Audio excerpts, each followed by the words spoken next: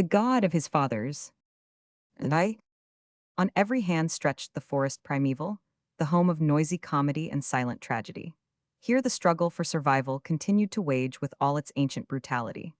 Britain and Russian were still to overlap in the land of the rainbow's end, and this was the very heart of it, nor had Yankee gold yet purchased its vast domain. The wolf pack still clung to the flank of the caribou herd, singling out the weak and the big with calf, and pulling them down as remorselessly as were it a thousand generations into the past. The sparse aborigines still acknowledged the rule of their chiefs and medicine men, drove out bad spirits, burned their witches, fought their neighbors, and ate their enemies with a relish which spoke well of their bellies. But it was at the moment when the Stone Age was drawing to a close. Already, over unknown trails and chartless wildernesses, were the harbingers of the steel arriving, fair-faced, blue-eyed, indomitable men, incarnations of the unrest of their race. By accident or design, single-handed and in twos and threes, they came from no one knew whither and fought or died or passed on, no one knew whence. The priests raged against them, the chiefs called forth their fighting men, and stone clashed with steel, but to little purpose. Like water seeping from some mighty reservoir, they trickled through the dark forests and mountain passes, threading the highways in bark canoes, or with their moccasined feet breaking trail for the wolf dogs. They came of a great breed, and their mothers were many. But the fur-clad denizens of the Northland had this yet to learn.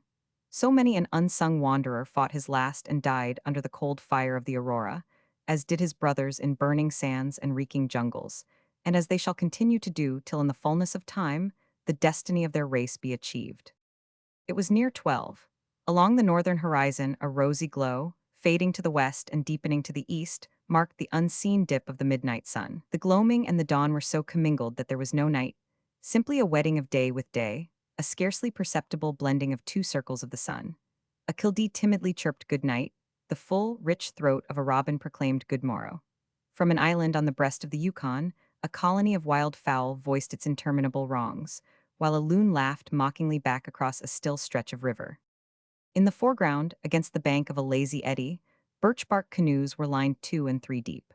Ivory-bladed spears, bone-barbed arrows, buckskin-thonged bows, and simple basket-woven traps bespoke the fact that in the muddy current of the river the salmon run was on. In the background, from the tangle of skin tents and drying frames, rose the voices of the fisher folk. Bucks skylarked with bucks or flirted with the maidens, while the older squaws, shut out from this by virtue of having fulfilled the end of their existence in reproduction, gossiped as they braided rope from the green roots of trailing vines. At their feet, their naked progeny played and squabbled, or rolled in the muck with the tawny wolf dogs. To one side of the encampment, and conspicuously apart from it, stood a second camp of 2 tents. But it was a white man's camp. If nothing else, the choice of position at least bore convincing evidence of this. In case of offense, it commanded the Indian quarters 100 yards away. Of defense, a rise to the ground and the cleared intervening space. And last, of defeat, the swift slope of a score of yards to the canoes below. From one of the tents came the petulant cry of a sick child and the crooning song of a mother. In the open, over the smoldering embers of a fire, 2 men held talk. A. I love the church like a good son. By N. So great a love that my days have been spent in fleeing away from her, and my nights in dreaming dreams of reckoning. Look you? The half-breed's voice rose to an angry snarl. I am Red River born. My father was white as you. But you are Yankee, and he was British bred and a gentleman's son. And my mother was the daughter of a chief, and I was a man. And one had to look the second time to see what manner of blood ran in my veins, for I lived with the whites and was one of them, and my father's heart beat in me.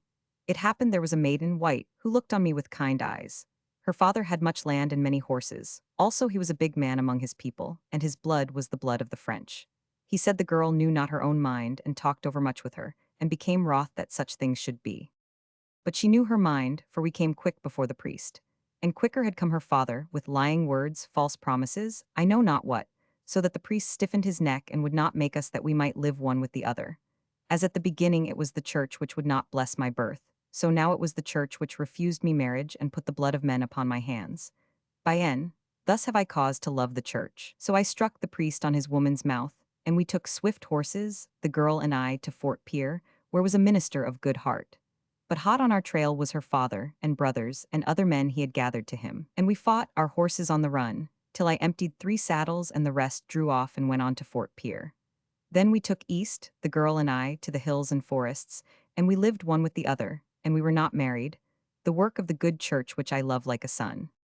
But mark you, for this is the strangeness of woman, the way of which no man may understand. One of the saddles I emptied was that of her father, S, and the hoofs of those who came behind had pounded him into the earth.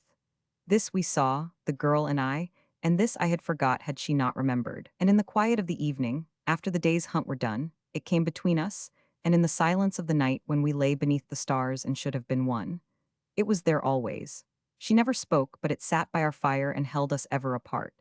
She tried to put it aside, but at such times it would rise up till I could read it in the look of her eyes, in the very intake of her breath. So in the end she bore me a child, a woman child, and died. Then I went among my mother's people that it might nurse at a warm breast and live. But my hands were wet with the blood of men. Look you, because of the church, wet with the blood of men. And the riders of the north came for me. But my mother's brother, who was then chief in his own right, hid me and gave me horses and food. And we went away, my woman child and I, even to the Hudson Bay country, where white men were few and the questions they asked not many. And I worked for the company a hunter, as a guide, as a driver of dogs, till my woman child was become a woman, tall and slender, and fair to the eye. You know the winter, long and lonely, breeding evil thoughts and bad deeds. The chief factor was a hard man and bold, and he was not such that a woman would delight in looking upon. But he cast eyes upon my woman child who was become a woman. Mother of God, he sent me away on a long trip with the dogs that he might, you understand, he was a hard man and without heart. She was most white, and her soul was white, and a good woman, and, well, she died. It was bitter cold the night of my return, and I had been away months, and the dogs were limping sore when I came to the fort. The Indians and breeds looked on me in silence, and I felt the fear of I knew not what, but I said nothing till the dogs were fed and I had eaten as a man with work before him should. Then I spoke up, demanding the word, and they shrank from me, afraid of my anger and what I should do. But the story came out, the pitiful story, word for word and act for act, and they marveled that I should be so quiet. When they had done, I went to the factor's house, calmer than now in the telling of it. He had been afraid and called upon the breeds to help him, but they were not pleased with the deed, and had left him to lie on the bed he had made. So he had fled to the house of the priest. Thither I followed, but when I was come to that place, the priest stood in my way and spoke soft words, and said a man in anger should go neither to the right nor left, but straight to God. I asked by the right of a father's wrath that he give me past, but he said only over his body and besought with me to pray. Look you, it was the church, always the church. For I passed over his body and sent the factor to meet my woman child before his God, which is a bad God, and the God of the white men. Then was there hue and cry, for word was sent to the station below, and I came away. Through the land of the great slave, down the valley of the Mackenzie to the never-opening ice, over the White Rockies, past the great curve of the Yukon, even to this place did I come. And from that day to this, yours is the first face of my father's people I have looked upon. May it be the last. These people which are my people are a simple folk, and I have been raised to honor among them. My word is their law, and their priests but do my bidding, else would I not suffer them. When I speak for them, I speak for myself. We ask to be let alone. We do not want your kind.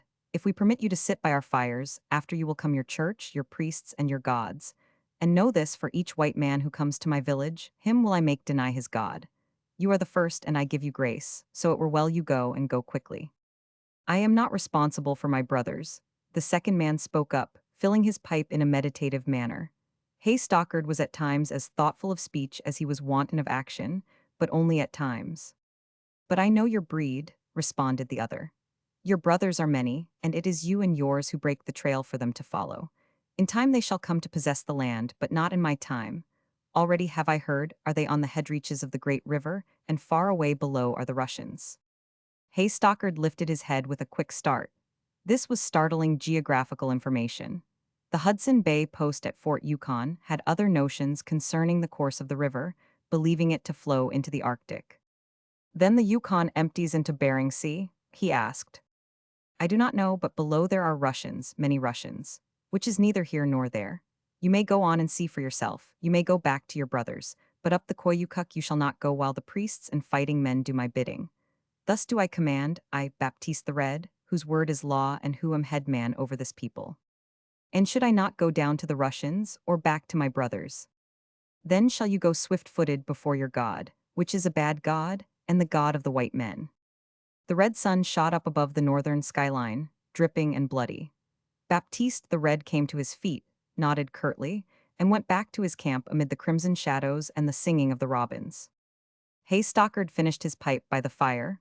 picturing in smoke and coal the unknown upper reaches of the Koyukuk, the strange stream which ended here its Arctic travels and merged its waters with the muddy Yukon flood. Somewhere up there, if the dying words of a shipwrecked sailorman who had made the fearful overland journey were to be believed, and if the vial of golden grains in his pouch attested anything, somewhere up there, in that home of winter, stood the treasure house of the North.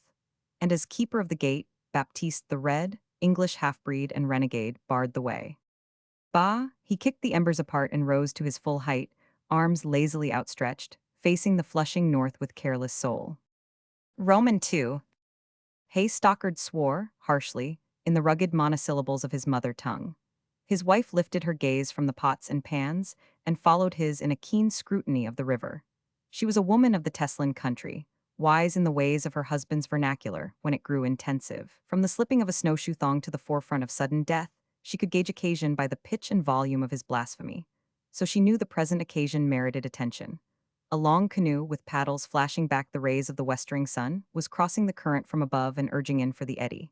Hay Stockard watched it intently. 3 men rose and dipped in rhythmical precision, but a red bandana, wrapped about the head of one, caught and held his eye. Bill, he called, "Oh, Bill."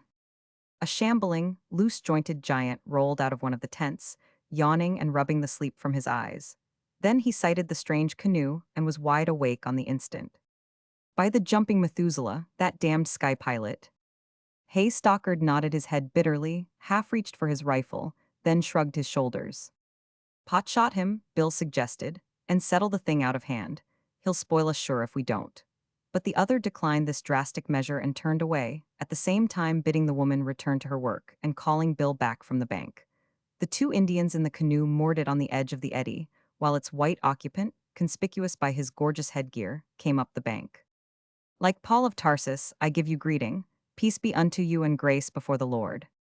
His advances were met sullenly and without speech. "To you, Hay Stockard, blasphemer and Philistine, greeting. In your heart is the lust of mammon, in your mind cunning devils, in your tent this woman whom you live with in adultery.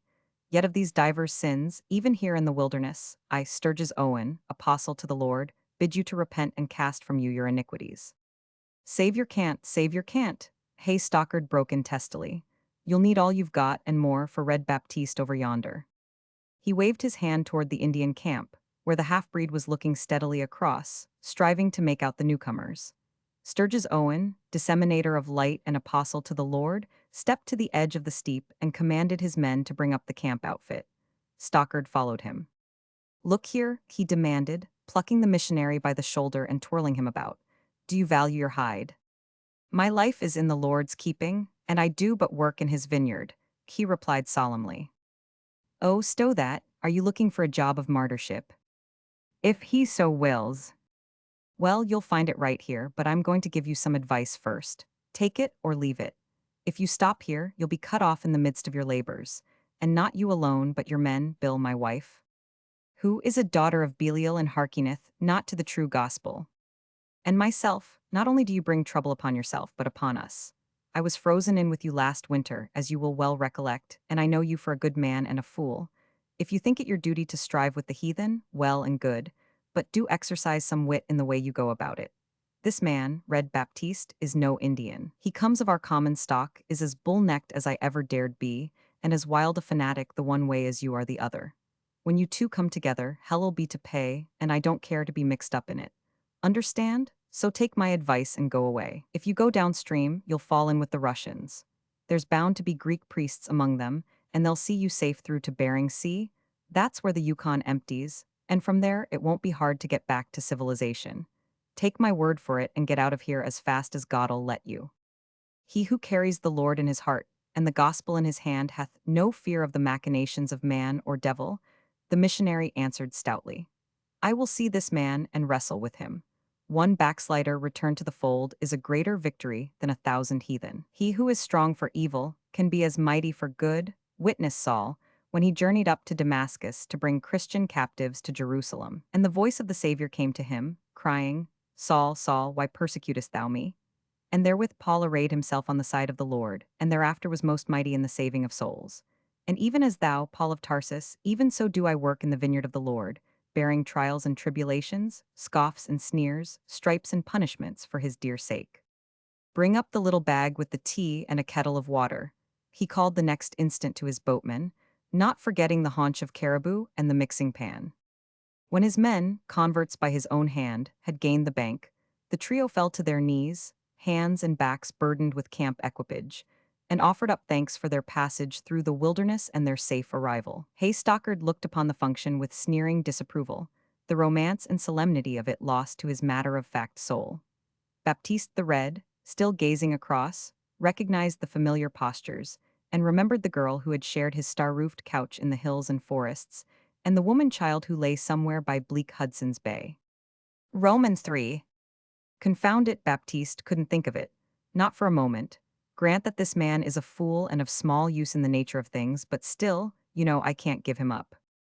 Haystockard paused, striving to put into speech the rude ethics of his heart. He's worried me, Baptiste, in the past and now, and caused me all manner of troubles. But can't you see he's my own breed? White, and why, I couldn't buy my life with his, not if he was a nigger. So be it, Baptiste the Red made answer. I have given you grace and choice. I shall come presently, with my priests and fighting men, and either shall I kill you, or you deny your God. Give up the priest to my pleasure, and you shall depart in peace. Otherwise your trail ends here. My people are against you to the babies. Even now have the children stolen away your canoes. He pointed down to the river. Naked boys had slipped down the water from the point above, cast loose the canoes, and by then had worked them into the current. When they had drifted out of rifle shot, they clambered over the sides and paddled ashore. Give me the priest, and you may have them back again. Come, speak your mind, but without haste. Stockard shook his head. His glance dropped to the woman of the Teslan country with his boy at her breast, and he would have wavered had he not lifted his eyes to the men before him. I am not afraid, Sturgis Owen spoke up. The Lord bears me in his right hand, and alone am I ready to go into the camp of the unbeliever. It is not too late, faith may move mountains. Even in the 11th hour may I win his soul to the true righteousness. Trip the beggar up and make him fast, Bill whispered hoarsely in the ear of his leader, while the missionary kept the floor and wrestled with the heathen. Make him hostage, and bore him if they get ugly. No, Stockard answered. I gave him my word that he could speak with us unmolested. Rules of warfare, Bill, rules of warfare. He's been on the square, given us warning and all that, and, why, damn it, man, I can't break my word. He'll keep his, never fear. Don't doubt it, but I won't let a half-breed outdo me in fair dealing. Why not do what he wants? Give him the missionary and be done with it? And no, Bill hesitated doubtfully. Shoe pinches, eh? Bill flushed a little and dropped the discussion. Baptiste the Red was still waiting the final decision. Stockard went up to him. It's this way, Baptiste. I came to your village minded to go up the Koyukuk. I intended no wrong. My heart was clean of evil. It is still clean. Along comes this priest, as you call him. I didn't bring him here. He'd have come whether I was here or not. But now that he is here, being of my people, I've got to stand by him. And I'm going to. Further, it will be no child's play. When you have done, your village will be silent and empty, your people wasted as after a famine. True, we will he gone, likewise the pick of your fighting men. But those who remain shall be in peace, nor shall the word of strange gods and the tongues of strange priests be buzzing in their ears. Both men shrugged their shoulder and turned away, the half-breed going back to his own camp. The missionary called his 2 men to him, and they fell into prayer. Stockard and Bill attacked the few standing pines with their axes, felling them into convenient breastworks. The child had fallen asleep, so the woman placed it on a heap of furs and lent a hand in fortifying the camp. 3 sides were thus defended, the steep declivity at the rear precluding attack from that direction. When these arrangements had been completed, the 2 men stalked into the open, clearing away, here and there, the scattered underbrush. From the opposing camp came the booming of war drums and the voices of the priests stirring the people to anger. Worst of it is they'll come in rushes, Bill complained as they walked back with shouldered axes. And wait till midnight, when the light gets dim for shooting. Can't start the ball a-rolling too early then. Bill exchanged the axe for a rifle and took a careful rest. One of the medicine men, towering above his tribesmen, stood out distinctly. Bill drew a bead on him. All ready? He asked. Stockard opened the ammunition box, placed the woman where she could reload in safety, and gave the word. The medicine man dropped. For a moment there was silence, then a wild howl went up and a flight of bone arrows fell short. I'd like to take a look at the beggar, Bill remarked, throwing a fresh shell into place. I'll swear I drilled him clean between the eyes. Didn't work. Stockard shook his head gloomily. Baptiste had evidently quelled the more warlike of his followers, and instead of precipitating an attack in the bright light of day, the shot had caused a hasty exodus, the Indians drawing out of the village beyond the zone of fire. In the full tide of his proselyting fervor, borne along by the hand of God, Sturgis Owen would have ventured alone into the camp of the unbeliever, equally prepared for miracle or martyrdom. But in the waiting which ensued, the fever of conviction died away, gradually as the natural man asserted itself. Physical fear replaced spiritual hope, the love of life, the love of God. It was no new experience. He could feel his weakness coming on and knew it of old time. He had struggled against it and been overcome by it before. He remembered when the other men had driven their paddles like mad in the van of a roaring ice flood, how, at the critical moment, in a panic of worldly terror, he had dropped his paddle and besought wildly with his God for pity. And there were other times. The recollection was not pleasant. It brought shame to him that his spirit should be so weak and his flesh so strong. But the love of life, he could not strip it from him. Because of it had his dim ancestors perpetuated their line, because of it was he destined to perpetuate his. His courage, if courage it might be called, was bred of fanaticism. The courage of Stockard and Bill was the adherence to deep-rooted ideals. Not that the love of life was less, but the love of race tradition more. Not that they were unafraid to die, but that they were brave enough not to live at the price of shame. The missionary rose, for the moment swayed by the mood of sacrifice. He half crawled over the barricade to proceed to the other camp, but sank back, a trembling mass, wailing, as the Spirit moves, who am I that I should set aside the judgments of God? Before the foundations of the world were all things written in the book of life. Worm that I am, shall I erase the page or any portion thereof? As God wills, so shall the Spirit move.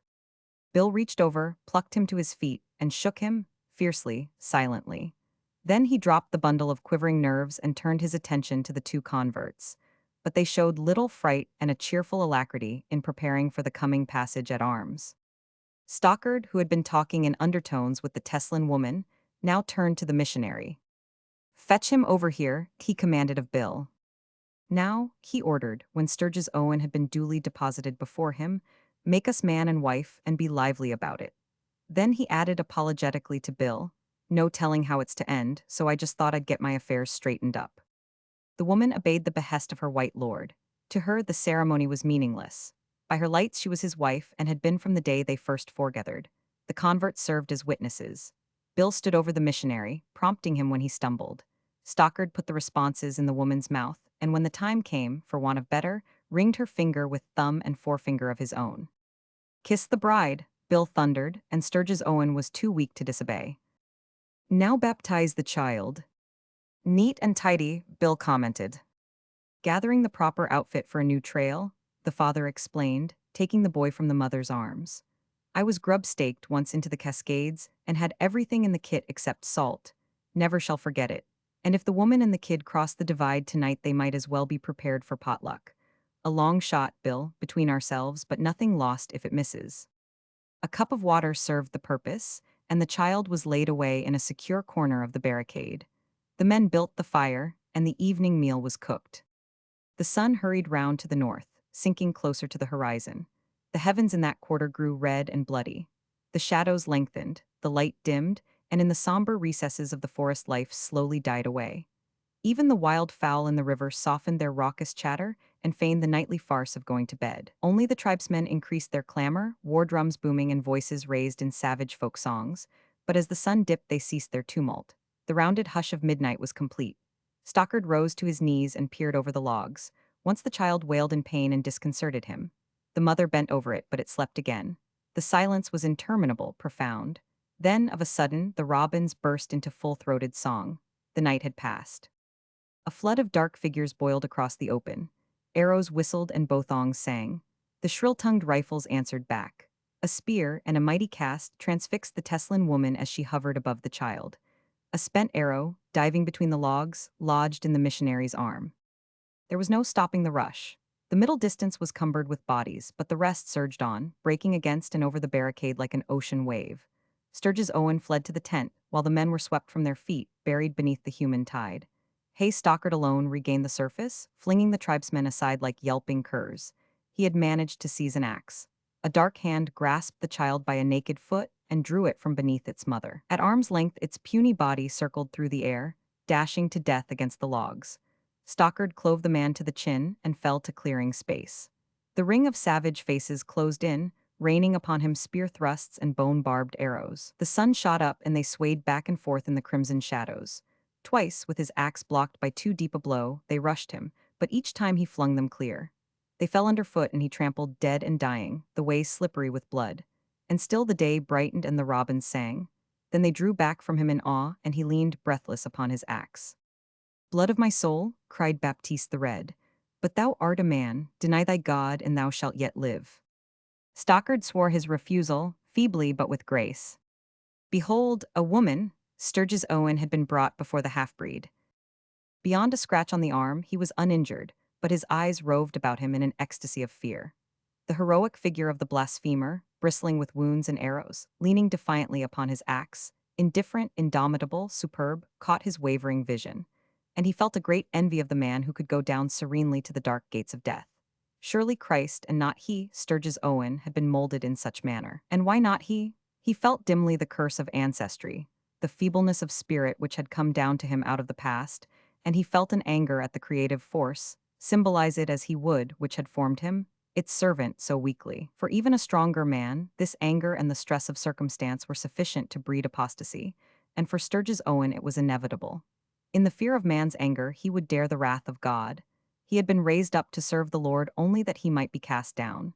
He had been given faith without the strength of faith. He had been given spirit without the power of spirit. It was unjust. "Where now is thy God?" the half-breed demanded. "I do not know." He stood straight and rigid, like a child repeating a catechism. "Hast thou then a God at all?" "I had. And now?" "And no." Hay Stockard swept the blood from his eyes and laughed. The missionary looked at him curiously, as in a dream. A feeling of infinite distance came over him, as though of a great remove. In that which had transpired and which was to transpire, he had no part. He was a spectator, at a distance, yes, at a distance. The words of Baptiste came to him faintly. "Very good, see that this man go free, and that no harm befall him. Let him depart in peace. Give him a canoe and food. Set his face toward the Russians, that he may tell their priests of Baptiste the Red, in whose country there is no God." They led him to the edge of the steep, where they paused to witness the final tragedy. The half-breed turned to Hay Stockard. "There is no God," he prompted. The man laughed in reply. One of the young men poised a war spear for the cast. "Hast thou a God?" "I, the God of my fathers." He shifted the axe for a better grip. Baptiste the Red gave the sign, and the spear hurtled full against his breast. Sturgis Owen saw the ivory head stand out beyond his back, saw the man sway, laughing, and snap the shaft short as he fell upon it. Then he went down to the river, that he might carry to the Russians the message of Baptiste the Red, in whose country there was no God. The Great Interrogation. And to say the least, Mrs. Sather's career in Dawson was meteoric. She arrived in the spring, with dog sleds and French-Canadian voyageurs, blazed gloriously for a brief month, and departed up the river as soon as it was free of ice. Now womanless Dawson never quite understood this hurried departure, and the local 400 felt aggrieved and lonely till the gnome strike was made and old sensations gave way to new. For it had delighted in Mrs. Sather and received her white-armed.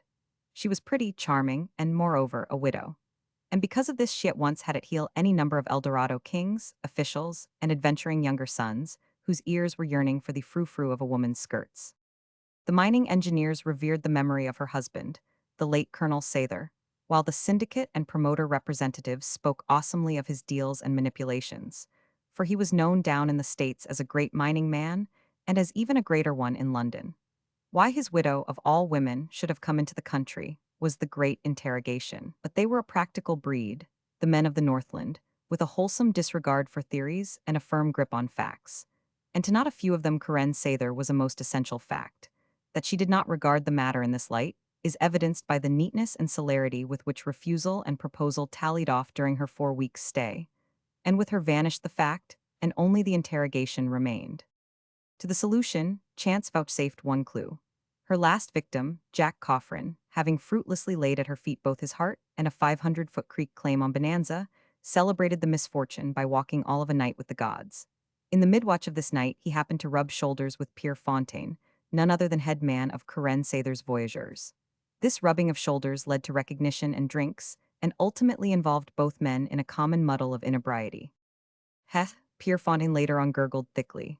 Vot for Madame Sather Mac visitation to these country, more better you spick wit her. I know no teeing tall, only all de tam her ask one man's name. Pierre, her spick wit me. Pierre, you moose find these mans, and I gif you mooch $1,000 you find these mans. These mans, ah we, these mans name vot you call David Payne. We MCU David Payne. All de tam her spick dis name. And all de tam I look round ver mooch, work like hell, but no can find dis damn mans and no get $1,000 tall. By damn. Heh, ah we, one tam dos men's vot come from Circle City, dos men's know these mans. Him Birch Creek day spick and Madame her say bon, and look happy lack anything and her spick wit me. Pier, her spick, harnessed to dogs, we go queek, we find these mans I gif you $1,000 more. And I say, we queek, Allen's Madame. For sure I t'ink dis $2,000 mine. Bully boy, den more men's come from Circle City, and dey say no does these mans, David Payne, come Dawson Lil Tam back. So Madame and I go not tall. We MCU, these day Madame spick. Pier, her spick, and gif me $500, go buy polling boat, tomorrow we go up de river. Ah, we, tomorrow, up de river, and does damn Sitka Charlie Mac me pay for de polling boat $500. Damn. Thus it was, when Jack Coffrin unburdened himself next day, that Dawson fell to wondering who was this David Payne, and in what way his existence bore upon Karen Sather's. But that very day, as Pierre Fontaine had said, Mrs. Sather and her barbaric crew of voyageurs towed up the east bank to Klondyke City, shot across to the west bank to escape the bluffs, and disappeared amid the maze of islands to the south. Roman 2. Oui, madame, these is de place. 1-2 Teary Island below Stewart River. These is Teary Island. As he spoke, Pierre Fontaine drove his pole against the bank and held the stern of the boat against the current. This thrust the bow in, till a nimble breed climbed ashore with the painter and made fast. One Lil Tam, madame, I go look see. A chorus of dogs marked his disappearance over the edge of the bank, but a minute later he was back again. Oui, madame, these is de cabin, I mac investigation. No confined man's at home, but him no go ver far, ver long, or him no leave dogs. Him come quick, you bet. Help me out, Pierre. I'm tired all over from the boat. You might have made it softer, you know. From a nest of furs amidships, Karen Sather rose to her full height of slender fairness. But if she looked lily-frail in her elemental environment, she was belied by the grip she put upon Pierre's hand, by the knotting of her woman's biceps as it took the weight of her body, by the splendid effort of her limbs as they held her out from the perpendicular bank while she made the ascent. Though shapely flesh clothed delicate frame, her body was a seat of strength.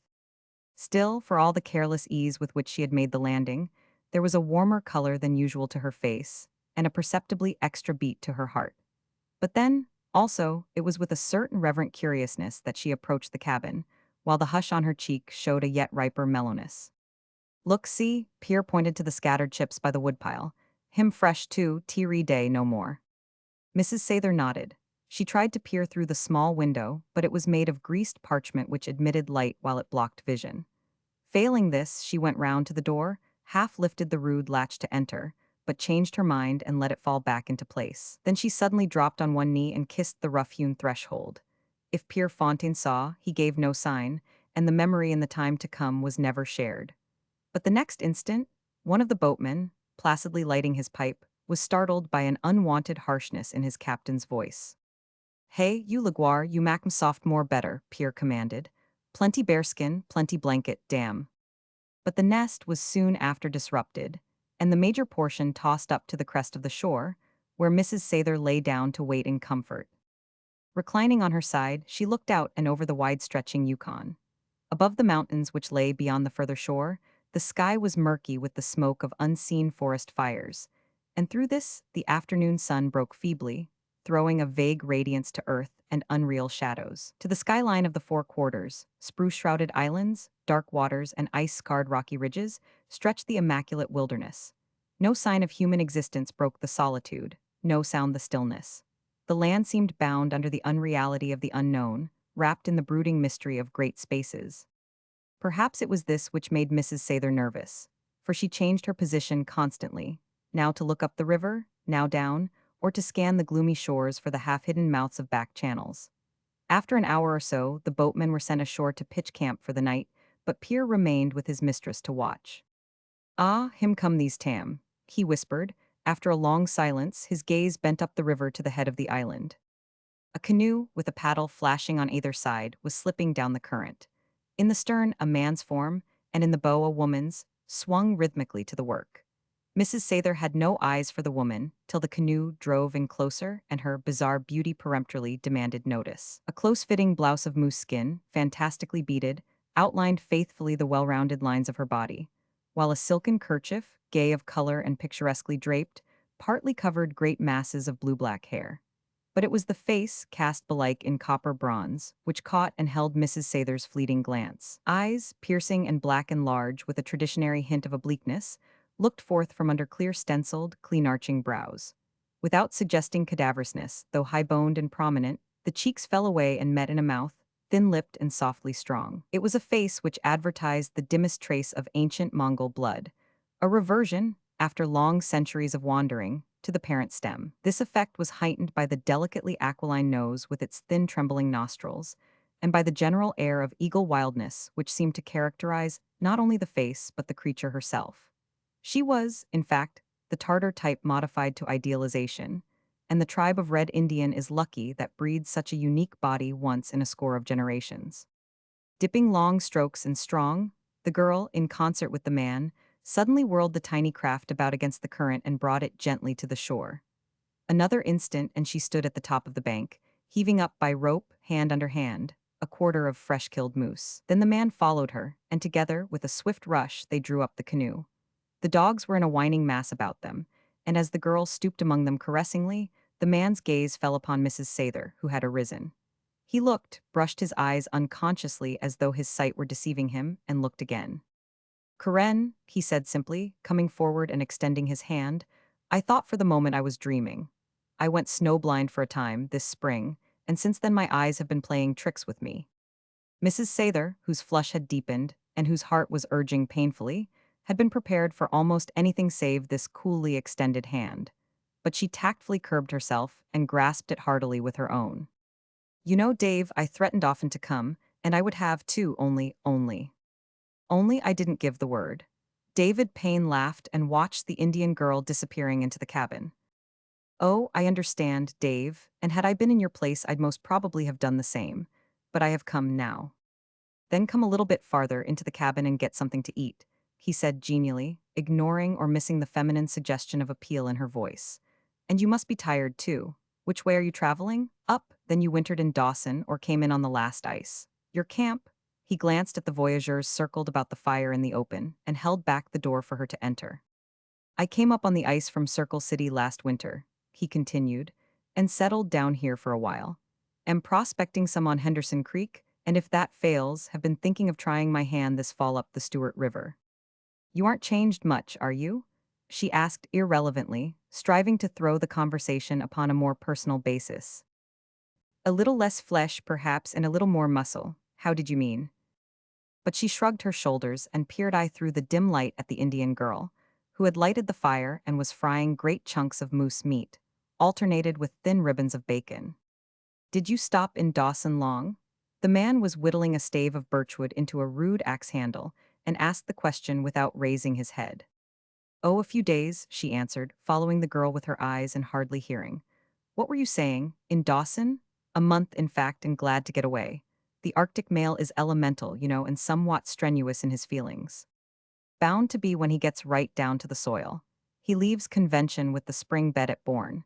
But you were wise in your choice of time for leaving. You'll be out of the country before mosquito season, which is a blessing your lack of experience will not permit you to appreciate."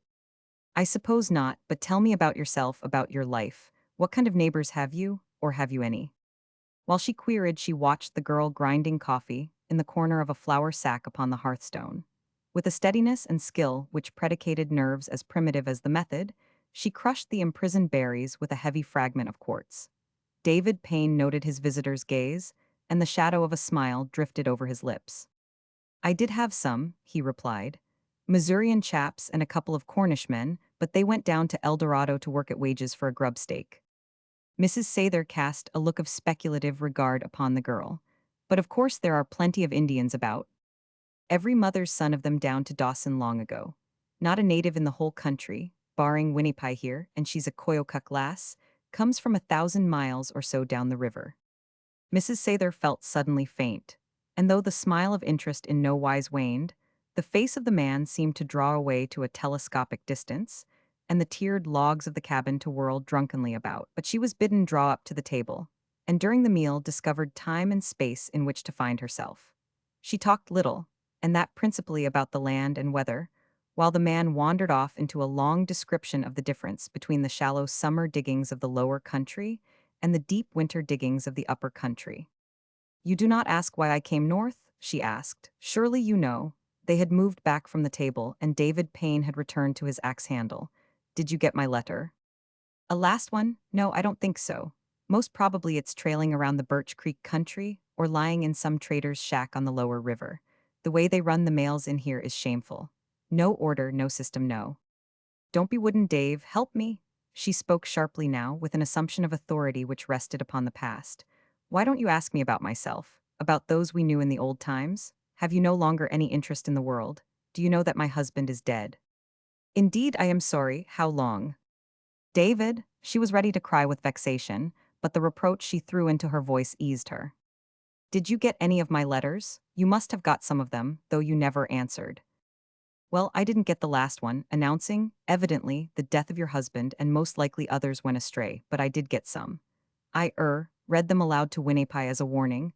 That is, to impress upon her the wickedness of her white sisters. And I think she profited by it, don't you?" She disregarded the sting and went on. "In the last letter, which you did not receive, I told, as you have guessed, of Colonel Sather's death. That was a year ago. I also said that if you did not come out to me, I would go in to you. And as I had often promised, I came." "I know of no promise." "In the earlier letters." "Yes, you promised, but as I neither asked nor answered, it was unratified. So I do not know of any such promise. But I do know of another, which you, too, may remember. It was very long ago." He dropped the axe handle to the floor and raised his head. "It was so very long ago, yet I remember it distinctly, the day, the time, every detail. We were in a rose garden, you and I, your mother's rose garden. All things were budding, blossoming, and the sap of spring was in our blood. And I drew you over, it was the first, and kissed you full on the lips. Don't you remember?" "Don't go over it, Dave, do. I know every shameful line of it. How often have I wept? If you only knew how I have suffered." "You promised me then, I and 1,000 times in the sweet days that followed. Each look of your eyes, each touch of your hand, each syllable that fell from your lips was a promise. And then, how shall I say? There came a man. He was old, old enough to have begotten you, and not nice to look upon, but as the world goes, clean. He had done no wrong, followed the letter of the law, was respectable. Further and to the point, he possessed some several paltry mines. A score, it does not matter. And he owned a few miles of lands and engineered deals and clipped coupons. He. But there were other things," she interrupted. "I told you, pressure, money matters, want my people trouble. You understood the whole sordid situation. I could not help it. It was not my will. I was sacrificed, or I sacrificed, have it as you wish. But my God, Dave, I gave you up. You never did me justice. Think what I have gone through. It was not your will, pressure. Under high heaven there was no thing to will you to this man's bed or that. But I cared for you all the time," she pleaded. "I was unused to your way of measuring love. I am still unused. I do not understand. But now's now. We were speaking of this man you saw fit to marry. What manner of man was he? Wherein did he charm your soul? What potent virtues were his? True, he had a golden grip, an almighty golden grip. He knew the odds. He was versed in cent per cent. He had a narrow wit and excellent judgment of the viler parts, whereby he transferred this man's money to his pockets, and that man's money, and the next man's. And the law smiled. In that it did not condemn, our Christian ethics approved. By social measure he was not a bad man. But by your measure, Karen, by mine, by ours of the rose garden, what was he? Remember, he is dead. The fact is not altered thereby. What was he? A great, gross, material creature, deaf to song, blind to beauty, dead to the spirit. He was fat with laziness and flabby-cheeked, and the round of his belly witnessed his gluttony. But he is dead. It is we who are now, don't you hear? As you say, I have been inconstant, I have sinned, good, but should not you too cry Pekavi? If I have broken promises, have not you? Your love of the rose garden was of all time, or so you said. Where is it now? It is here now, he cried, striking his breast passionately with clenched hand. It has always been. And your love was a great love, there was none greater, she continued. Or so you said in the rose garden. Yet it is not fine enough, large enough to forgive me here, crying now at your feet. The man hesitated. His mouth opened, words shaped vainly on his lips. She had forced him to bare his heart and speak truths which he had hidden from himself. And she was good to look upon, standing there in a glory of passion, calling back old associations and warmer life. He turned away his head that he might not see, but she passed around and fronted him. Look at me, Dave, look at me, I am the same after all, and so are you if you would but see, we are not changed. Her hand rested on his shoulder, and his head half passed, roughly, about her, when the sharp crackle of a match startled him to himself. Winnipie, alien to the scene, was lighting the slow wick of the slush lamp. She appeared to start out against a background of utter black, and the flame, flaring suddenly up, lighted her bronze beauty to royal gold. You see, it is impossible, he groaned, thrusting the fair-haired woman gently from him. It is impossible, he repeated. It is impossible. I am not a girl, Dave, with a girl's illusions, she said softly, though not daring to come back to him. It is as a woman that I understand. Men are men, a common custom of the country. I am not shocked, I divined it from the first. But it is only a marriage of the country, not a real marriage.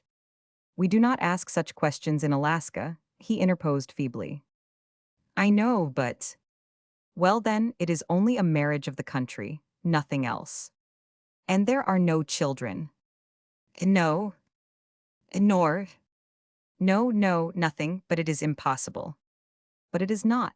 She was at his side again, her hand touching lightly, caressingly, the sunburned back of his. I know the custom of the land too well. Men do it every day. They do not care to remain here, shut out from the world for all their days, so they give an order on the PCC company for a year's provisions, some money in hand, and the girl is content. By the end of that time, a man… She shrugged her shoulders. And so with the girl here. We will give her an order upon the company, not for a year, but for life. What was she when you found her? A raw, meat-eating savage, fish in summer, moose in winter, feasting in plenty, starving in famine. But for you that is what she would have remained. For your coming she was happier. For your going, surely, with a life of comparative splendor assured, she will be happier than if you had never been. No, no, he protested. It is not right. Come, Dave, you must see, she is not your kind, there is no race affinity. She is an aborigine, sprung from the soil, yet close to the soil and impossible to lift from the soil. Born savage, savage she will die. But we, you and I, the dominant, evolved race, the salt of the earth and the masters thereof, we are made for each other. The supreme call is of kind, and we are of kind. Reason and feeling dictate it. Your very instinct demands it, that you cannot deny. You cannot escape the generations behind you. Yours is an ancestry which has survived for 1,000 centuries and for 100,000 centuries, and your line must not stop here. It cannot. Your ancestry will not permit it. Instinct is stronger than the will. The race is mightier than you. Come, Dave, let us go. We are young yet, and life is good. Come. Winnipie, passing out of the cabin to feed the dogs, caught his attention and caused him to shake his head and weakly to reiterate. But the woman's hand slipped about his neck, and her cheek pressed to his. His bleak life rose up and smote him, the vain struggle with pitiless forces, the dreary years of frost and famine, the harsh and jarring contact with elemental life, the aching void which mere animal existence could not fill. And there, seduction by his side, whispering of brighter, warmer lands of music, light, and joy called the old times back again. He visioned it unconsciously. Faces rushed in upon him, glimpses of forgotten scenes, memories of merry hours, strains of song and trills of laughter. Come, Dave, come, I have for both, the way is soft. She looked about her at the bare furnishings of the cabin. I have for both, the world is at our feet and all joy is ours. Come, come. She was in his arms, trembling, and he held her tightly. He rose to his feet, but the snarling of hungry dogs and the shrill cries of Winnipie bringing about peace between the combatants came muffled to his ear through the heavy logs. And another scene flashed before him. A struggle in the forest, a bald-faced grizzly, broken-legged, terrible, the snarling of the dogs and the shrill cries of Winnipie as she urged them to the attack. Himself in the midst of the crush, breathless, panting, striving to hold off red death. Broken-backed, entrail-ripped dogs howling in impotent anguish and desecrating the snow. The virgin white running scarlet with the blood of man and beast. The bear, ferocious, irresistible, crunching down to the core of his life. And Winnipie at the last, in the thick of the frightful muddle, hair flying, eyes flashing, fury incarnate, passing the long hunting knife again and again, sweat started to his forehead. He shook off the clinging woman and staggered back to the wall. And she, knowing that the moment had come, but unable to divine what was passing within him, felt all she had gained slipping away. Dave, Dave, she cried. I will not give you up, I will not give you up. If you do not wish to come, we will stay, I will stay with you. The world is less to me than are you. I will be a Northland wife to you. I will cook your food, feed your dogs, break trail for you, lift a paddle with you. I can do it. Believe me, I am strong. Nor did he doubt it, looking upon her and holding her off from him. But his face had grown stern and gray, and the warmth had died out of his eyes. I will pay off Pierre and the boatmen and let them go. And I will stay with you, priest or no priest, minister or no minister. Go with you now anywhere. Dave, Dave, listen to me. You say I did you wrong in the past, and I did. Let me make up for it, let me atone. If I did not rightly measure love before, let me show that I can now. She sank to the floor and threw her arms about his knees, sobbing. And you do care for me, you do care for me. Think, the long years I have waited, suffered, you can never know. He stooped and raised her to her feet. Listen, he commanded, opening the door and lifting her bodily outside. It cannot be. We are not alone to be considered. You must go. I wish you a safe journey. You will find it tougher work when you get up by the 60 mile, but you have the best boatman in the world and will get through all right. Will you say goodbye? Though she already had herself in hand, she looked at him hopelessly. If Winnipie should, she quavered and stopped. But he grasped the unspoken thought and answered, yes. Then struck with the enormity of it, it cannot be conceived. There is no likelihood it must not be entertained. Kiss me, she whispered, her face lighting. Then she turned and went away. Break camp, Pierre, she said to the boatman, who alone had remained awake against her return. We must be going. By the firelight his sharp eyes scanned the woe in her face, but he received the extraordinary command as though it were the most usual thing in the world. Oui, madame, he assented. Which way, Dawson? No, she answered lightly enough, up out Dia. Whereat he fell upon the sleeping voyageurs, kicking them, grunting from their blankets, and buckling them down to the work, the while his voice, vibrant with action, shrilling through all the camp. In a trice Mrs. Sather's tiny tent had been struck, pots and pans were being gathered up, blankets rolled, and the men staggering under the loads to the boat. Here, on the banks, Mrs. Sather waited till the luggage was made shipshape and her nest prepared. We line up to the head of the island, Pierre explained to her while running out the long tow rope. Den we tack to dis back channel, where de water not queek, and I tink we mack good tam. A scuffling and pattering of feet in the last year's dry grass caught his quick ear, and he turned his head. The Indian girl, circled by a bristling ring of wolf dogs, was coming toward them. Mrs. Sather noted that the girl's face, which had been apathetic throughout the scene in the cabin, had now quickened into blazing and wrathful life. What you do, my man? She demanded abruptly of Mrs. Sather. Him lay on bunk and him look bad all the time. I say, what the matter, Dave, you sick? But him no say nothing. After that him say, good girl Winnipie, go way, I be all right by mebbe. What you do, my man, eh? I think you bad woman. Mrs. Sather looked curiously at the barbarian woman who shared the life of this man, while she departed alone in the darkness of night. I think you bad woman, Winnipie repeated in the slow, methodical way of one who gropes for strange words in an alien tongue. I think better you go way, no come no more. Eh, what you think? I have one man, I Indian girl. You American woman, you good to see, you find plenty men. Your eyes blue like the sky. Your skin so white, so soft. Coolly she thrust out a brown forefinger and pressed the soft cheek of the other woman. And to the eternal credit of Karen Sather, she never flinched. Pierre hesitated and half stepped forward, but she motioned him away, though her heart welled to him with secret gratitude. It's all right, Pierre, she said. Please go away. He stepped back respectfully out of earshot, where he stood grumbling to himself and measuring the distance in springs. White, soft like baby. Winnipie touched the other cheek and withdrew her hand. By maybe mosquito come. Skin get sore and spot, swell, oh so big, hurt, oh so much, plenty mosquito, plenty spot. I think better you go now before mosquito come. This way, pointing down the stream, you go St. Michael's that way, pointing up, you go Dia, better you go Dia, goodbye. And that which Mrs. Sather then did, caused Pierre to marvel greatly. For she threw her arms around the Indian girl, kissed her, and burst into tears. Be good to him, she cried, be good to him. Then she slipped half down the face of the bank, called back goodbye, and dropped into the boat amidships. Pierre followed her and cast off. He shoved the steering oar into place and gave the signal. Laguerre lifted an old French chanson. The men, like a row of ghosts in the dim starlight, bent their backs to the tow line. The steering oar cut the black current sharply, and the boat swept out into the night. Which make men remember? Fortune La Pearl crushed his way through the snow, sobbing, straining, cursing his luck, Alaska, Nome, the cards, and the man who had felt his knife. The hot blood was freezing on his hands, and the scene yet bright in his eyes. The man, clutching the table and sinking slowly to the floor, the rolling counters and the scattered deck. The swift shiver throughout the room and the pause, the gamekeepers no longer calling and the clatter of the chips dying away, the startled faces, the infinite instant of silence, and then the great blood roar and the tide of vengeance which lapped his heels and turned the town mad behind him. All hells broke loose, he sneered, turning aside in the darkness and heading for the beach. Lights were flashing from open doors, and tent, cabin, and dance hall let slip their denizens upon the chase. The clamor of men and howling of dogs smote his ears and quickened his feet. He ran on and on. The sounds grew dim, and the pursuit dissipated itself in vain rage and aimless groping. But a flitting shadow clung to him. Head thrust over shoulder, he caught glimpses of it, now taking vague shape on an open expanse of snow, how merging into the deeper shadows of some darkened cabin or beach-listed craft.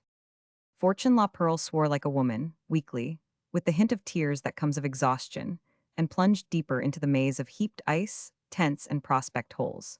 He stumbled over taut hawsers and piles of dunnage, tripped on crazy guy ropes and insanely planted pegs, and fell again and again upon frozen dumps and mounds of hoarded driftwood. At times, when he deemed he had drawn clear, his head dizzy with the painful pounding of his heart and the suffocating intake of his breath, he slackened down, and ever the shadow leaped out of the gloom and forced him on in heart-breaking flight.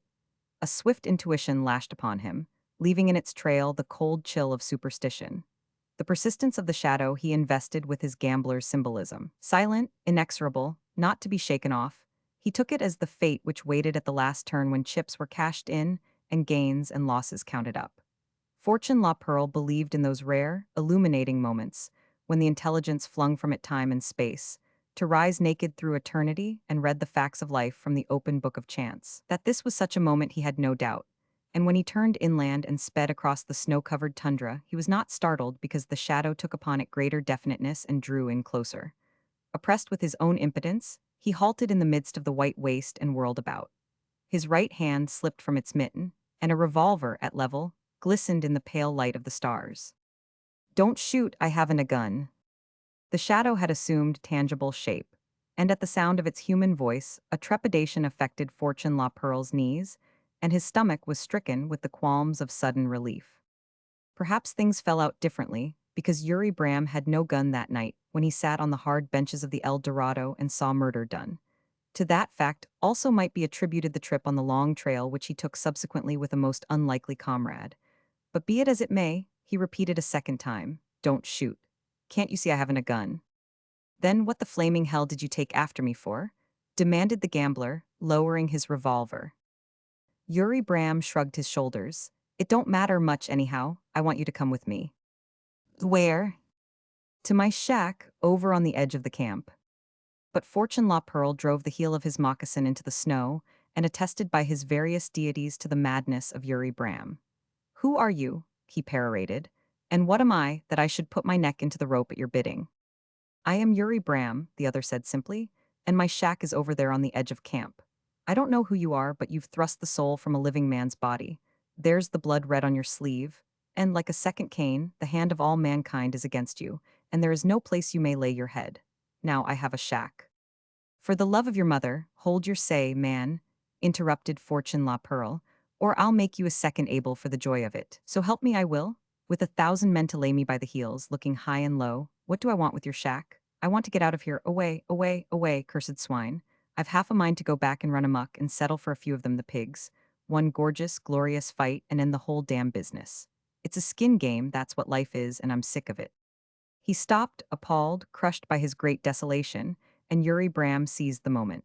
He was not given to speech, this man, and that which followed was the longest in his life, save one long afterward in another place. "That's why I told you about my shack. I can stow you there so they'll never find you, and I've got grub in plenty. Elsewise you can't get away. No dogs, no nothing, the sea closed sent. Michael the nearest post, runners to carry the news before you, the same over the portage to Anvik, not a chance in the world for you. Now wait with me till it blows over. They'll forget all about you in a month or less, what of stampeding to York and whatnot, and you can hit the trail under their noses and they won't bother.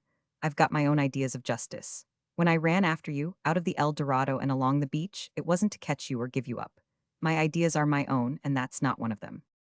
He ceased as the murderer drew a prayer book from his pocket. With the aurora borealis glimmering yellow in the northeast, Heads bared to the frost and naked hands grasping the sacred book, Fortune Law Pearl swore him to the words he had spoken, an oath which Yuri Bram never intended breaking, and never broke. At the door of the shack, the gambler hesitated for an instant, marveling at the strangeness of this man who had befriended him, and doubting. But by the candlelight, he found the cabin comfortable and without occupants, and he was quickly rolling a cigarette while the other man made coffee. His muscles relaxed in the warmth, and he lay back with half-assumed indolence, intently studying Yuri's face through the curling wisps of smoke. It was a powerful face, but its strength was of that peculiar sort which stands girt in and unrelated. The seams were deep graven, more like scars, while the stern features were in no way softened by hints of sympathy or humor.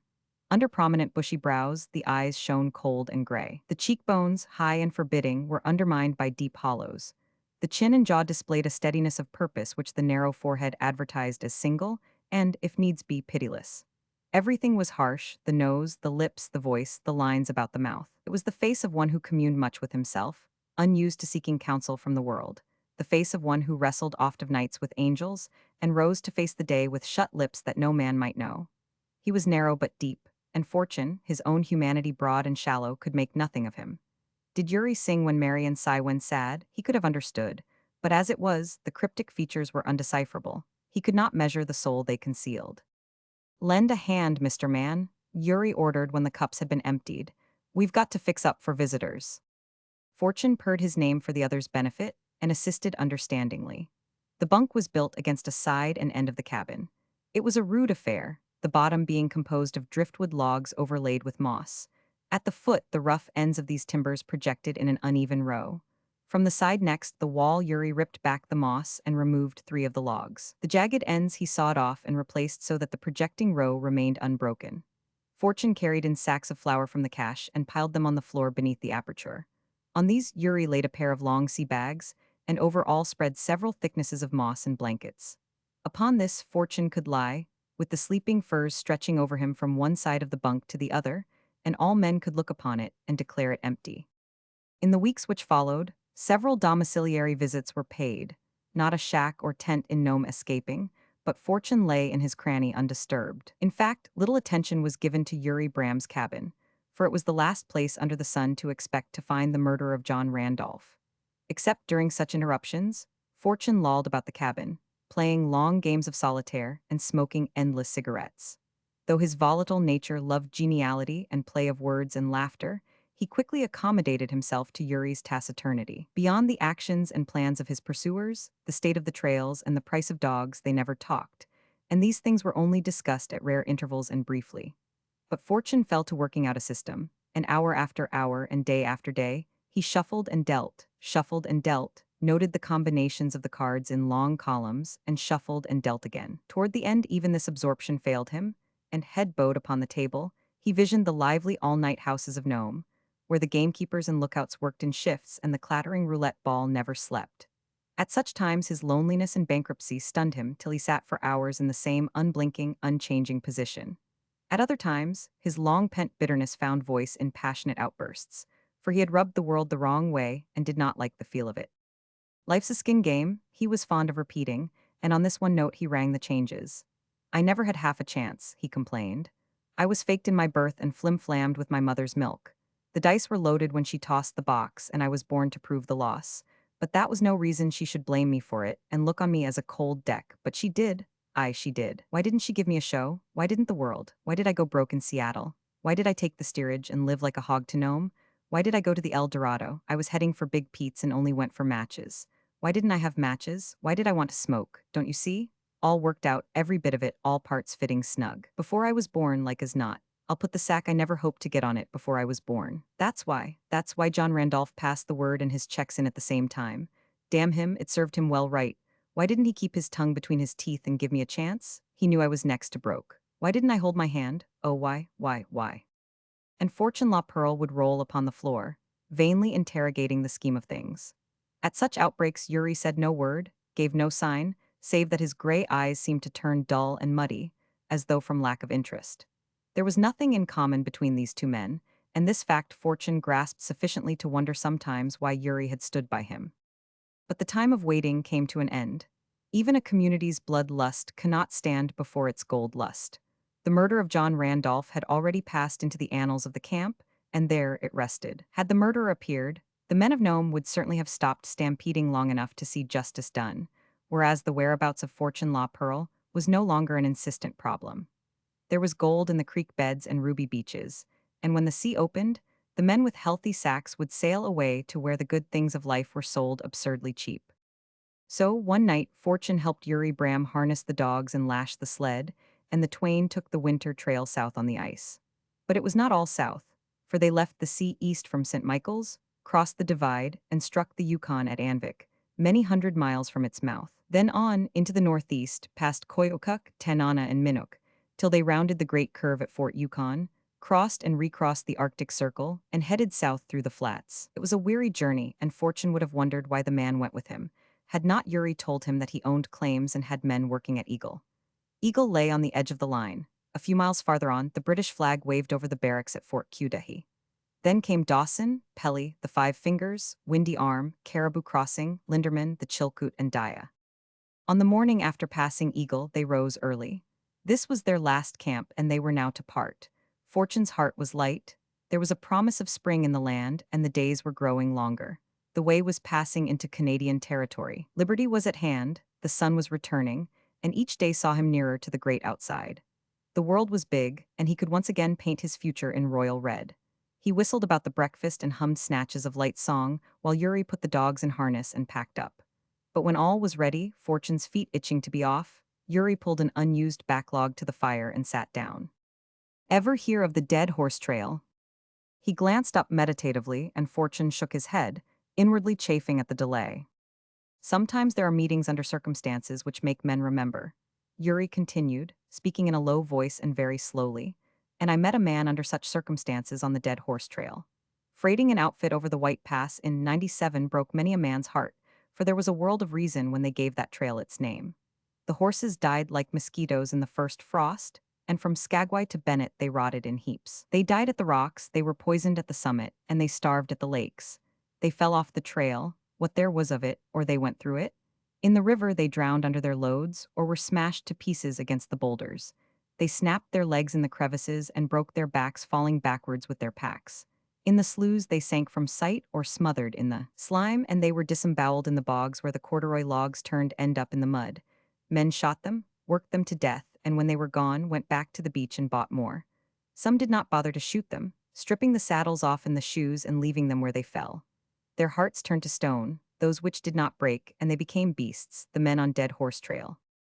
It was there I met a man with the heart of a Christ and the patience, and he was honest. When he rested at midday, he took the packs from the horses so that they too might rest. He paid $50 a hundredweight for their fodder and more. He used his own bed to blanket their backs when they rubbed raw. Other men let the saddles eat holes the size of water buckets. Other men, when the shoes gave out, let them wear their hoofs down to the bleeding stumps. He spent his last dollar for horseshoe nails. I know this because we slept in the one bed and ate from the one pot, and became blood brothers, where men lost their grip of things and died blaspheming God. He was never too tired to ease a strap or tighten a cinch, and often there were tears in his eyes when he looked on all that waste of misery. At a passage in the rocks, where the brutes upreared hind-legged and stretched their forelegs upward like cats to clear the wall, the way was piled with carcasses where they had toppled back. And here he stood, in the stench of hell, with a cheery word and a hand on the rump at the right time, till the string passed by. And when one bogged, he blocked the trail till it was clear again, nor did the man live who crowded him at such time. At the end of the trail, a man who had killed 50 horses wanted to buy, but we looked at him, and at our own, mountain cayuses from eastern Oregon. 5,000 he offered, and we were broke, but we remembered the poison grass of the summit and the passage in the rocks. And the man who was my brother spoke no word, but divided the cayuses into two bunches, his in the one and mine in the other. And he looked at me, and we understood each other, so he drove mine to the one side and I drove his to the other, and we took with us our rifles and shot them to the last one, while the man who had killed 50 horses cursed us till his throat cracked. But that man, with whom I welded blood brothership on the Dead Horse Trail, why, that man was John Randolph. Fortune, sneering the while, completed the climax for him. Yuri nodded and said, I am glad you understand. I am ready, Fortune answered, the old weary bitterness strong in his face again. Go ahead, but hurry. Yuri Bram rose to his feet. I have had faith in God all the days of my life. I believe he loves justice. I believe he is looking down upon us now, choosing between us. I believe he waits to work his will through my own right arm. And such is my belief that we will take equal chance and let him speak his own judgment. Fortune's heart leaped at the words. He did not know much concerning Yuri's god, but he believed in chance, and chance had been coming his way ever since the night he ran down the beach and across the snow. But there is only one gun, he objected. We will fire turnabout, Yuri replied, at the same time throwing out the cylinder of the other man's Colt and examining it. And the cards to decide, one hand of 7 up. Fortune's blood was warming to the game, and he drew the deck from his pocket as Yuri nodded. Surely chance would not desert him now. He thought of the returning son as he cut for deal, and he thrilled when he found the deal was his. He shuffled and dealt, and Yuri cut him the jack of spades. They laid down their hands. Yuri's was bare of trumps while he held ace deuce. The outside seemed very near to him as they stepped off the 50 paces. If God withholds his hand and you drop me, the dogs and outfit are yours. You'll find a bill of sale, already made out in my pocket, Yuri explained, facing the path of the bullet, straight and broad-breasted. Fortune shook a vision of the sun shining on the ocean from his eyes and took aim. He was very careful. Twice he lowered as the spring breeze shook the pines. But the third time he dropped on one knee, gripped the revolver steadily in both hands and fired. Yuri whirled half about, threw up his arms, swayed wildly for a moment, and sank into the snow. But Fortune knew he had fired too far to one side, else the man would not have whirled. When Yuri, mastering the flesh and struggling to his feet, beckoned for the weapon, Fortune was minded to fire again. But he thrust the idea from him. Chance had been very good to him already, he felt, and if he tricked now he would have to pay for it afterward. No, he would play fair. Besides, Yuri was hard hit and could not possibly hold the heavy Colt long enough to draw a bead. And where is your god now? He taunted as he gave the wounded man the revolver. And Yuri answered, God has not yet spoken, prepare that he may speak. Fortune faced him but twisted his chest sideways in order to present less surface. Yuri tottered about drunkenly, but waited, too, for the moment's calm between the cat's paws. The revolver was very heavy, and he doubted, like Fortune, because of its weight, but he held it, arm extended, above his head, and then let it slowly drop forward and down. At the instant Fortune's left breast and the sight flashed into line with his eye, he pulled the trigger. Fortune did not whirl, but gay San Francisco dimmed and faded, and as the sunbright snow turned black and blacker, he breathed his last malediction on the chance he had misplayed. Siwash. If I was a man, her words were in themselves indecisive, but the withering contempt which flashed from her black eyes was not lost upon the menfolk in the tent. Tommy, the English sailor, squirmed, but chivalrous old Dick Humphreys, Cornish fisherman and erstwhile American salmon capitalist, beamed upon her benevolently as ever. He bore women too large a portion of his rough heart to mind them, as he said, when they were in the doldrums, or when their limited vision would not permit them to see all around a thing. So they said nothing, these two men who had taken the half-frozen woman into their tent 3 days back, and who had warmed her and fed her, and rescued her goods from the Indian packers. This latter had necessitated the payment of numerous dollars, to say nothing of a demonstration in force, Dick Humphreys squinting along the sights of a Winchester, while Tommy apportioned their wages among them at his own appraisement. It had been a little thing in itself, but it meant much to a woman playing a desperate single hand in the equally desperate Klondyke rush of '97. Men were occupied with their own pressing needs, nor did they approve of women playing, single-handed, the odds of the Arctic winter. If I was a man, I know what I would do. Thus reiterated Molly, she of the flashing eyes, and therein spoke the cumulative grit of 5 American-born generations. In the succeeding silence, Tommy thrust a pan of biscuits into the Yukon stove and piled on fresh fuel. A reddish flood pounded along under his suntanned skin, and as he stooped, the skin of his neck was scarlet. Dick palmed a 3-cornered sail needle through a set of broken pack straps, his good nature in nowise disturbed by the feminine cataclysm, which was threatening to burst in the storm-beaten tent. And if you was a man? He asked, his voice vibrant with kindness. The 3-cornered needle jammed in the damp leather, and he suspended work for the moment. I'd be a man, I'd put the straps on my back and light out. I wouldn't lay in camp here, with the Yukon like to freeze most any day and the goods not half over the portage. And you are men, and you sit here holding your hands, afraid of a little wind and wet. I tell you straight, Yankee men are made of different stuff. They'd be hitting the trail for Dawson if they had to wade through hellfire. And I wish I was a man. I'm very glad, my dear, that you're not. Dick Humphreys threw the bight of the sail twine over the point of the needle, and drew it clear with a couple of deft turns and a jerk. A snort of the gale dealt the tent a broad-handed slap as it hurtled past, and the sleet rat-tat-tatted with snappy spite against the thin canvas. The smoke, smothered in its exit, drove back through the firebox door, carrying with it the pungent odor of green spruce. Good God, why can't a woman listen to reason? Tommy lifted his head from the denser depths and turned upon her a pair of smoke-outraged eyes. And why can't a man show his manhood? Tommy sprang to his feet with an oath which would have shocked a woman of lesser heart, ripped loose the sturdy reef knots, and flung back the flaps of the tent. The trio peered out. It was not a heartening spectacle.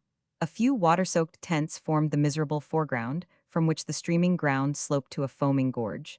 Down this ramped a mountain torrent. Here and there, dwarf spruce, rooting and groveling in the shallow alluvium, marked the proximity of the timber line.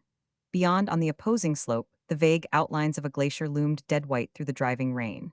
Even as they looked, its massive front crumbled into the valley, on the breast of some subterranean vomit, and it lifted its hoarse thunder above the screeching voice of the storm. Involuntarily, Molly shrank back. Look, woman, look with all your eyes. 3 miles in the teeth of the gale to Crater Lake across 2 glaciers, along the slippery rim rock, knee-deep in a howling river. Look, I say, you Yankee woman, look, there's your Yankee men. Tommy pointed a passionate hand in the direction of the struggling tents. Yankees, the last mother's son of them. Are they on trail? Is there one of them with the straps to his back? And you would teach us men our work, look, I say. Another tremendous section of the glacier rumbled earthward. The wind whipped in at the open doorway, bulging out the sides of the tent till it swayed like a huge bladder at its guy ropes. The smoke swirled about them, and the sleet drove sharply into their flesh. Tommy pulled the flaps together hastily and returned to his tearful task at the firebox. Dick Humphreys threw the mended pack straps into a corner and lighted his pipe. Even Molly was for the moment persuaded. There's my clothes, she half-whimpered, the feminine for the moment prevailing. They're right at the top of the cache, and they'll be ruined, I tell you ruined. There, Dick interposed, when the last quavering syllable had wailed itself out. Don't let that worry you, little woman. I'm old enough to be your father's brother, and I've a daughter older than you, and I'll tog you out in fripperies when we get to Dawson if it takes my last dollar. When we get to Dawson, the scorn had come back to her throat with a sudden surge. You'll rot on the way first, you'll drown in a mud hole, you Britishers. The last word, explosive, intensive, had strained the limits of her vituperation. If that would not stir these men, what could? Tommy's neck ran red again, but he kept his tongue between his teeth. Dick's eyes mellowed. He had the advantage over Tommy, for he had once had a white woman for a wife. The blood of 5 American-born generations is, under certain circumstances, an uncomfortable heritage, and among these circumstances might be enumerated that of being quartered with next of kin. These men were Britons. On sea and land her ancestry, and the generations thereof had thrashed them and theirs. On sea and land they would continue to do so. The traditions of her race clamored for vindication. She was but a woman of the present, but in her bubbled the whole mighty past. It was not alone Molly Travis who pulled on gumboots, mackintosh, and straps, for the phantom hands of 10,000 forbears drew tight the buckles, just so as they squared her jaw and set her eyes with determination. She, Molly Travis, intended to shame these Britishers. They, the innumerable shades, were asserting the dominance of the common race. The menfolk did not interfere. Once Dick suggested that she take his oilskins, as her mackintosh was worth no more than paper in such a storm. But she sniffed her independence so sharply that he communed with his pipe till she tied the flaps on the outside and slushed away on the flooded trail. Think she'll make it? Dick's face belied the indifference of his voice. Make it, if she stands the pressure till she gets to the cache. What of the cold and misery? She'll be stark, raving mad. Stand it? She'll be dumb crazed. You know it yourself, Dick. You've wind-jammed round the Horn. You know what it is to lay out on a topsail yard in the thick of it, bucking sleet and snow and frozen canvas till you're ready to just let go and cry like a baby. Clothes? She won't be able to tell a bundle of skirts from a gold pan or a tea kettle. Kind of think we were wrong in letting her go then. Not a bit of it, so help me, Dick, made this tent a hell for the rest of the trip if we hadn't. Trouble with her, she's got too much spirit. This'll tone it down a bit. Yes, Dick admitted, she's too ambitious. But then Molly's all right. A cussed little fool to tackle a trip like this, but a plucky sight better than those pick-me-up-and-carry-me kind of women. She's the stock that carried you and me, Tommy, and you've got to make allowance for the spirit. Takes a woman to breed a man. You can't suck manhood from the dugs of a creature whose only claim to womanhood is her petticoats. Takes a she-cat, not a cow, to mother a tiger. And when they're unreasonable, we've got to put up with it, eh? The proposition: a sharp sheath knife cuts deeper on a slip than a dull one, but that's no reason for to hack the edge off over a capstan bar. All right if you say so, but when it comes to woman, I guess I'll take mine with a little less edge. What do you know about it? Dick demanded. Some. Tommy reached over for a pair of Molly's wet stockings and stretched them across his knees to dry. Dick, eyeing him querulously, went fishing in her hand satchel, then hitched up to the front of the stove with divers articles of damp clothing spread likewise to the heat. Thought you said you never were married? He asked. Did I? No more was I, that is. Yes, by God, I was, and as good a woman as ever cooked grub for a man. Slipped her moorings, Dick symbolized infinity with a wave of his hand. Zai.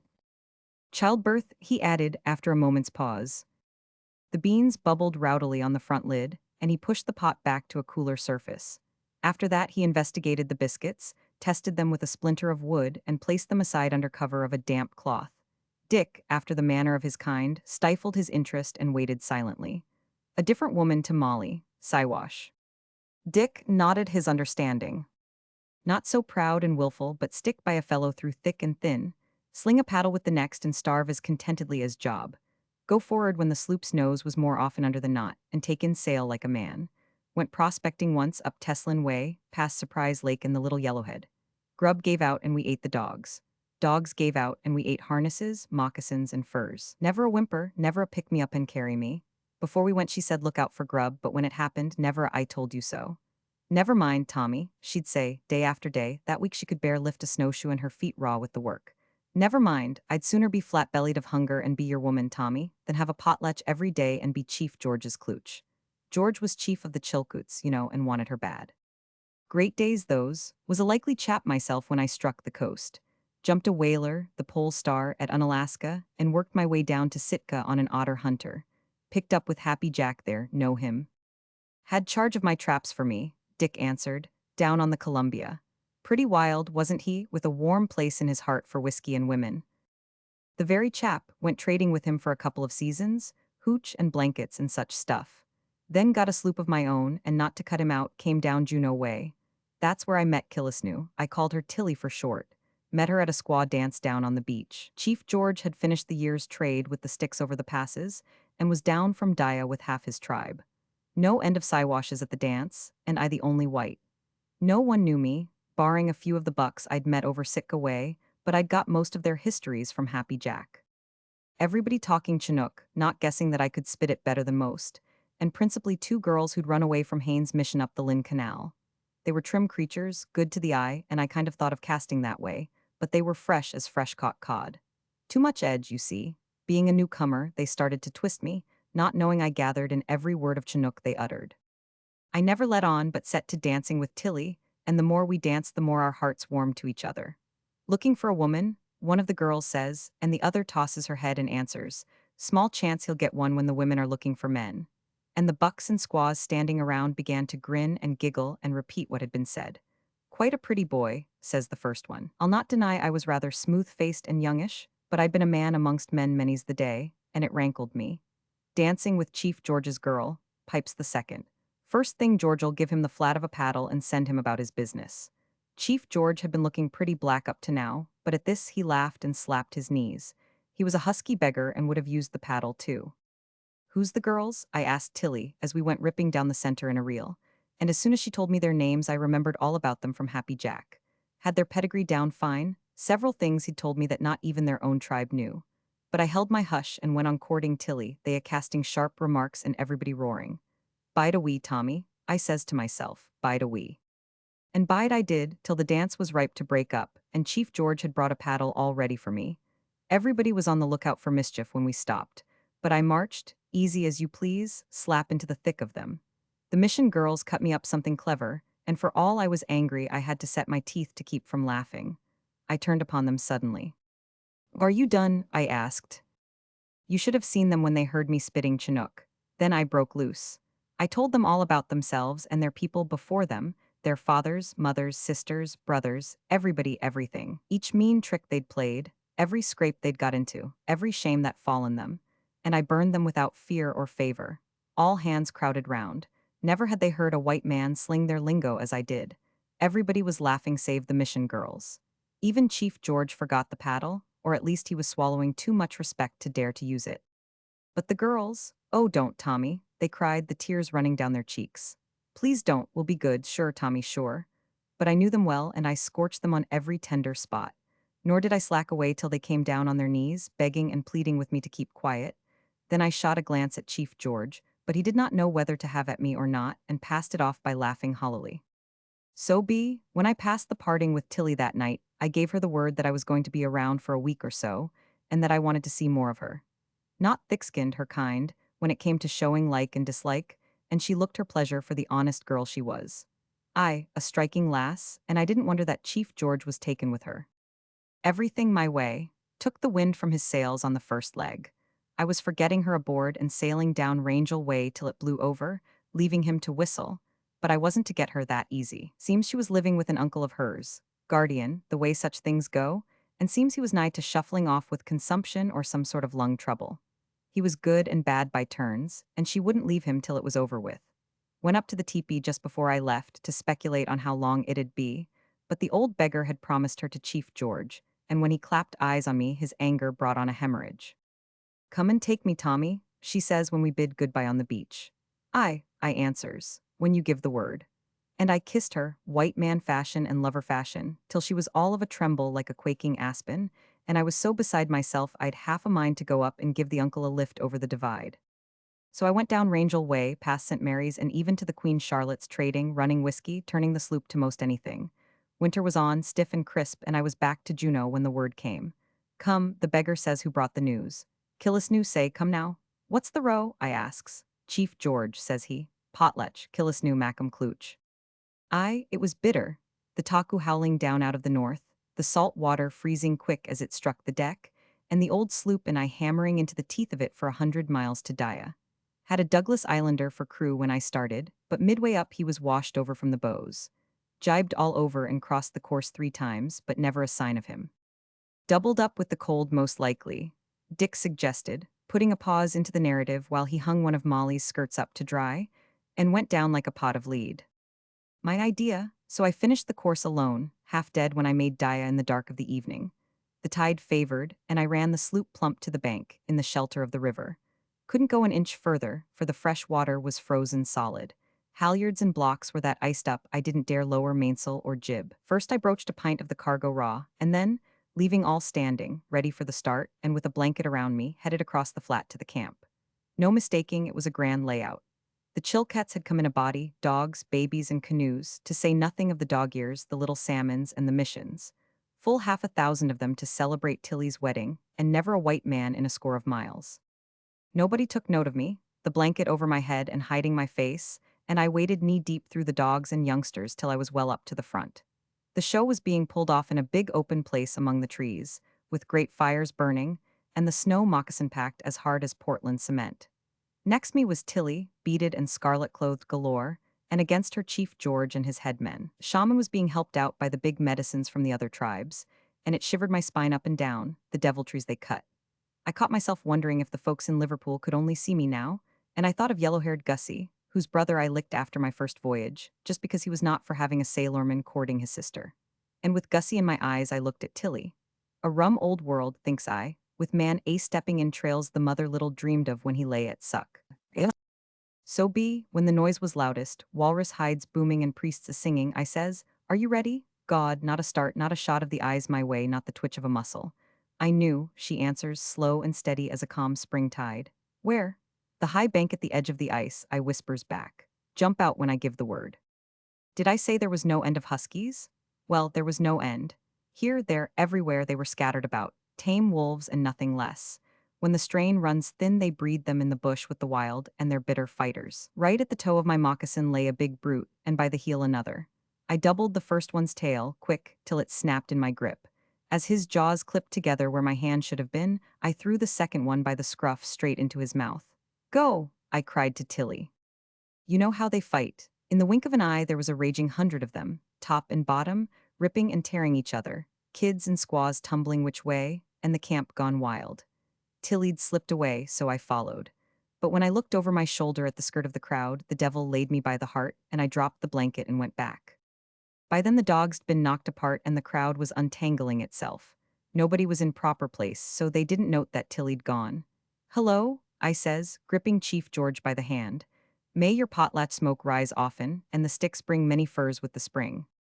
Lord love me, Dick, but he was joyed to see me. Him with the upper hand and wedding Tilly. Chanced to puff big over me. The tale that I was hot after her had spread through the camps, and my presence did him proud. All hands knew me, without my blanket, and set to grinning and giggling. It was rich, but I made it richer by playing unbeknowing. "What's the row?" I asks. "Who's getting married now?" "Chief George," the shaman says, ducking his reverence to him. I thought he had two klooches. Him tack 'em more's three, with another duck. Oh, and I turned away as though it didn't interest me. But this wouldn't do, and everybody begins singing out, "Killisnoo, Killisnoo." "Killisnoo what?" I asked. "Killisnoo Klooch, Chief George," they blathered. "Killisnoo Klooch."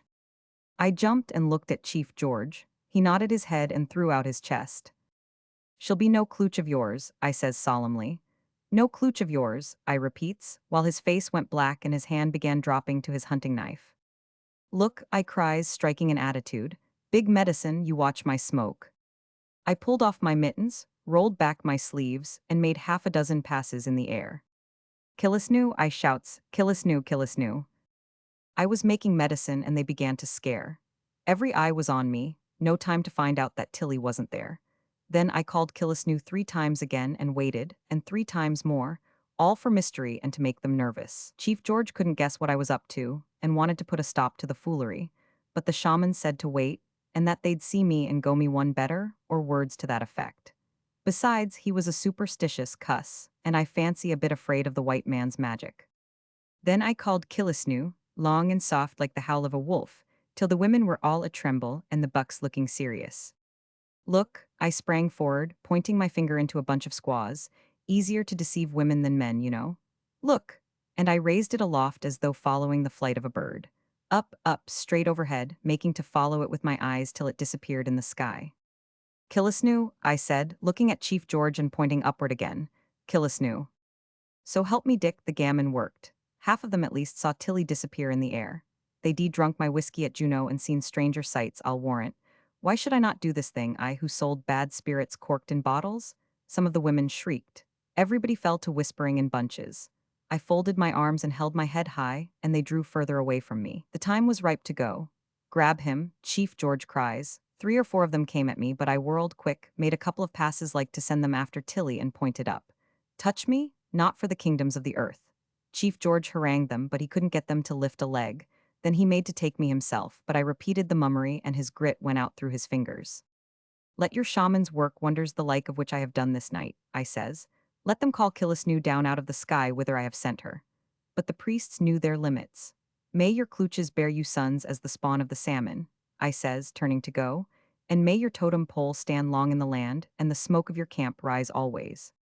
But if the beggars could have seen me hitting the high places for the sloop as soon as I was clear of them, they'd thought my own medicine had got after me. Tilly'd kept warm by chopping the ice away, and was all ready to cast off. God, how we ran before it, the Taku howling after us and the freezing seas sweeping over at every clip.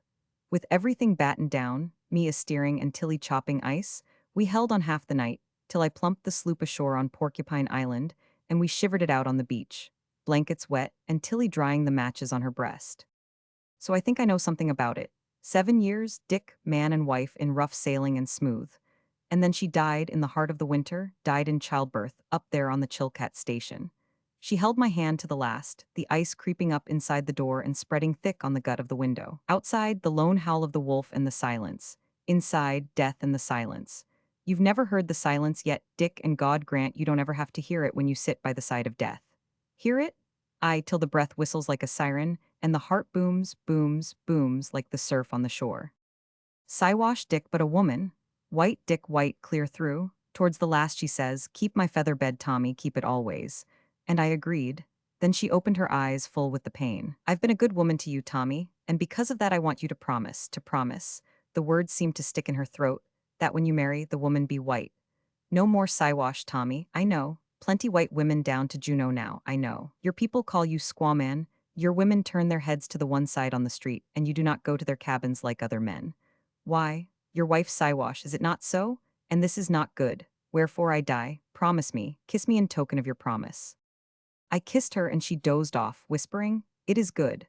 At the end, that near gone my ear was at her lips, she roused for the last time. Remember, Tommy, remember my feather bed. Then she died in childbirth up there on the Chilkat station. The tent heeled over and half flattened before the gale. Dick refilled his pipe, while Tommy drew the tea and set it aside against Molly's return. And she of the flashing eyes and Yankee blood? Blinded, falling, crawling on hand and knee, the wind thrust back in her throat by the wind, she was heading for the tent. On her shoulders a bulky pack caught the full fury of the storm.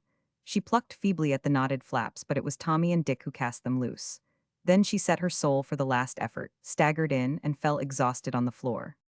Tommy unbuckled the straps and took the pack from her. As he lifted it, there was a clanging of pots and pans. Dick, pouring out a mug of whiskey, paused long enough to pass the wink across her body. Tommy winked back. His lips pursed the monosyllable, clothes, but Dick shook his head reprovingly. Here, little woman, he said, after she had drunk the whiskey and straightened up a bit. Here's some dry togs, climb into them. We're going out to extra-peg the tent. After that, give us the call and we'll come in and have dinner. Sing out when you're ready. So help me, Dick, that's knocked the edge off her for the rest of this trip, Tommy spluttered as they crouched to the lee of the tent. But it's the edge is her saving grace. Dick replied, ducking his head to a volley of sleet that drove around a corner of the canvas. The edge that you and I've got, Tommy, and the edge of our mothers before us. The man with the gash. Jacob Kent had suffered from cupidity all the days of his life. This, in turn, had engendered a chronic distrustfulness, and his mind and character had become so warped that he was a very disagreeable man to deal with. He was also a victim to somnambulic propensities and very set in his ideas. He had been a weaver of cloth from the cradle, until the fever of Klondyke had entered his blood and torn him away from his loom. His cabin stood midway between 60-Mile Post and the Stewart River, and men who made it a custom to travel the trail to Dawson likened him to a robber baron, perched in his fortress and exacting toll from the caravans that used his ill-kept roads. Since a certain amount of history was required in the construction of this figure, the less cultured wayfarers from Stewart River were prone to describe him after a still more primordial fashion, in which a command of strong adjectives was to be chiefly noted. This cabin was not his, by the way, having been built several years previously by a couple of miners who had got out a raft of logs at that point for a grub stake. They had been most hospitable lads, and after they abandoned it, travelers who knew the route made it an object to arrive there at nightfall. It was very handy, saving them all the time and toil of pitching camp, and it was an unwritten rule that the last man left a neat pile of firewood for the next comer. Rarely a night passed, but from half a dozen to a score of men crowded into its shelter. Jacob Kent noted these things, exercised squatter sovereignty, and moved in. Thenceforth, the weary travelers were mulcted $1 per head for the privilege of sleeping on the floor, Jacob Kent weighing the dust, and never failing to steal the down weight. Besides, he so contrived that his transient guests chopped his wood for him and carried his water. This was rank piracy, but his victims were an easygoing breed, and while they detested him, they yet permitted him to flourish in his sins. One afternoon in April he sat by his door, for all the world like a predatory spider, marveling at the heat of the returning sun and keeping an eye on the trail for prospective flies. The Yukon lay at his feet, a sea of ice, disappearing around two great bends to the north and south, and stretching an honest 2 miles from bank to bank. Over its rough breast ran the sled trail, a slender, sunken line, 18 inches wide and 2,000 miles in length, with more curses distributed to the linear foot than any other road in or out of all Christendom. Jacob Kent was feeling particularly good that afternoon. The record had been broken the previous night, and he had sold his hospitality to no less than 28 visitors. True, it had been quite uncomfortable, and 4 had snored beneath his bunk all night, but then it had added appreciable weight to the sack in which he kept his gold dust. That sack, with its glittering yellow treasure, was at once the chief delight and the chief bane of his existence. Heaven and hell lay within its slender mouth. In the nature of things, there being no privacy to his one-roomed dwelling, he was tortured by a constant fear of theft. It would be very easy for these bearded, desperate-looking strangers to make away with it. Often he dreamed that such was the case, and awoke in the grip of nightmare. A select number of these robbers haunted him through his dreams, and he came to know them quite well, especially the bronzed leader with the gash on his right cheek. This fellow was the most persistent of the lot, and because of him, he had, in his waking moments, constructed several score of hiding places in and about the cabin. After a concealment, he would breathe freely again, perhaps for several nights, only to collar the man with the gash in the very act of unearthing the sack. Then, on awakening in the midst of the usual struggle, he would at once get up and transfer the bag to a new and more ingenious crypt. It was not that he was the direct victim of these phantasms, but he believed in omens and thought transference, and he deemed these dream robbers to be the astral projection of real personages who happened at those particular moments, no matter where they were in the flesh, to be harboring designs, in the spirit, upon his wealth. So he continued to bleed the unfortunates who crossed his threshold, and at the same time to add to his trouble with every ounce that went into the sack. As he sat sunning himself, a thought came to Jacob Kent that brought him to his feet with a jerk. The pleasures of life had culminated in the continual weighing and reweighing of his dust, but a shadow had been thrown upon this pleasant avocation, which he had hitherto failed to brush aside. His gold scales were quite small. In fact, their maximum was a pound and a half, 18 ounces, while his hoard mounted up to something like 3 1/3 times that. He had never been able to weigh it all at one operation, and hence considered himself to have been shut out from a new and most edifying coin of contemplation. Being denied this, half the pleasure of possession had been lost. Nay, he felt that this miserable obstacle actually minimized the fact, as it did the strength of possession. It was the solution of this problem flashing across his mind that had just brought him to his feet. He searched the trail carefully in either direction. There was nothing in sight, so he went inside. In a few seconds, he had the table cleared away and the scales set up. On one side, he placed the stamped discs to the equivalent of 15 ounces and balanced it with dust on the other. Replacing the weights with dust, he then had 30 ounces precisely balanced. These, in turn, he placed together on one side and again balanced with more dust. By this time, the gold was exhausted, and he was sweating liberally. He trembled with ecstasy, ravished beyond measure. Nevertheless, he dusted the sack thoroughly, to the last least grain, till the balance was overcome and one side of the scales sank to the table. Equilibrium, however, was restored by the addition of a pennyweight and 5 grains to the opposite side. He stood, head thrown back, transfixed. The sack was empty, but the potentiality of the scales had become immeasurable. Upon them he could weigh any amount, from the tiniest grain to pounds upon pounds. Mammon laid hot fingers on his heart. The sun swung on its westering way till it flashed through the open doorway, full upon the yellow burdened scales. The precious heaps, like the golden breasts of a bronze Cleopatra, flung back the light in a mellow glow. Time and space were not. God blime me, but you ave the mackin of several quid there, avent you? Jacob Kent wheeled about, at the same time reaching for his double-barreled shotgun, which stood handy. But when his eyes lit on the intruder's face, he staggered back dizzily. It was the face of the man with the gash. The man looked at him curiously. "Oh, that's all right," he said, waving his hand deprecatingly. "You needn't think as I'll arm you or your blasted dust. You're a you are," he added reflectively, as he watched the sweat pouring from off Kent's face and the quavering of his knees. "Why don't you pipe up and say something?" he went on as the other struggled for breath. "What gone wrong o' your gaff? Anything the matter?" Where'd you get it?" Kent at last managed to articulate, raising a shaking forefinger to the ghastly scar which seamed the other's cheek. "Shipmate stove me down with a marlinspike from the main royal. And now as you ave your figureed in trim, what I want to know is, what es it to you? That's what I want to know, what's it to you? God blime me, do it urt you? Ain't it smug enough for the likes o' you? That's what I want to know." "No, no," Kent answered, sinking upon a stool with a sickly grin. "I was just wondering." "Did you ever see the like?" the other went on truculently. "No. Ain't it a beaut?" "Yes." Kent nodded his head approvingly, intent on humoring this strange visitor, but wholly unprepared for the outburst which was to follow his effort to be agreeable. "You blasted bloomin', Bergwheaton son of a sea-swab. What do you mean, a sayin' the most unsightly thing God Almighty ever put on the face o' man is a beaut? What do you mean, you?" And thereat this fiery son of the sea broke off into a string of oriental profanity, mingling gods and devils, lineages and men, metaphors and monsters, with so savage a virility that Jacob Kent was paralyzed. He shrank back, his arms lifted as though to ward off physical violence. So utterly unnerved was he that the other paused in the mid-swing of a gorgeous peroration and burst into thunderous laughter. "The sun knocked the bottom out o' the trail," said the man with the gash, between departing paroxysms of mirth. "And I only 'ope as you'll appreciate the hopportunity of consortin' with a man o' my mug. Get steam up in that firebox o' yourn. I'm goin' to unrig the dogs and grub 'em. And don't be shy o' the wood, my lad. There's plenty more where that come from, and it's you've got the time to sling an axe. And tote up a bucket o' water while you're about it. Lively, or I'll run you down, so help me. Such a thing was unheard of. Jacob Kent was making the fire, chopping wood, packing water, doing menial tasks for a guest. When Jim Carnegie left Dawson, it was with his head filled with the iniquities of this roadside Shylock, and all along the trail his numerous victims had added to the sum of his crimes. Now, Jim Carnegie, with the sailor's love for a sailor's joke, had determined, when he pulled into the cabin, to bring its inmate down a peg or so. That he had succeeded beyond expectation he could not help but remark, though he was in the dark as to the part the gash on his cheek had played in it.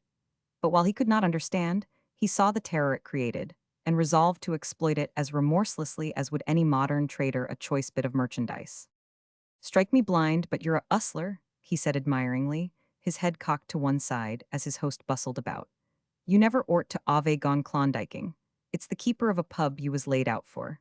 And it's often as I ave eared the lads up and down the river speak o' you, but I hadn't no idea you was so jolly nice." Jacob Kent experienced a tremendous yearning to try his shotgun on him, but the fascination of the gash was too potent. This was the real man with the gash, the man who had so often robbed him in the spirit. This, then, was the embodied entity of the being whose astral form had been projected into his dreams, the man who had so frequently harbored designs against his hoard. Hence, there could be no other conclusion. This man with the gash had now come in the flesh to dispossess him. And that gash? He could no more keep his eyes from it than stop the beating of his heart. Try as he would, they wandered back to that one point as inevitably as the needle to the pole. "Do it hurt you?" Jim Carnegie thundered suddenly, looking up from the spreading of his blankets and encountering the rapt gaze of the other. "It strikes me as 'ow it 'ud be the proper thing for you to draw your jib, douse the glim, and turn in, seein' as 'ow it worrits you. Jess, lay to that, you swab, or so, 'elp me I'll take a pull on your peak purchases." Kent was so nervous that it took 3 puffs to blow out the slush lamp, and he crawled into his blankets without even removing his moccasins. The sailor was soon snoring lustily from his hard bed on the floor, but Kent lay staring up into the blackness, one hand on the shotgun, resolved not to close his eyes the whole night. He had not had an opportunity to secrete his 5 pounds of gold, and it lay in the ammunition box at the head of his bunk. But try as he would, he at last dozed off with the weight of his dust heavy on his soul. Had he not inadvertently fallen asleep with his mind in such condition, the somnambulic demon would not have been invoked, nor would Jim Carnegie have gone mining next day with a dishpan. The fire fought a losing battle, and at last died away, while the frost penetrated the mossy chinks between the logs and chilled the inner atmosphere. The dogs outside ceased their howling, and, curled up in the snow, dreamed of salmon-stocked heavens where dog drivers and kindred taskmasters were not. Within, the sailor lay like a log, while his host tossed restlessly about, the victim of strange fantasies. As midnight drew near, he suddenly threw off the blankets and got up. It was remarkable that he could do what he then did without ever striking a light. Perhaps it was because of the darkness that he kept his eyes shut, and perhaps it was for fear he would see the terrible gash on the cheek of his visitor. But be this as it may, it is a fact that, unseeing, he opened his ammunition box, put a heavy charge into the muzzle of the shotgun without spilling a particle, rammed it down with double wads, and then put everything away and got back into bed. Just as daylight laid its steel-gray fingers on the parchment window, Jacob Kent awoke. Turning on his elbow, he raised the lid and peered into the ammunition box. Whatever he saw, or whatever he did not see, exercised a very peculiar effect upon him, considering his neurotic temperament. He glanced at the sleeping man on the floor, let the lid down gently, and rolled over on his back. It was an unwonted calm that rested on his face. Not a muscle quivered. There was not the least sign of excitement or perturbation. He lay there a long while, thinking, and when he got up and began to move about, it was in a cool, collected manner, without noise and without hurry. It happened that a heavy wooden peg had been driven into the ridgepole just above Jim Carnegie's head. Jacob Kent, working softly, ran a piece of half-inch manila over it, bringing both ends to the ground. One end he tied about his waist, and in the other he rove a running noose. Then he cocked his shotgun and laid it within reach, by the side of numerous moose-hide thongs. By an effort of will he bore the sight of the scar, slipped the noose over the sleeper's head, and drew it taut by throwing back on his weight, at the same time seizing the gun and bringing it to bear. Jim Carnegie awoke, choking, bewildered, staring down the twin wells of steel. "Where is it?" Kent asked, at the same time slacking on the rope. "You blasted, Kent merely threw back his weight, shutting off the other's wind. Bloomin' burr, Where is it? Kent repeated. What? Carnegie asked, as soon as he had caught his breath. The gold dust. What gold dust? The perplexed sailor demanded. You know well enough, mine. Ain't seen nothink of it. What do you take me for? A safe deposit? What ave I got to do with it anyhow? Meb you know, and meb you do know, but anyway, I'm going to stop your breath till you do know. And if you lift a hand, I'll blow your head off. Vast heaven, Carnegie roared as the rope tightened. Kent eased away a moment, and the sailor, wriggling his neck as though from the pressure, managed to loosen the noose a bit and work it up so the point of contact was just under the chin. Well, Kent questioned, expecting the disclosure. But Carnegie grinned. Go ahead with your angin, you bloomin' old potwoloper. Then, as the sailor had anticipated, the tragedy became a farce. Carnegie being the heavier of the two, Kent, throwing his body backward and down, could not lift him clear of the ground. Strain and strive to the uttermost, the sailor's feet still stuck to the floor and sustained a part of his weight. The remaining portion was supported by the point of contact just under his chin. Failing to swing him clear, Kent clung on, resolved to slowly throttle him or force him to tell what he had done with the hoard. But the man with the gash would not throttle. 5, 10, 15 minutes passed, and at the end of that time, in despair, Kent let his prisoner down. Well, he remarked, wiping away the sweat, if you won't hang, you'll shoot. Some men wasn't born to be hanged anyway. And it's a pretty mess as you'll make o' this air cabin floor. Carnegie was fighting for time. Now look, I'll tell you what we do. We'll lay our eads longside and reason together. You've lost some dust. You say as 'ow I know, and I say as 'ow I don't. Let's get a hobservation and shape a course. Vast heaven, Kent dashed in, maliciously imitating the other's enunciation. I'm going to shape all the courses of this shebang, and you observe, and if you do anything more, I'll bore you as sure as Moses. For the sake of my mother, whom God have mercy upon if she loves you. Ah, would you? He frustrated a hostile move on the part of the other by pressing the cold muzzle against his forehead. Lay quiet now. If you lift as much as a hair, you'll get it. It was rather an awkward task, with the trigger of the gun always within pulling distance of the finger. But Kent was a weaver, and in a few minutes had the sailor tied hand and foot. Then he dragged him without and laid him by the side of the cabin, where he could overlook the river and watch the sun climb to the meridian. Now I'll give you till noon, and then. What? You'll be hitting the brimstone trail, but if you speak up, I'll keep you till the next bunch of mounted police come by. Well, God blime me if this ain't a go. Ere I be innocent as a lamb, and ere you be lost all o' your top amper and out o' your reckonin', run me foul and goin' to rake me into fire. You bloomin' old purrut, you. Jim Carnegie loosed the strings of his profanity and fairly outdid himself. Jacob Kent brought out a stool that he might enjoy it in comfort. Having exhausted all the possible combinations of his vocabulary, the sailor quieted down to hard thinking, his eyes constantly gauging the progress of the sun, which tore up the eastern slope of the heavens with unseemly haste. His dogs, surprised that they had not long since been put to harness, crowded around him. His helplessness appealed to the brutes. They felt that something was wrong, though they knew not what, and they crowded about, howling their mournful sympathy. Chook, mush on, you Siwashes, he cried, attempting in a vermicular way to kick at them, and discovering himself to be tottering on the edge of a declivity. As soon as the animals had scattered, he devoted himself to the significance of that declivity which he felt to be there but could not see, nor was he long in arriving at a correct conclusion. In the nature of things, he figured, man is lazy. He does no more than he has to. When he builds a cabin, he must put dirt on the roof. From these premises, it was logical that he should carry that dirt no further than was absolutely necessary. Therefore, he lay upon the edge of the hole from which the dirt had been taken to roof Jacob Kent's cabin. This knowledge, properly utilized, might prolong things, he thought, and he then turned his attention to the moose-hide thongs which bound him. His hands were tied behind him, and pressing against the snow, they were wet with the contact. This moistening of the rawhide he knew would tend to make it stretch, and without apparent effort, he endeavored to stretch it more and more. He watched the trail hungrily, and when in the direction of 60 Mile a dark speck appeared for a moment against the white background of an ice jam, he cast an anxious eye at the sun. It had climbed nearly to the zenith. Now and again he caught the black speck clearing the hills of ice and sinking into the intervening hollows, but he dared not permit himself more than the most cursory glances for fear of rousing his enemy's suspicion. Once, when Jacob Kent rose to his feet and searched the trail with care, Carnegie was frightened. But the dog sled had struck a piece of trail running parallel with a jam and remained out of sight till the danger was past. I'll see you for this, Carnegie threatened, attempting to draw the other's attention. And you'll rot in L, Jess, you see if you don't. I say, he cried after another pause, do you believe in ghosts? Kent's sudden start made him sure of his ground, and he went on.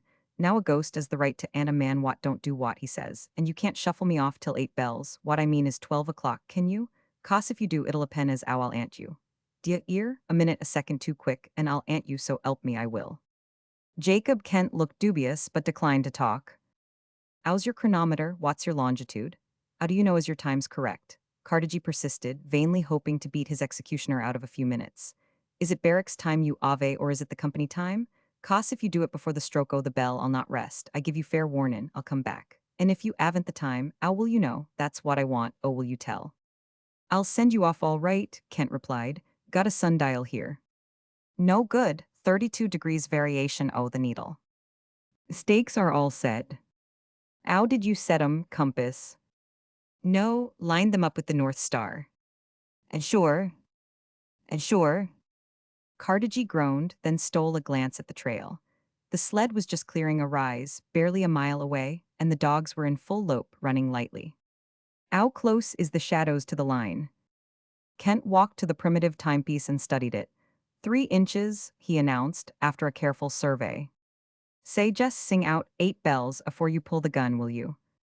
Kent agreed, and they lapsed into silence. The thongs about Carnegie's wrists were slowly stretching, and he had begun to work them over his hands. Say, how close is the shadows? 1 inch. The sailor wriggled slightly to assure himself that he would topple over at the right moment, and slipped the first turn over his hands. How close?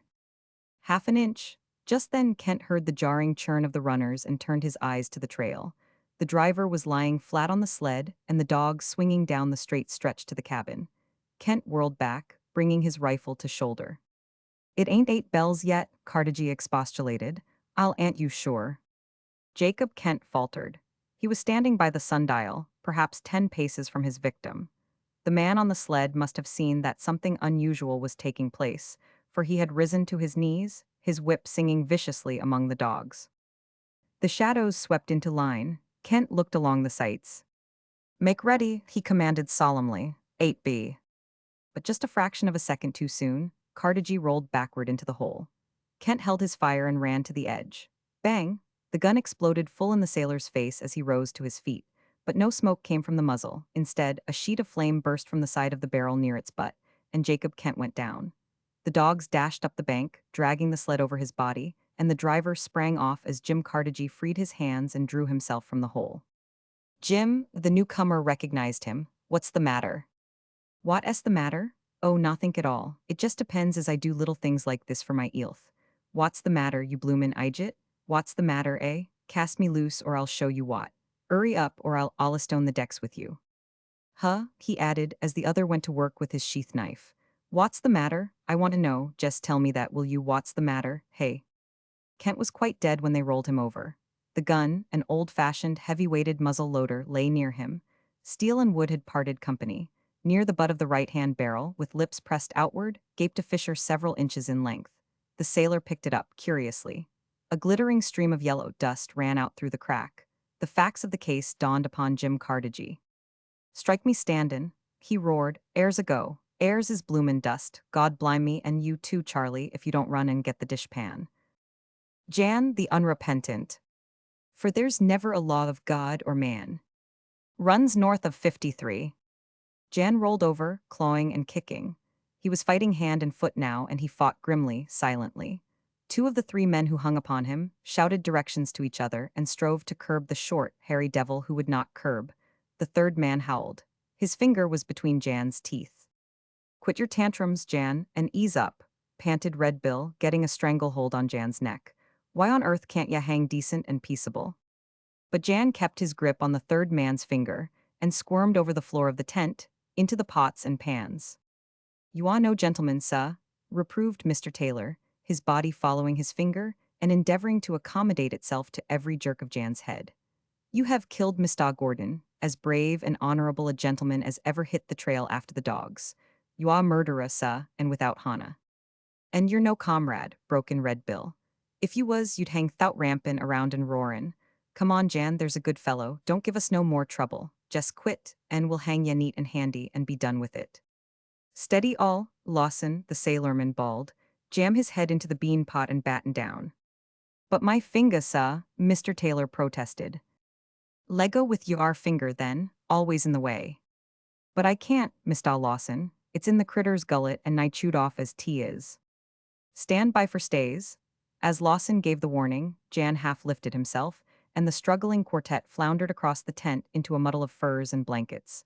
In its passage, it cleared the body of a man, who lay motionless, bleeding from a bullet wound in the neck. All this was because of the madness which had come upon Jan. The madness which comes upon a man who has stripped off the raw skin of earth and groveled long in primal nakedness, and before whose eyes rises the fat veils of the homeland, and into whose nostrils steals the whiff of bay, and grass, and flower, and new-turned soil. Through 5 frigid years Jan had sown the seed. Stewart River, 40 Mile, Circle City, Koyokuk, Kotzebue, had marked his bleak and strenuous agriculture. And now it was Nome that bore the harvest, not the Nome of golden beaches and ruby sands, but the Nome of '97, before Anvil City was located, or El Dorado District organized. John Gordon was a Yankee, and should have known better. But he passed the sharp word at a time when Jan's bloodshot eyes blazed and his teeth gritted in torment. And because of this, there was a smell of saltpeter in the tent, and one lay quietly, while the other fought like a cornered rat, and refused to hang in the decent and peaceable manner suggested by his comrades. If you will allow me, Mr. Lawson, before we go further in this rumpus, I would say it were a good idea to pry this higher varmint's teeth apart. Neither will he bite off, nor will he let go. He has the wisdom of the sarpent, sir, the wisdom of the sarpent. Let me get the hatchet to him, vociferated the sailor. Let me get the hatchet? He shoved the steel edge close to Mr. Taylor's finger and used the man's teeth as a fulcrum. Jan held on and breathed through his nose, snorting like a grampus. Steady all, now she takes it. Thank you, sir, it is a powerful relief. And Mr. Taylor proceeded to gather into his arms the victim's wildly waving legs. But Jan upreared in his berserker rage, bleeding, frothing, cursing, 5 frozen years thawing into sudden hell. They swayed backward and forward, panted, sweated, like some cyclopean, many-legged monster rising from the lower deeps. The slush lamp went over, drowned in its own fat, while the midday twilight scarce percolated through the dirty canvas of the tent.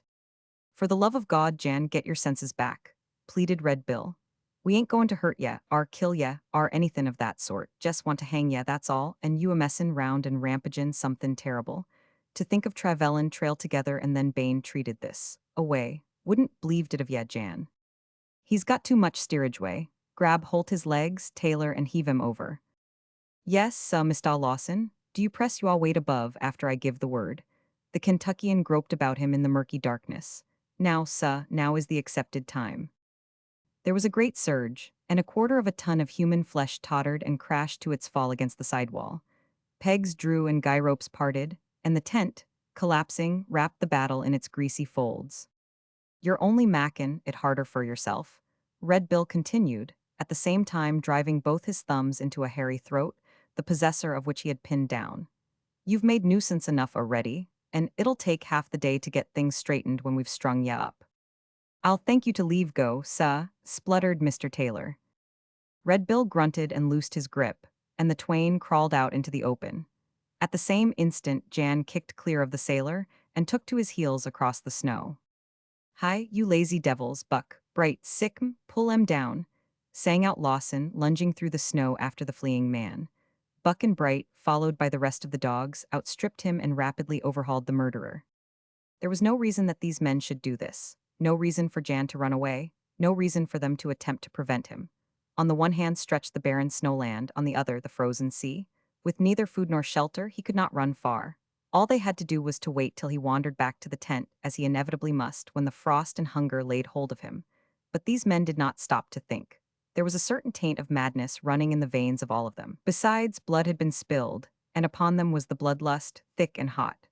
Vengeance is mine, saith the Lord, and he saith it in temperate climes where the warm sun steals away the energies of men. But in the Northland they have discovered that prayer is only efficacious when backed by muscle, and they are accustomed to doing things for themselves. God is everywhere, they have heard, but he flings a shadow over the land for half the year that they may not find him. So they grope in darkness, and it is not to be wondered that they often doubt and deem the Decalogue out of gear. Jan ran blindly, reckoning not of the way of his feet, for he was mastered by the verb to live. To live, to exist, Buck flashed gray through the air but missed. The man struck madly at him and stumbled. Then the white teeth of Bright closed on his mackinaw jacket and he pitched into the snow. To live, to exist, he fought wildly as ever, the center of a tossing heap of men and dogs. His left hand gripped a wolf dog by the scruff of the back, while the arm was passed around the neck of Lawson. Every struggle of the dog helped to throttle the hapless sailor. Jan's right hand was buried deep in the curling tendrils of Red Bill's shaggy head, and beneath all, Mr. Taylor lay pinned and helpless. It was a deadlock, for the strength of his madness was prodigious. But suddenly, without apparent reason, Jan loosed his various grips and rolled over quietly on his back. His adversaries drew away a little, dubious and disconcerted. Jan grinned viciously. "Mine friends," he said, still grinning, "you half asked me to be politeful, and now I am politeful. Vot pisiness vood you do mit me." "That's right, Jan, be cam," soothed Red Bill. "I knowed you'd come to your senses afore long. Just be cam now, and we'll do the trick with neatness and dispatch." "Vot pisiness, vot trick." "The hangin', and ya oughter thank your lucky stars for havin' a man what knows his business. I've did it afore now, more'n once, down in the States, and I can do it to a T." "Hang who's me?" "And yep." "Ha ha, shust hear dare man speak foolishness. Give me a hand, Bill, und I will get up and be hung." He crawled stiffly to his feet and looked about him. "Herr Gott, listen to dare man, he would hang me? Ho, ho, ho, I tank not, yes, I tank not." "And I tank yes, you swab," Lawson spoke up mockingly, at the same time cutting a sled lashing and coiling it up with ominous care. "Judge Lynch holds court this day." Von little while, Jan stepped back from the proffered noose. "I have somedings to ask to make dare great proposition. Kentucky, you know about dare Judge Lynch?" "Yes, sah, it is an institution of free men and of gentlemen, and it is an ol' one and time-honored. Corruption may wear the robe of magistracy, sah, but Judge Lynch can always be relied upon to give justice without court fees. I repeat, sah, without court fees. Law may be bought and sold, but in this enlightened land justice is free as the air we breathe, strong as the liquor we drink, prompt as—" "Cut it short, find out what the beggar wants," interrupted Lawson, spoiling the peroration. "Vel Kentucky tell me dis. Von man kill von otter man, Judge Lynch hang dot man." "If the evidence is strong enough, yes, sah." "And the evidence in this here case is strong enough to hang a dozen men, Jan," broke in Red Bill. "Nefer you mind, Bill, I talk mit you next. Now von another ding I ask Kentucky. If Judge Lynch hang not dare man, vot den?" "If Judge Lynch does not hang the man, then the man goes free, and his hands are washed clean of blood. And further, sah, our great and glorious Constitution has said, to wit, that no man may twice be placed in jeopardy of his life for one and the same crime, or words to that effect. They can't shoot him, or hit him mit a club over dare head alongside, or do notings more mit him." "No, sah." "Goot, you hear vot Kentucky speaks, all you noddleheads? Now I talk mit Bill. You know dare pisiness, Bill, und you hang me up brown, eh, vot you say? Bet your life, en, Jan, if ye don't give no more trouble ye'll be almighty proud of the job. I'm a connoisseur. You half dare great head, Bill, know somedings or two. Und you know two on one makes tree, ain't it?" Bill nodded. "Und when you have two dings, you have not tree dings, ain't it? Now you follow mit me close and I show you. It takes tree dings to hang. First ding you have to half dare man. Goot, I'm dare man. Second ding you have to half dare rope. Lawson half dare rope. Goot, third ding you have to have something to tie dare rope to. Sling your eyes over dare landscape and find dare third ding to tie dare rope to? Eh, vot you say." Mechanically they swept the ice and snow with their eyes. It was a homogeneous scene, devoid of contrasts or bold contours, dreary, desolate, and monotonous. The ice-backed sea, the slow slope of the beach, the background of low-lying hills, and over all thrown the endless mantle of snow. "No trees, no bluffs, no cabins, no telegraph poles, nothin'," moaned Red Bill. "Nothin' respectable enough nor big enough to swing the toes of a 5-foot man clear o' the ground. I give it up." He looked yearningly at that portion of Jan's anatomy which joins the head and shoulders. "Give it up," he repeated sadly to Lawson. "Throw the rope down. God never intended this here country for livin' purposes, and that's a cold, frozen fact." Jan grinned triumphantly. "I tank I go mit dare tent on half a smoke." "Ostensibly you are correct, Bill, me son," spoke up Lawson. But you are a dummy, and you can lay to that for another cold, frozen fact. Takes a sea farmer to learn you landsman things. Ever hear of a pair of shears? Then clap your eyes to this. The sailor worked rapidly. From the pile of dunnage where they had pulled up the boat the preceding fall, he unearthed a pair of long oars. These he lashed together at nearly right angles close to the ends of the blades. Where the handles rested, he kicked holes through the snow to the sand. At the point of intersection, he attached two guy ropes, making the end of one fast to a cake of beach ice. The other guy he passed over to Red Bill. Here, me son, lay holt o that and run it out. And to his horror, Jan saw his gallows rise in the air. No, no, he cried, recoiling and putting up his fists. It is not goot, I will not hang. Come, you noddleheads, I will lick you all together von after der otter. I will blay hell, I will do effer writings, und I will die peffer I hang. The sailor permitted the two other men to clinch with the mad creature. They rolled and tossed about furiously, tearing up snow and tundra, their fierce struggle writing a tragedy of human passion on the white sheet spread by nature. And ever and anon a hand or foot of Jan emerged from the tangle, to be gripped by Lawson and lashed fast with rope yarns. Pawing, clawing, blaspheming, he was conquered and bound, inch by inch, and drawn to where the inexorable shears lay like a pair of gigantic dividers on the snow. Red Bill adjusted the noose, placing the hangman's knot properly under the left ear. Mr. Taylor and Lawson tailed onto the running guy, ready at the word to elevate the gallows. Bill lingered, contemplating his work with artistic appreciation. Herrgott, would you look at it? The horror in Jan's voice caused the rest to desist. The fallen tent had uprisen, and in the gathering twilight it flapped ghostly arms about and titubated toward them drunkenly. But the next instant, John Gordon found the opening and crawled forth. What the flaming? For the moment his voice died away in his throat as his eyes took in the tableau. Hold on, I'm not dead, he cried out, coming up to the group with stormy countenance. Allow me, Mr. Gordon, to congratulate you upon your escape, Mr. Taylor ventured. A close shave, sir, a powerful close shave. Congratulate hell, I might have been dead and rot and no thanks to you. And thereat John Gordon delivered himself of a vigorous flood of English, terse, intensive, denunciative, and composed solely of expletives and adjectives. Simply creased me, he went on when he had eased himself sufficiently. Ever crease cattle, Taylor? Yes, sir, many a time down in God's country. Just so, that's what happened to me.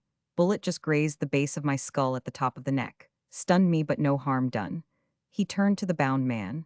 Get up, Jan. I'm going to lick you to a standstill, or you're going to apologize. The rest of you lads stand clear. I tank not, shust tie me loose and you see, replied Jan, the unrepentant, the devil within him still unconquered. Und after as I lick you, I take dare rest of dare noddleheads, von after dare otter altojder. Grit of women. A wolfish head, wistful-eyed and frost-rimed, thrust aside the tent flaps. Hi, chook, Siwash, chook, you limb of Satan? Chorused the protesting inmates. Bettles rapped the dog sharply with a tin plate and it withdrew hastily. Louis Savoy refastened the flaps, kicked a frying pan over against the bottom, and warmed his hands. It was very cold without. 48 hours gone, the spirit thermometer had burst at 68 below, and since that time it had grown steadily and bitterly colder. There was no telling when the snap would end. And it is poor policy, unless the gods will it, to venture far from a stove at such times, or to increase the quantity of cold atmosphere one must breathe. Men sometimes do it, and sometimes they chill their lungs. This leads up to a dry, hacking cough, noticeably irritable when bacon is being fried. After that, somewhere along in the spring or summer, a hole is burned in the frozen muck. Into this, a man's carcass is dumped, covered over with moss, and left with the assurance that it will rise on the crack of doom, wholly and frigidly intact. For those of little faith, skeptical of material integration on that fateful day, no fitter country than the Klondike can be recommended to die in. But it is not to be inferred from this that it is a fit country for living purposes. It was very cold without, but it was not overwarm within. The only article which might be designated furniture was the stove, and for this the men were frank in displaying their preference. Upon half of the floor pine boughs had been cast. Above this were spread the sleeping furs, beneath lay the winter's snowfall. The remainder of the floor was moccasin-packed snow, littered with pots and pans, and the general impedimenta of an Arctic camp. The stove was red and roaring hot, but only a bare 3 feet away lay a block of ice, as sharp-edged and dry as when first quarried from the creek bottom. The pressure of the outside cold forced the inner heat upward. Just above the stove, where the pipe penetrated the roof, was a tiny circle of dry canvas. Next, with the pipe always as center, a circle of steaming canvas. next a damp and moisture-exuding ring, and finally the rest of the tent, sidewalls and top, coated with a half-inch of dry, white, crystal-encrusted frost. Oh, oh, oh. A young fellow, lying asleep in the furs, bearded and wan and weary, raised a moan of pain, and without waking increased the pitch and intensity of his anguish. His body half lifted from the blankets and quivered and shrank spasmodically, as though drawing away from a bed of nettles. Roll him over, ordered Bettles, he's crampin'. And thereat, with pitiless good will, he was pitched upon and rolled and thumped and pounded by half a dozen willing comrades. Damn the trail, he muttered softly, as he threw off the robes and sat up. I've run across country, played quarter 3 seasons hand running, and hardened myself in all manner of ways. And then I pilgrim it into this god-forsaken land, and find myself an effeminate Athenian without the simplest rudiments of manhood. He hunched up to the fire and rolled a cigarette. Oh, I'm not whining. I can take my medicine all right, but I'm just decently ashamed of myself, that's all. Here I am, on top of a dirty 30 miles, as knocked up and stiff and sore as a pink-tea degenerate after a 5-mile walk on a country turnpike. Bah, it makes me sick. Got a match? Don't get the tantrums, youngster. Bettles passed over the required firestick and waxed patriarchal. Ye have got her, low-some for the breakin' in. Sufferin' cracky, don't I recollect the first time I hit the trail? Stiff. I've seen the time it'd take me 10 minutes to get my mouth from the waterhole and come to my feet, every jint crackin' and kickin', fit to kill. Cramp, in sech knots it'd take the camp half a day to untangle me. You're all right for a cub, any ye of the true spirit. Come this day year, you'll walk all us old bucks into the ground any time. And best in your favor, you hain't got that streak of fat in your makeup, which has sent many a husky man to the bosom of Abraham afore his right and proper time. A streak of fat. Yep, comes along of bulk. T ain't the big men as is the best when it comes to the trail. Never heard of it. Never heard of it, eh? Well, it's a dead straight, open and shut fact, and no gettin' round.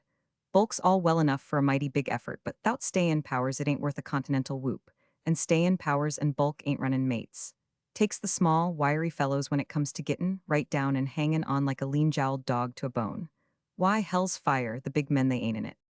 By gar, broken Louis Savoy, dat is no vat you call Josh. I know one man so ver big like Z buffalo. Wit him on Z Sulphur Creek stampede go one small man's Lon McFane.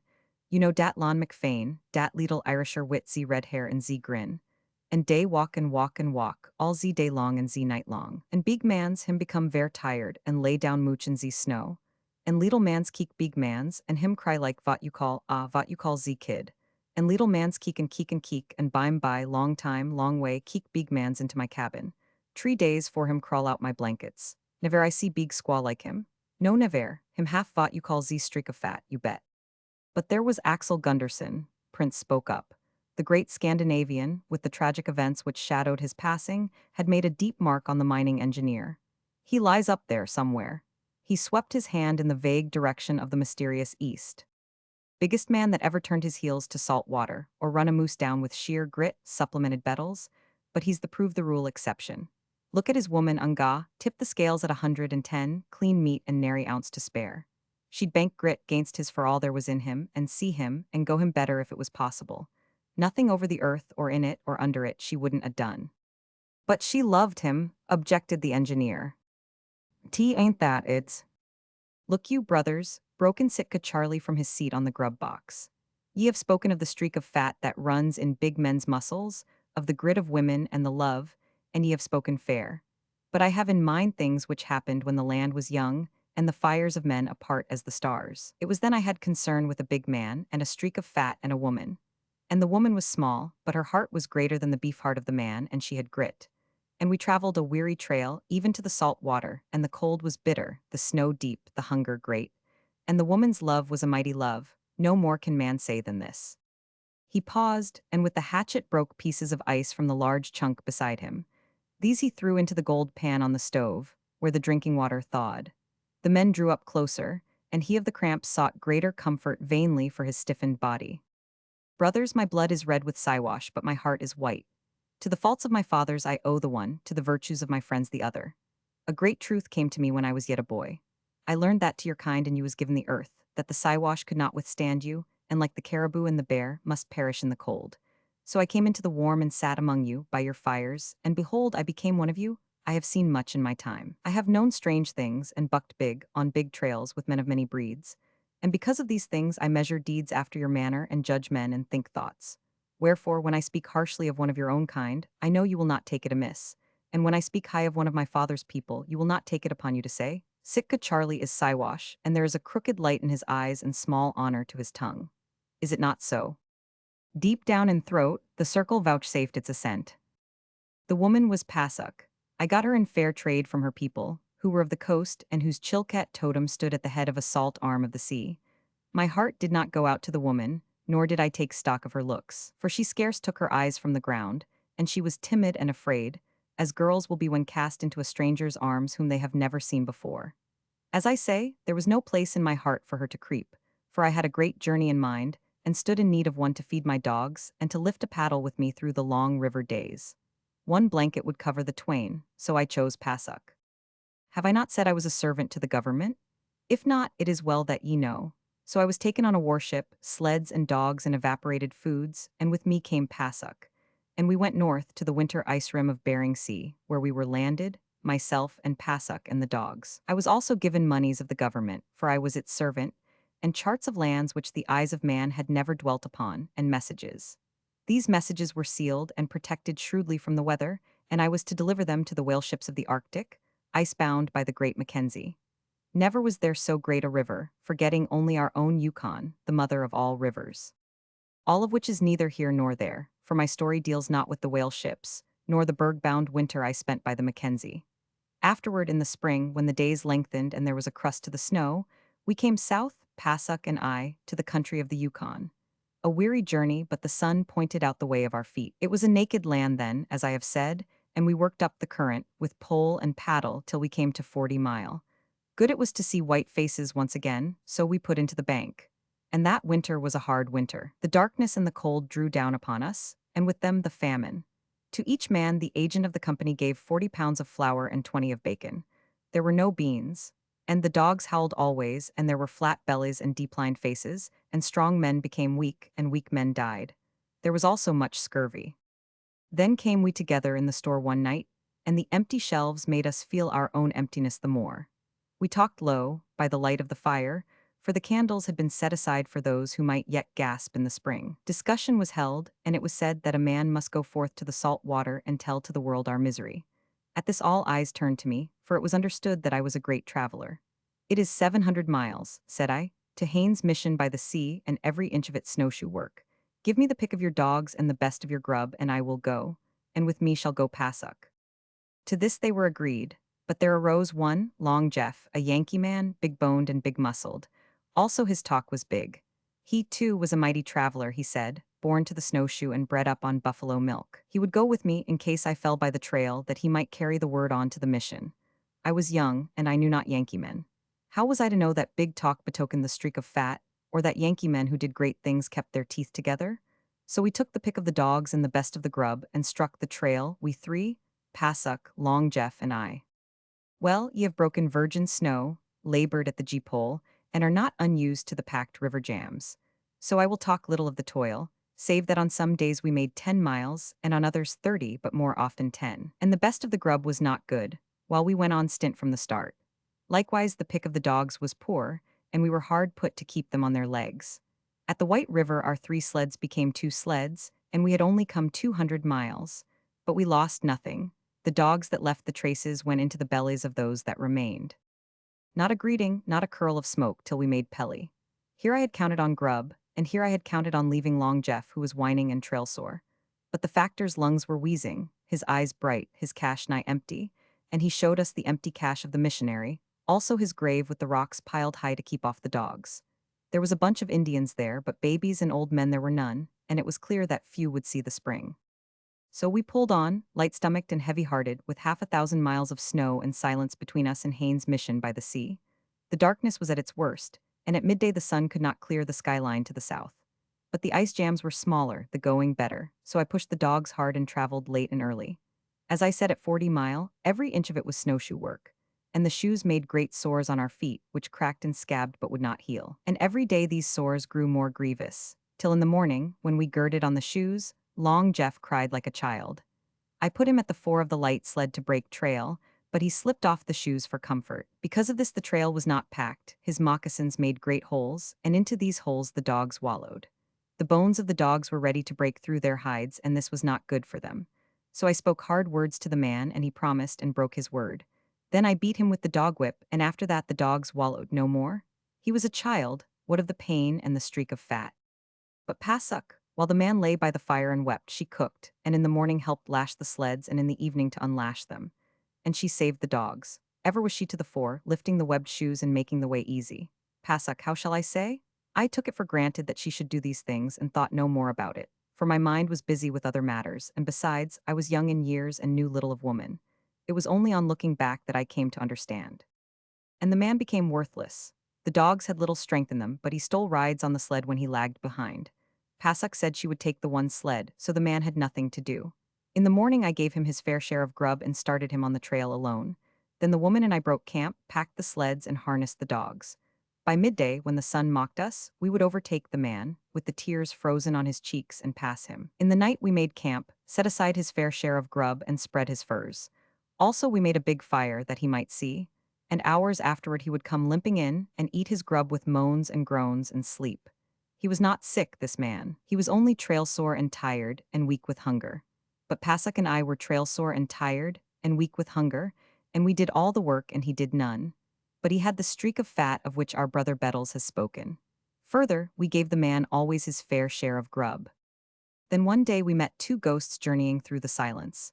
They were a man and a boy, and they were white. The ice had opened on Lake Labarge, and through it had gone their main outfit. One blanket each carried about his shoulders. At night they built a fire and crouched over it till morning. They had a little flour. This they stirred in warm water and drank. The man showed me 8 cups of flour, all they had, and Pelly, stricken with famine 200 miles away. They said also that there was an Indian behind, that they had whacked fair, but that he could not keep up. I did not believe they had whacked fair, else would the Indian have kept up. But I could give them no grub. They strove to steal a dog, the fattest, which was very thin, but I shoved my pistol in their faces and told them begone. And they went away, like drunken men, through the silence toward Pelly. I had 3 dogs now and 1 sled, and the dogs were only bones and hair. When there is little wood, the fire burns low and the cabin grows cold. So with us. With little grub the frost bites sharp, and our faces were black and frozen till our own mothers would not have known us. And our feet were very sore. In the morning, when I hit the trail, I sweated to keep down the cry when the pain of the snowshoes smote me. Pasuk never opened her lips but stepped to the fore to break the way. The man howled. The 30-mile was swift, and the current ate away the ice from beneath, and there were many air holes and cracks and much open water. One day we came upon the man, resting, for he had gone ahead, as was his wont in the morning. But between us was open water. This he had passed around by taking to the remise where it was too narrow for a sled, so we found an ice bridge. Pasuk weighed little and went first, with a long pole crosswise in her hands in chance she broke through. But she was light, and her shoes large, and she passed over. Then she called the dogs. But they had neither poles nor shoes, and they broke through and were swept under by the water. I held tight to the sled from behind, till the traces broke and the dogs went on down under the ice. There was little meat to them, but I had counted on them for a week's grub, and they were gone. The next morning I divided all the grub, which was little, into 3 portions. And I told Long Jeff that he could keep up with us, or not, as he saw fit, for we were going to travel light and fast. But he raised his voice and cried over his sore feet and his troubles, and said harsh things against comradeship. Pasuk's feet were sore, and my feet were sore, I sorer than his, for we had worked with the dogs. Also we looked to sea. Long Jeff swore he would die before he hit the trail again, so Pasuk took a fur robe and I a cooking pot and an axe, and we made ready to go. But she looked on the man's portion and said, "It is wrong to waste good food on a baby. He is better dead." I shook my head and said no, that a comrade once was a comrade always. Then she spoke of the men of 40 Mile, that they were many men and good, and that they looked to me for grub in the spring. But when I still said no, she snatched the pistol from my belt, quick, and as our brother Bettles has spoken, Long Jeff went to the bosom of Abraham before his time. I chided Pasuk for this, but she showed no sorrow, nor was she sorrowful, and in my heart I knew she was right.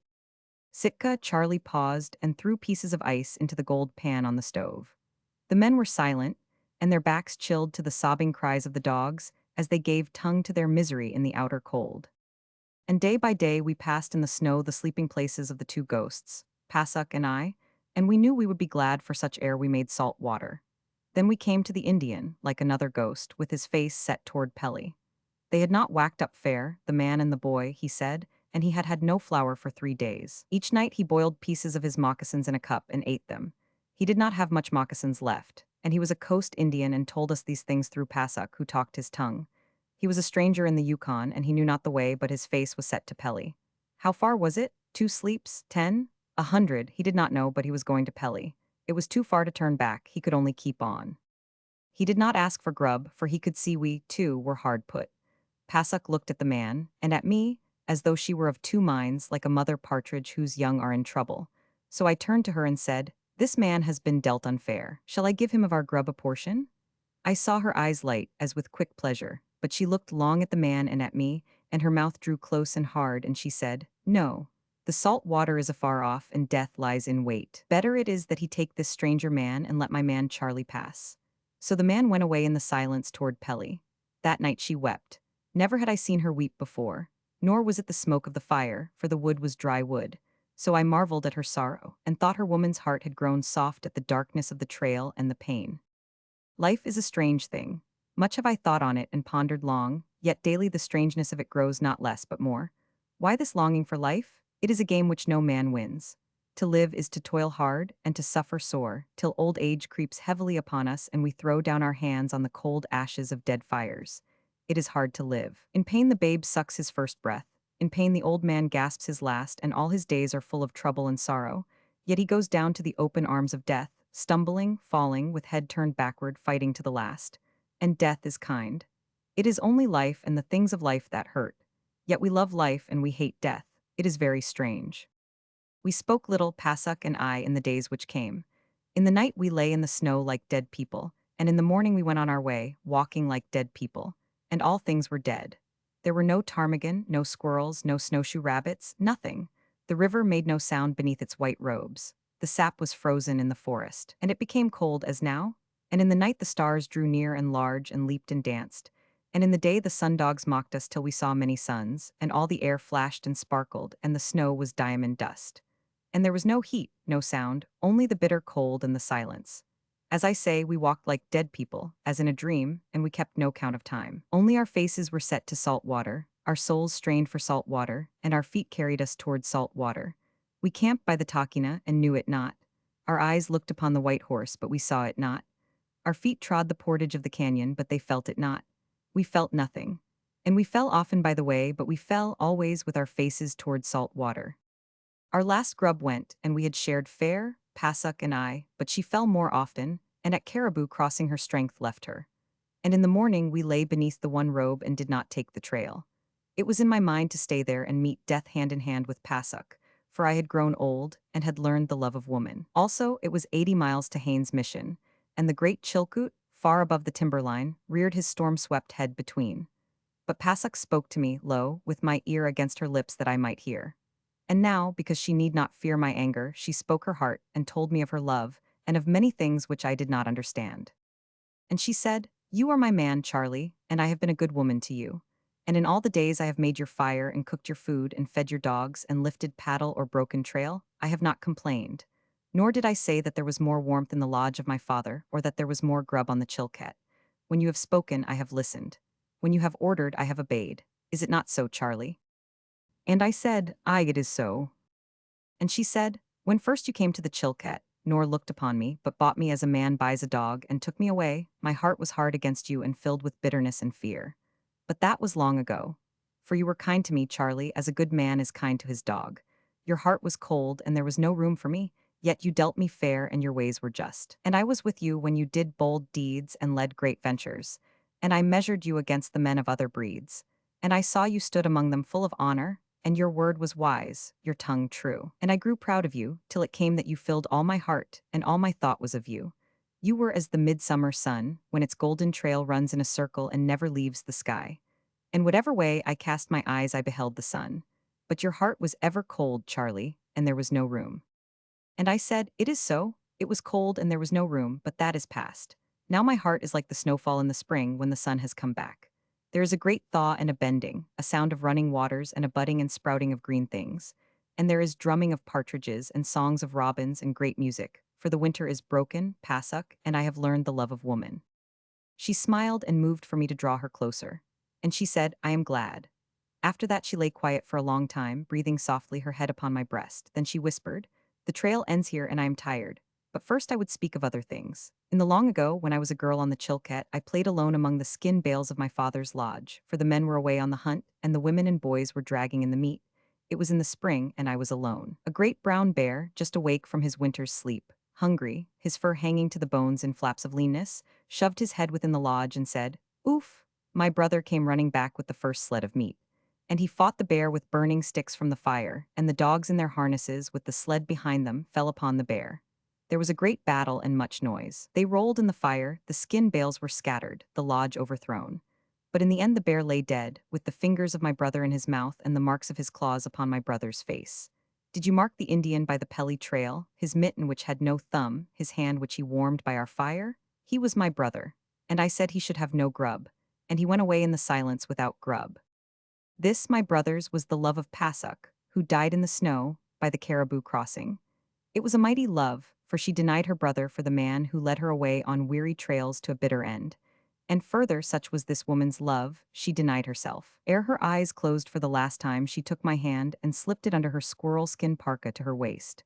I felt there a well-filled pouch, and learned the secret of her lost strength. Day by day we had shared fare, to the last least bit, and day by day but half her share had she eaten.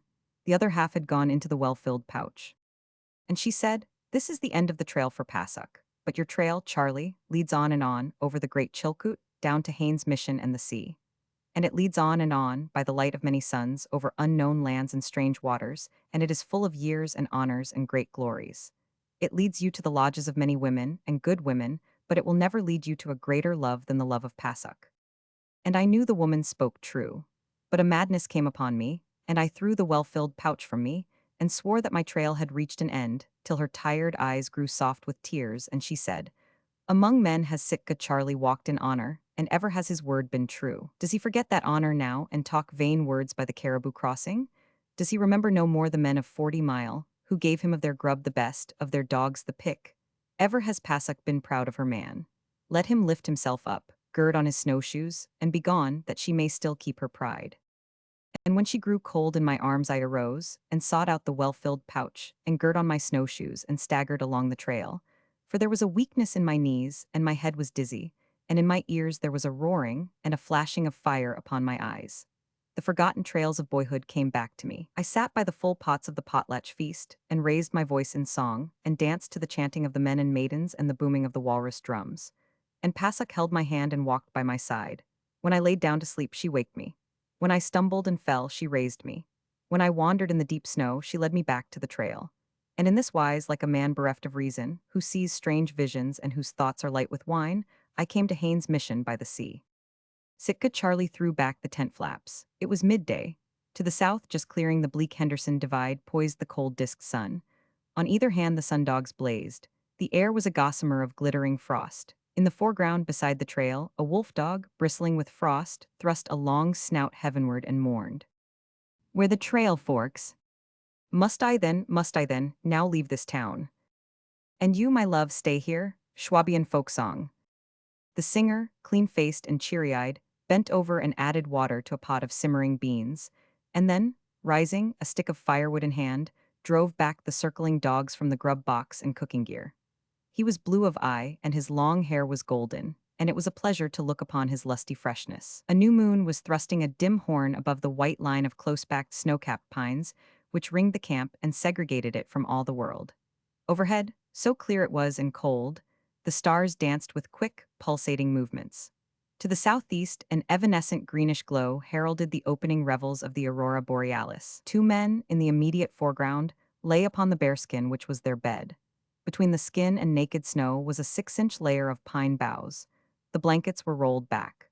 For shelter, there was a fly at their backs, a sheet of canvas stretched between two trees and angling at 45 degrees. This caught the radiating heat from the fire and flung it down upon the skin.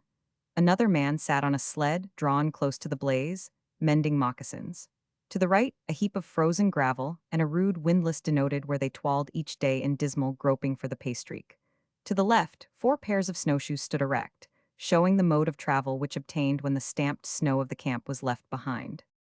That Schwabian folk song sounded strangely pathetic under the cold northern stars, and did not do the men good who lounged about the fire after the toil of the day. It put a dull ache into their hearts, and a yearning which was akin to belly hunger, and sent their souls questing southward across the divides to the sunlands. For the love of God, Sigmund, shut up, expostulated one of the men. His hands were clenched painfully, but he hid them from sight in the folds of the bearskin upon which he lay. And what for, Dave Wirtz? Sigmund demanded. Why shall I not sing when the heart is glad? Because you've got no call to, that's why. Look about you, man, and think of the grub we've been defiling our bodies with for the last 12 months, and the way we've lived and worked like beasts. Thus abjured Sigmund, the golden-haired, surveyed it all and the frost-rimmed wolf dogs and the vapor breaths of the men.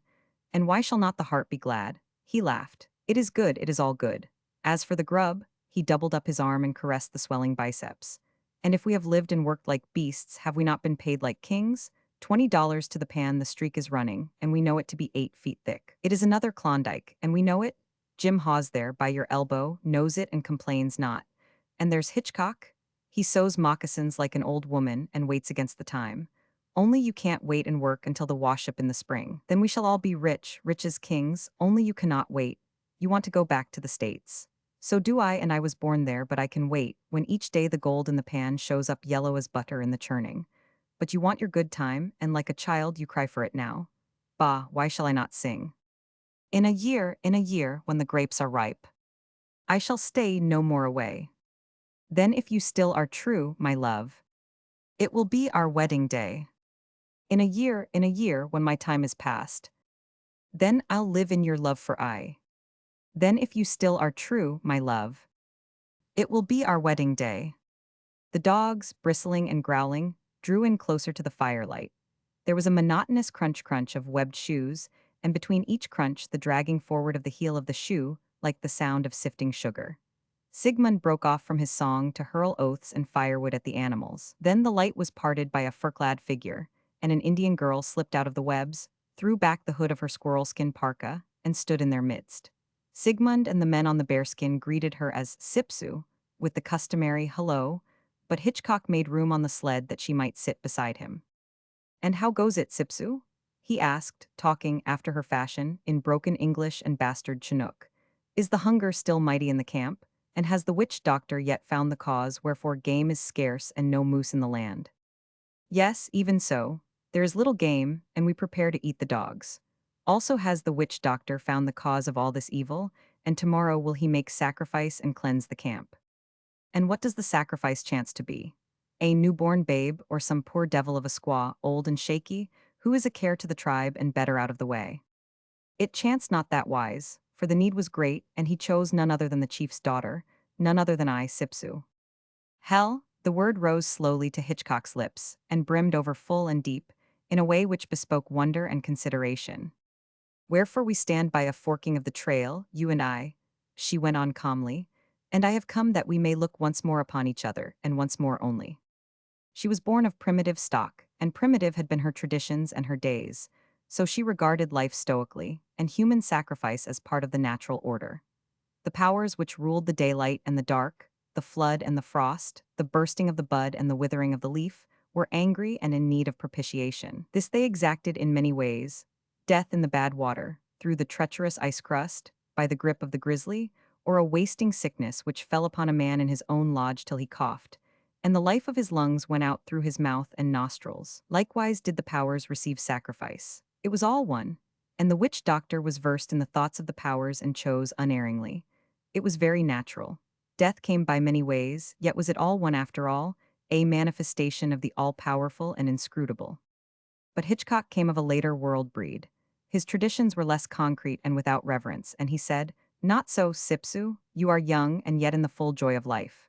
The witch doctor is a fool and his choice is evil. This thing shall not be." She smiled and answered, "Life is not kind, and for many reasons. First, it made of us twain the one white and the other red, which is bad. Then it crossed our trails, and now it parts them again, and we can do nothing. Once before, when the gods were angry, did your brothers come to the camp? They were 3 big men in white, and they said the thing shall not be, but they died quickly, and the thing was." Hitchcock nodded that he heard, half-turned, and lifted his voice. Look here, you fellows. There's a lot of foolery going on over to the camp, and they're getting ready to murder Sipsu. What do you say? Wirtz looked at Hawes, and Hawes looked back, but neither spoke. Sigmund dropped his head and petted the shepherd dog between his knees.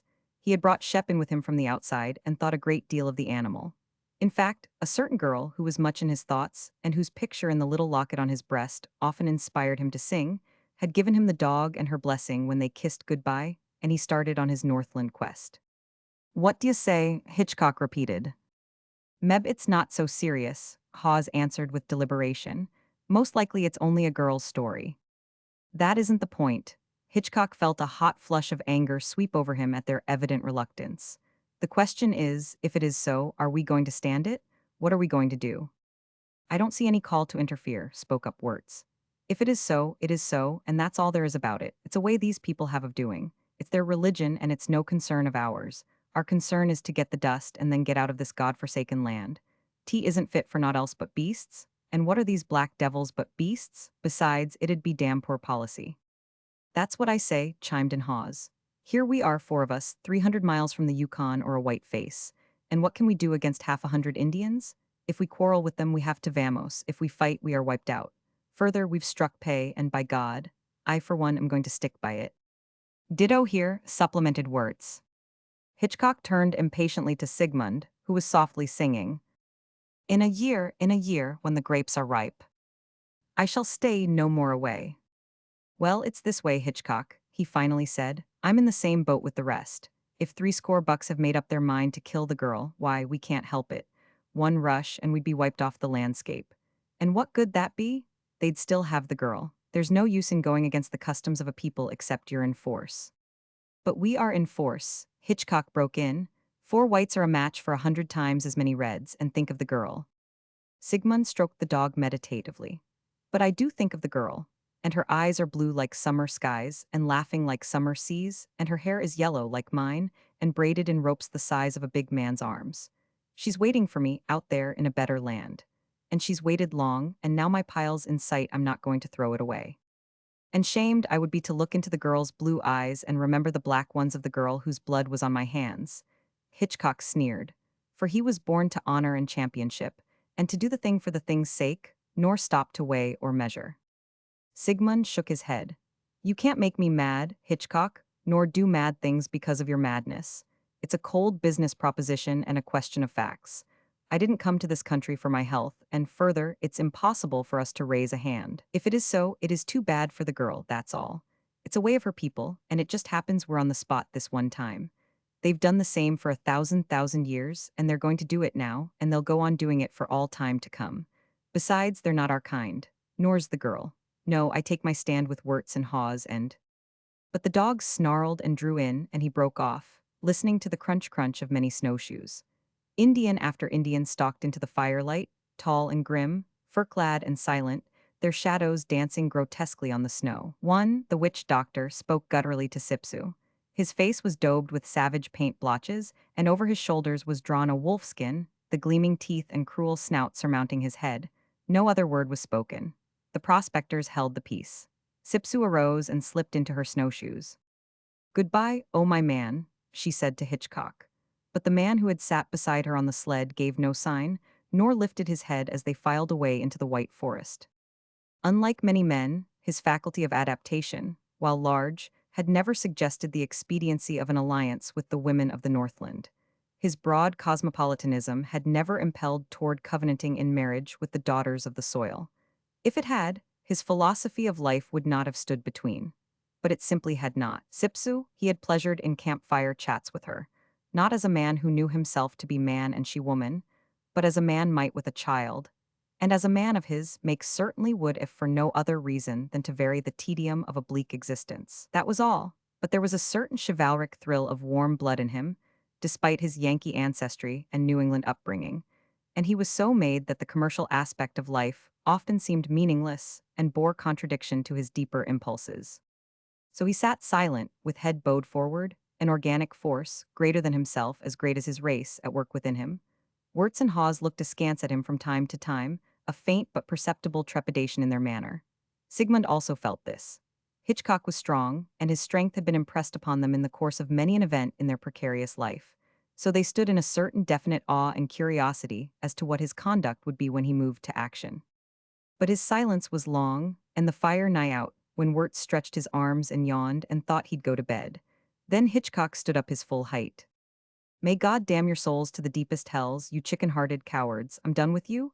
He said it calmly enough, but his strength spoke in every syllable, and every intonation was advertisement of intention. "Come on," he continued, "whack up, and in whatever way suits you best. I own a quarter interest in the claims, our contracts show that. There are 25 or 30 ounces in the sack from the test pans. Fetch out the scales. We'll divide that now. And you, Sigmund, measure me my quarter share of the grub and set it apart. 4 of the dogs are mine, and I want 4 more. I'll trade you my share in the camp outfit and mining gear for the dogs, and I'll throw in my 6 or 7 ounces and the spare 45.90 with the ammunition. What do you say?" The three men drew apart and conferred. When they returned, Sigmund acted as spokesman. "We'll whack up fair with you, Hitchcock. In everything you'll get your quarter share, neither more nor less, and you can take it or leave it. But we want the dogs as bad as you do, so you get 4, and that's all. If you don't want to take your share of the outfit and gear, why, that's your lookout. If you want it, you can have it. If you don't, leave it." "The letter of the law," Hitchcock sneered. "But go ahead, I'm willing, and hurry up. I can't get out of this camp and away from its vermin any too quick." The division was effected without further comment.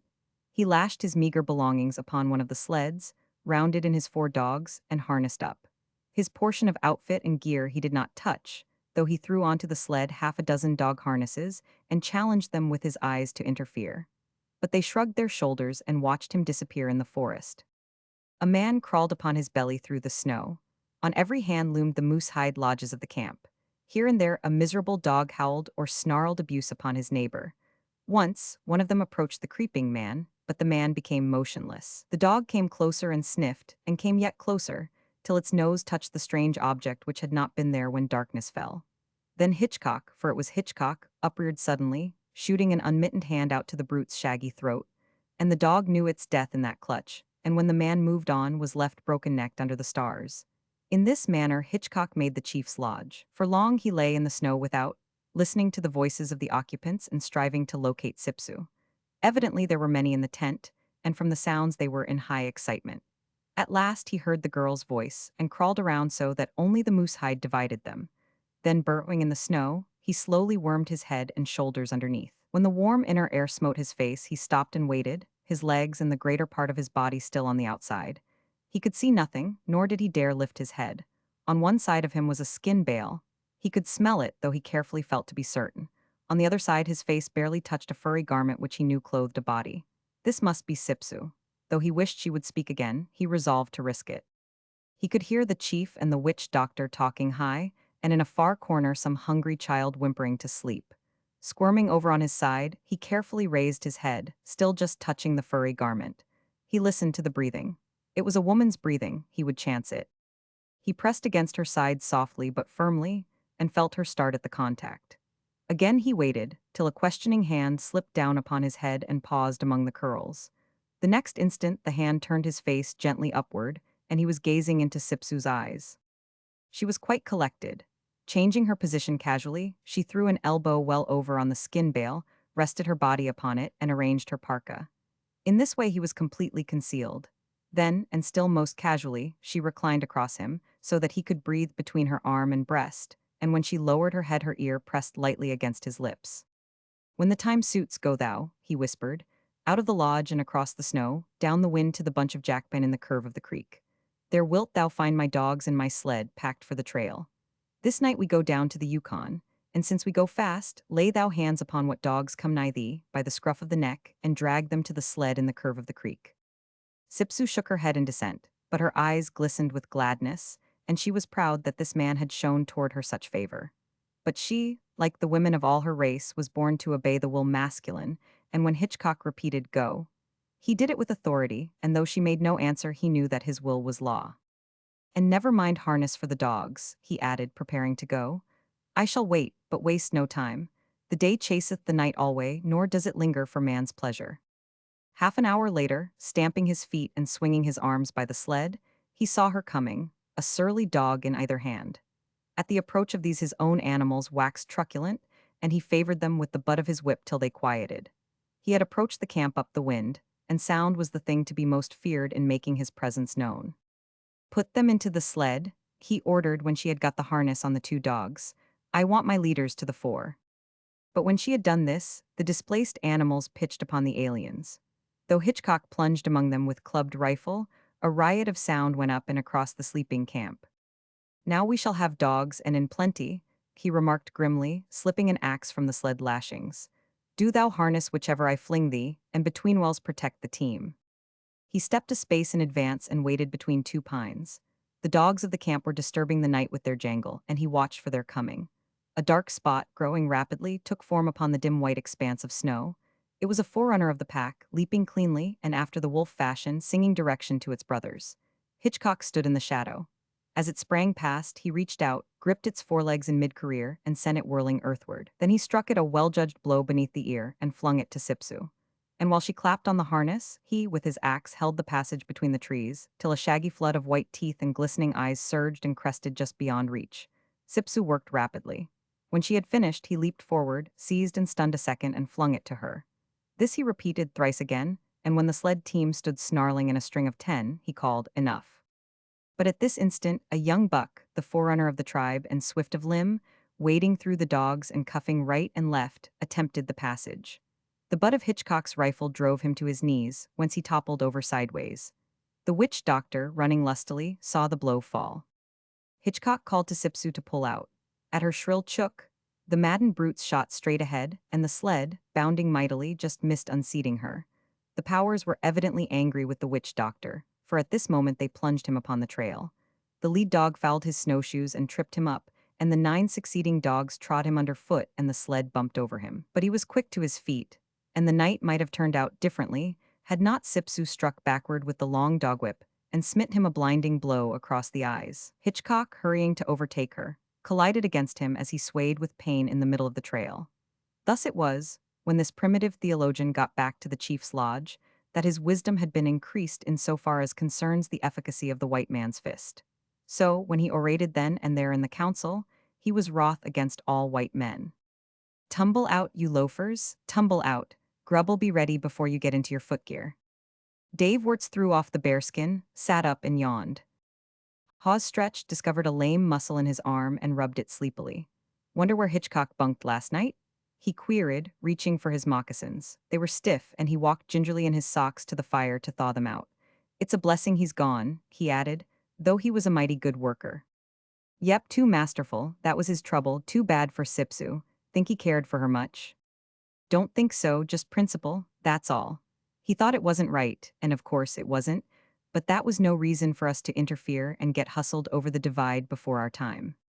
Principle is principle, and it's good in its place, but it's best left to home when you go to Alaska."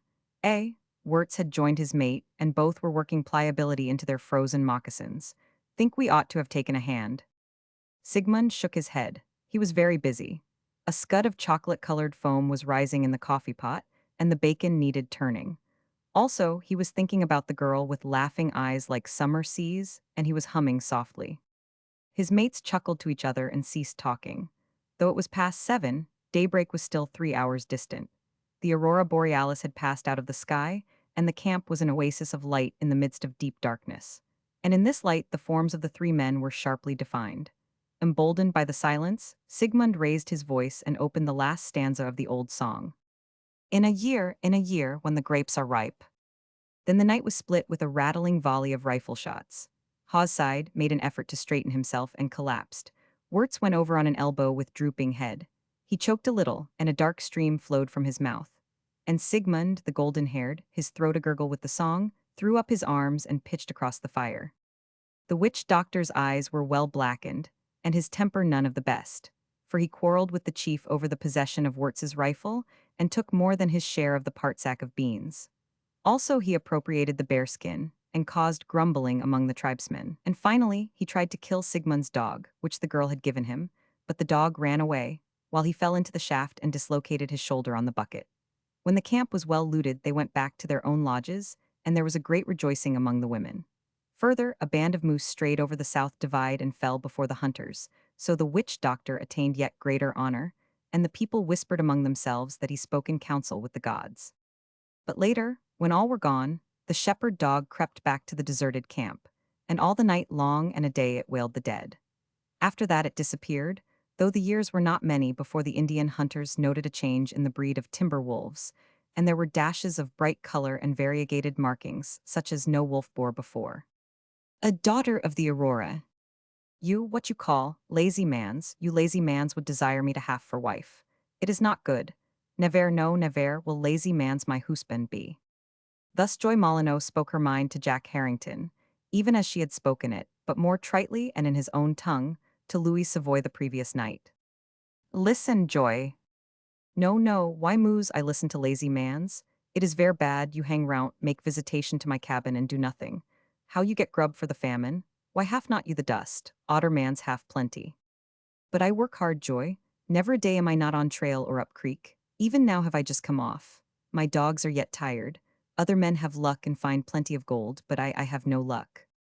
Ah, but when this man's with the wife which is Indian, this man's McCormack, when him discover the Klondyke you go not. Otter mans go, otter mans now rich. You know I was prospecting over on the head reaches of the Tanana, Harrington protested, and knew nothing of the El Dorado or Bonanza until it was too late. That is different, only you are, what you call way off. What? Way off? In the yes, in the dark. It is never too late. One ver rich mine is there on the creek which is El Dorado. The mans drive the stake and him go way. No otter mans know what of him become. The mans him which drive the stake is never no more. 60 days no mans on that claim file the papier. Then otter mans, plenty otter mans, what you call, jump that claim. Then they race oh so queek like the wind to file the papier. Him be ver rich, him get grub for famine. Harrington hid the major portion of his interest. When's the time up? He asked. What claim is it? So I speak Louis Savoy last night, she continued, ignoring him. Him I think the winner. Hang Louis Savoy. So Louis Savoy speak in my cabin last night. Him say, Joy I am strong mans, I have good dogs, I have long wind, I will be winner. Then you will have me for husband? And I say to him, I say. What do you say? I say, if Louis Savoy is winner, then will he have me for wife. And if he don't win, then Louis Savoy him will not be, what you call, the father of my children.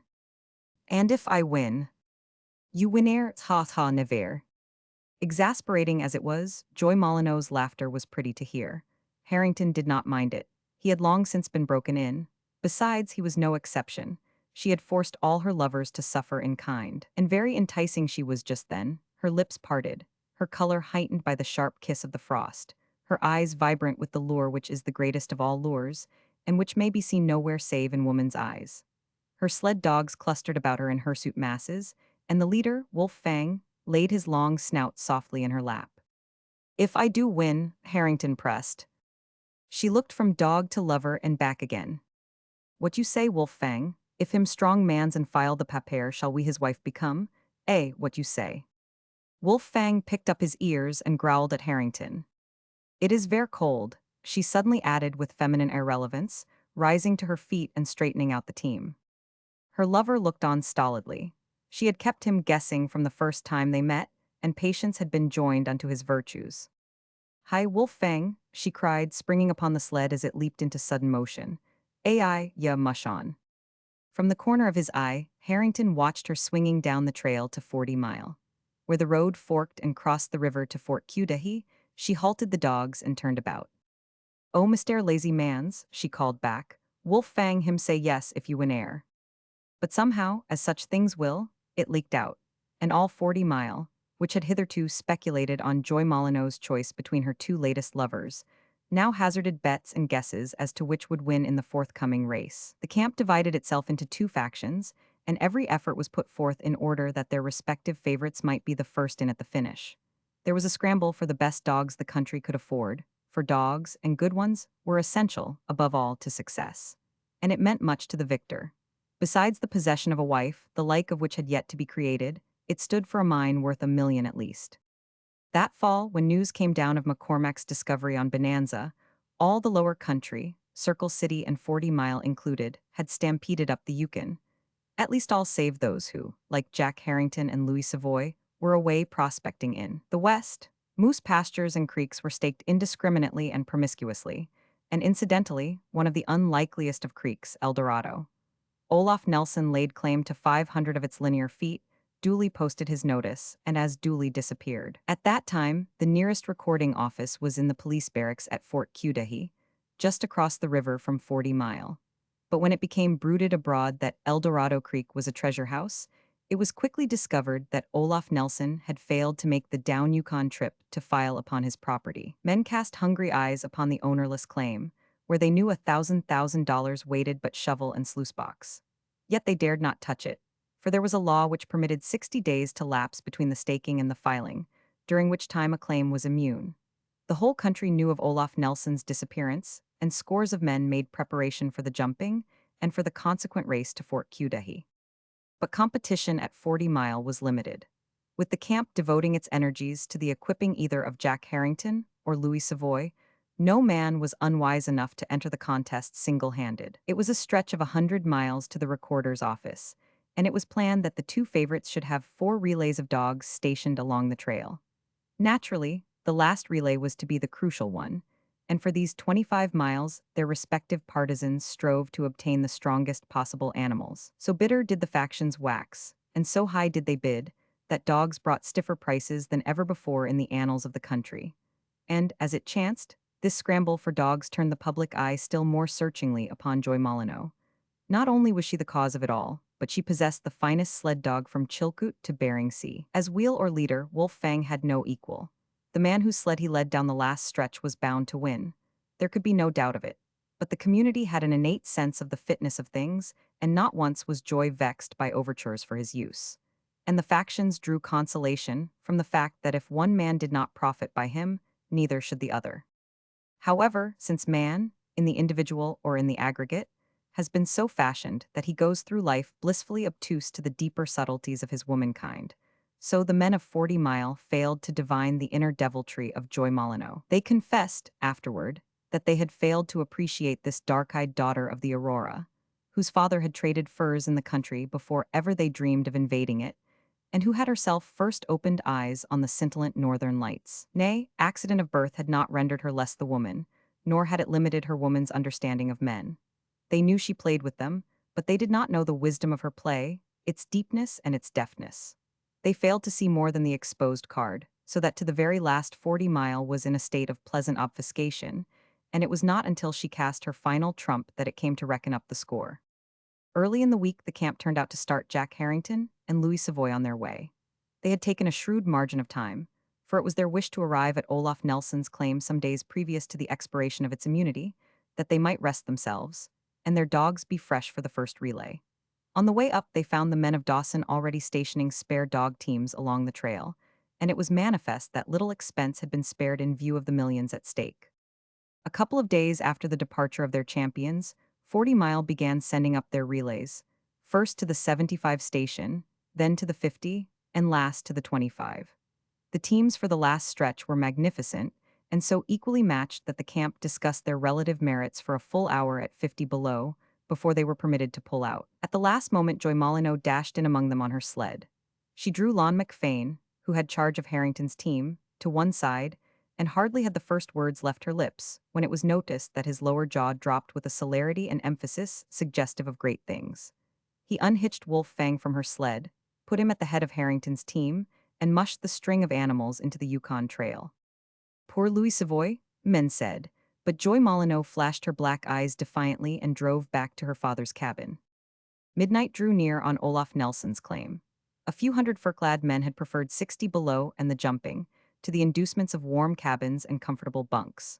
Several score of them had their notices prepared for posting and their dogs at hand.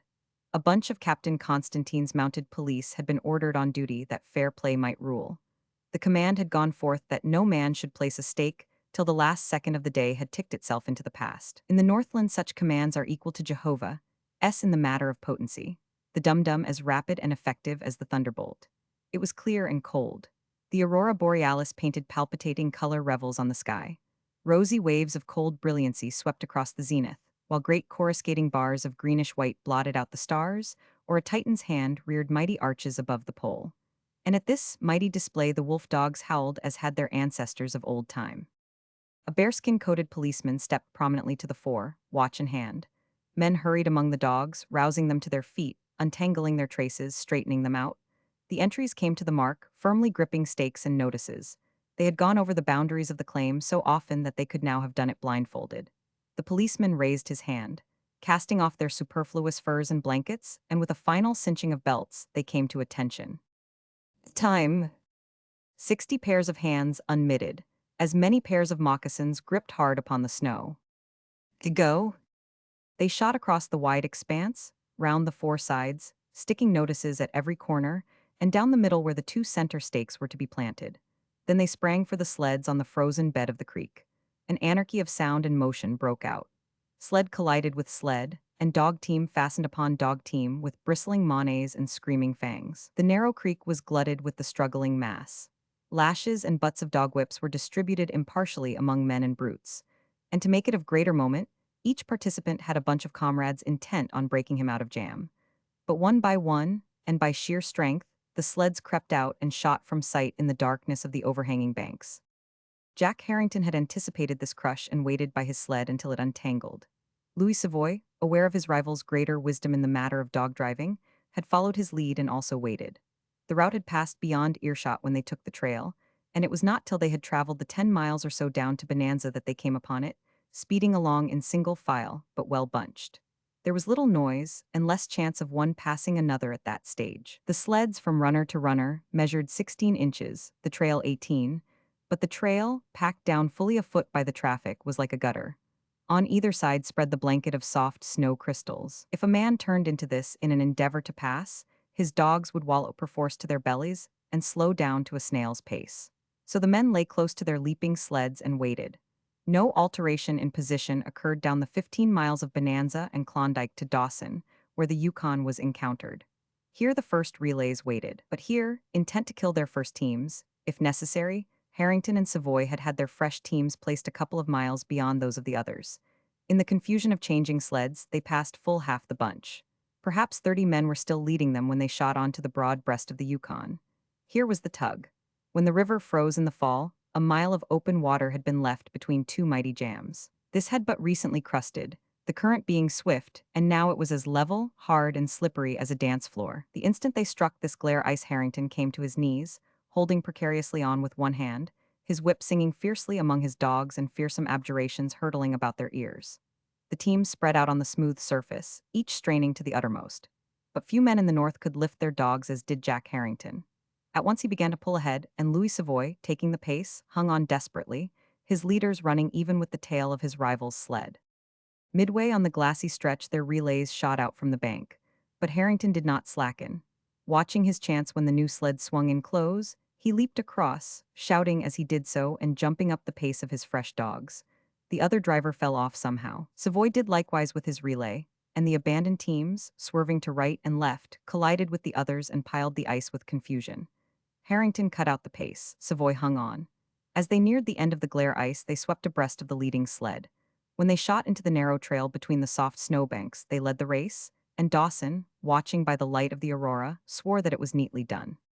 When the frost grows lusty at 60 below, men cannot long remain without fire or excessive exercise, and live. So Harrington and Savoy now fell to the ancient custom of ride and run. Leaping from their sleds, tow thongs in hand, they ran behind till the blood resumed its wonted channels and expelled the frost, then back to the sleds till the heat again ebbed away. Thus, riding and running, they covered the second and third relays. Several times on smooth ice, Savoy spurted his dogs, and as often failed to gain past. Strung along for 5 miles in the rear, the remainder of the race strove to overtake them, but vainly, for to Louis Savoy alone was the glory given of keeping Jack Harrington's killing pace. As they swung into the 75-mile station, Lon McFain dashed alongside. Wolf Fang in the lead caught Harrington's eye, and he knew that the race was his. No team in the north could pass him on those last 25 miles, and when Savoy saw Wolf Fang heading his rival's team, he knew that he was out of the running, and he cursed softly to himself, in the way woman is most frequently cursed. But he still clung to the other's smoking trail, gambling on chance to the last. And as they churned along, the day breaking in the southeast, they marveled in joy and sorrow at that which Joy Molyneux had done. 40 Mile had early crawled out of its sleeping furs and congregated near the edge of the trail.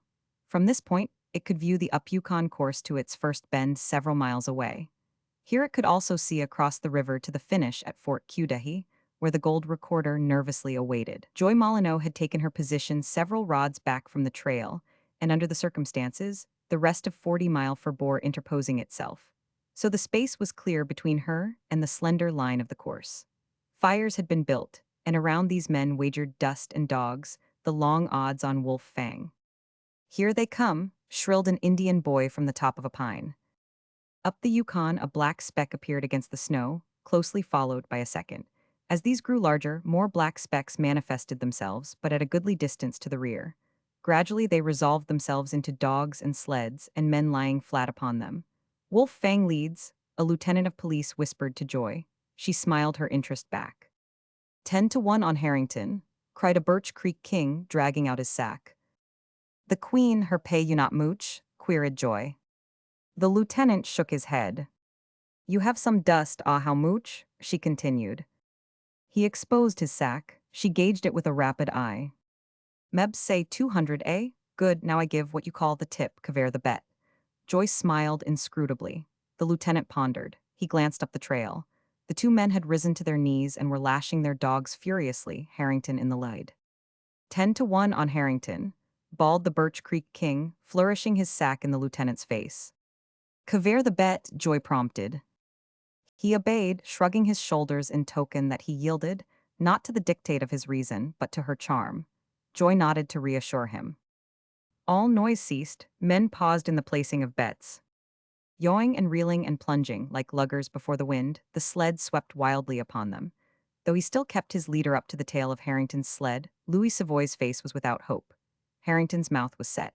He looked neither to the right nor to the left. His dogs were leaping in perfect rhythm, firm-footed, close to the trail, and Wolf Fang, head low and unseeing, whining softly, was leading his comrades magnificently. 40 Mile stood breathless. Not a sound, save the roar of the runners and the voice of the whips. Then the clear voice of Joy Molyneux rose on the air. "Ai, yeah, Wolf Fang, Wolf Fang." Wolf Fang heard. He left the trail sharply, heading directly for his mistress. The team dashed after him, and the sled poised an instant on a single runner, then shot Harrington into the snow. Savoy was by like a flash. Harrington pulled to his feet and watched him skimming across the river to the gold recorder. He could not help hearing what was said. "Ah, him do ver well," Joy Molyneux was explaining to the lieutenant. "Him, what you call set the pace. Yes, him set the pace ver well. At the rainbow's end." And it was for two reasons that Montana Kid discarded his chaps and Mexican spurs and shook the dust of the Idaho ranges from his feet. In the first place, the encroachments of a steady, sober, and sternly moral civilization had destroyed the primeval status of the western cattle ranges, and refined society turned the cold eye of disfavor upon him and his ilk. In the second place, in one of its cyclopean moments, the race had arisen and shoved back its frontier several thousand miles. Thus, with unconscious foresight, did mature society make room for its adolescent members. True, the new territory was mostly barren, but its several 100,000 square miles of frigidity at least gave breathing space to those who else would have suffocated at home. Montana Kid was such a one.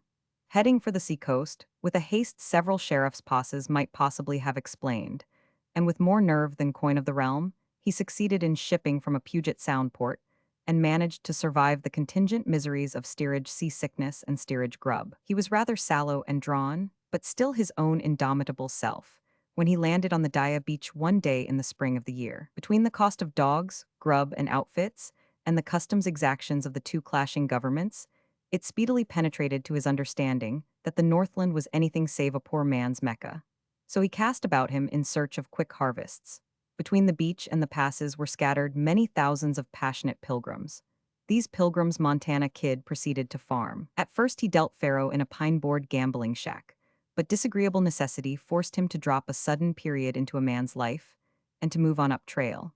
Then he effected a corner in horseshoe nails, and they circulated at par with legal tender, 4 to the dollar, till an unexpected consignment of 100 barrels or so broke the market and forced him to disgorge his stock at a loss. After that he located at Sheep Camp, organized the professional packers, and jumped the freight 10 cents a pound in a single day.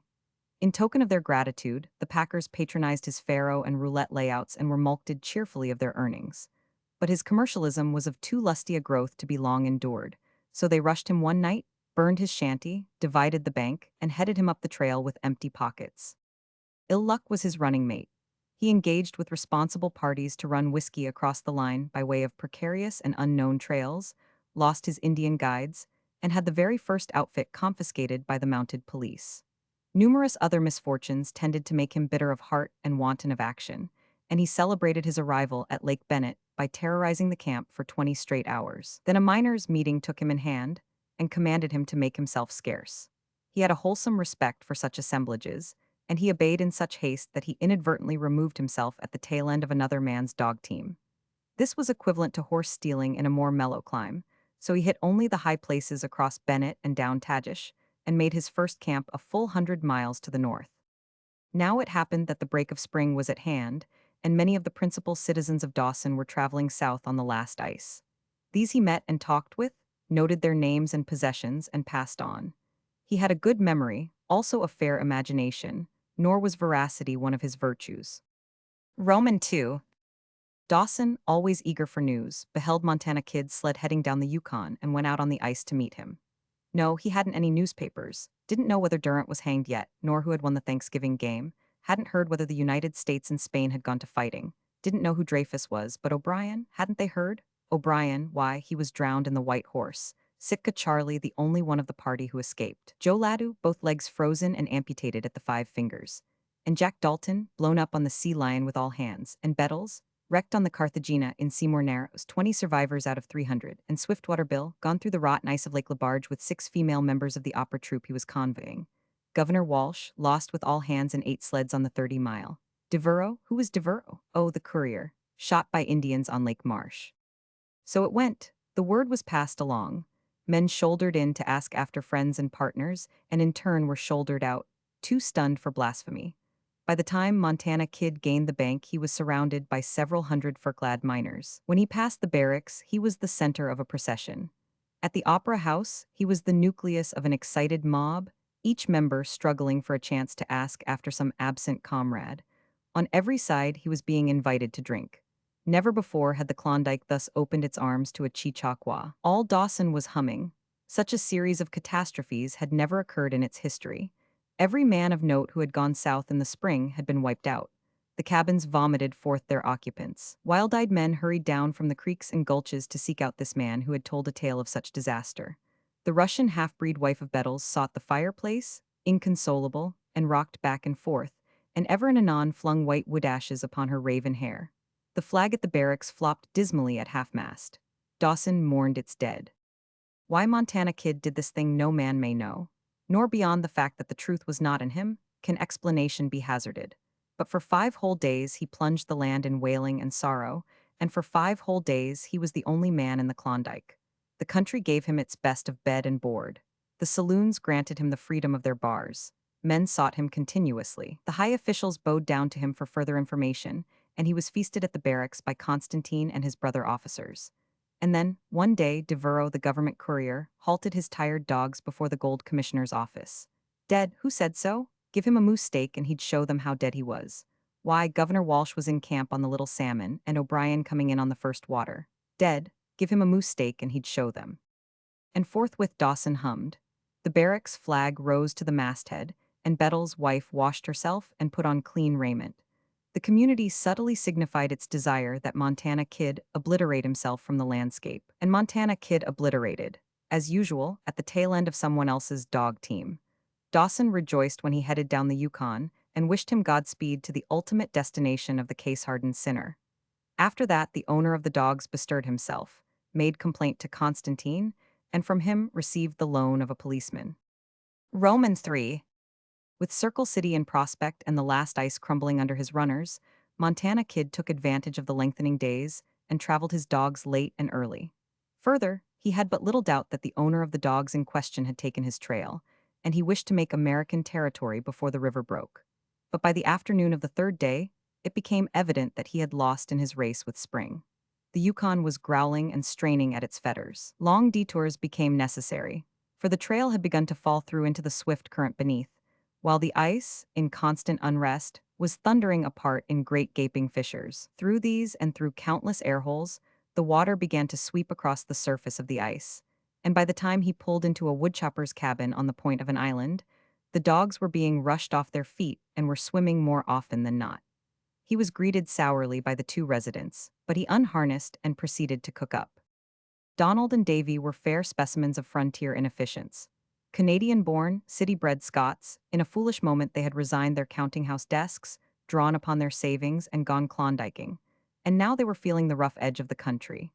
Grubless, spiritless, with a lust for home in their hearts, they had been staked by the PC, company to cut wood for its steamers, with the promise at the end of a passage home. Disregarding the possibilities of the ice run, they had fittingly demonstrated their inefficiency by their choice of the island on which they located. Montana Kid, though possessing little knowledge of the breakup of a great river, looked about him dubiously, and cast yearning glances at the distant bank where the towering bluffs promised immunity from all the ice of the Northland. After feeding himself and dogs, he lighted his pipe and strolled out to get a better idea of the situation. The island, like all its river brethren, stood higher at the upper end, and it was here that Donald and Davy had built their cabin and piled many cords of wood. The far shore was a full mile away, while between the island and the near shore lay a back channel perhaps 100 yards across. At first sight of this, Montana Kid was tempted to take his dogs and escape to the mainland, but on closer inspection he discovered a rapid current flooding on top. Below, the river twisted sharply to the west, and in this turn its breast was studded by a maze of tiny islands. "That's where she'll jam," he remarked to himself. Half a dozen sleds, evidently bound upstream to Dawson, were splashing through the chill water to the tail of the island. Travel on the river was passing from the precarious to the impossible, and it was nip and tuck with them till they gained the island and came up the path of the woodchoppers toward the cabin. One of them, snowblind, towed helplessly at the rear of a sled. Husky young fellows they were, rough-garmented and trail-worn, yet Montana Kid had met the breed before and knew at once that it was not his kind. "Hello, how's things up Dawson way?" queried the foremost, passing his eye over Donald and Davy and settling it upon the kid. A first meeting in the wilderness is not characterized by formality. The talk quickly became general, and the news of the upper and lower countries was swapped equitably back and forth. But the little the newcomers had was soon over with, for they had wintered at Minnook, 1,000 miles below, where nothing was doing. Montana Kid, however, was fresh from salt water, and they annexed him while they pitched camp, swamping him with questions concerning the outside, from which they had been cut off for a 12-month. A shrieking split, suddenly lifting itself above the general uproar on the river, drew everybody to the bank. The surface water had increased in depth, and the ice, assailed from above and below, was struggling to tear itself from the grip of the shores. Fissures reverberated into life before their eyes, and the air was filled with multitudinous crackling, crisp and sharp, like the sound that goes up on a clear day from the firing line. From up the river, two men were racing a dog team toward them on an uncovered stretch of ice. But even as they looked, the pair struck the water and began to flounder through. Behind, where their feet had sped the moment before, the ice broke up and turned turtle. Through this opening, the river rushed out upon them to their waists, burying the sled and swinging the dogs off at right angles in a drowning tangle. But the men stopped their flight to give the animals a fighting chance, and they groped hurriedly in the cold confusion, slashing at the detaining traces with their sheath knives. Then they fought their way to the bank through swirling water and grinding ice, where, foremost in leaping to the rescue among the jarring fragments, was the kid. "Why, blime me, if it ain't Montana Kid!" exclaimed one of the men whom the kid was just placing upon his feet at the top of the bank. He wore the scarlet tunic of the mounted police and jocularly raised his right hand in salute.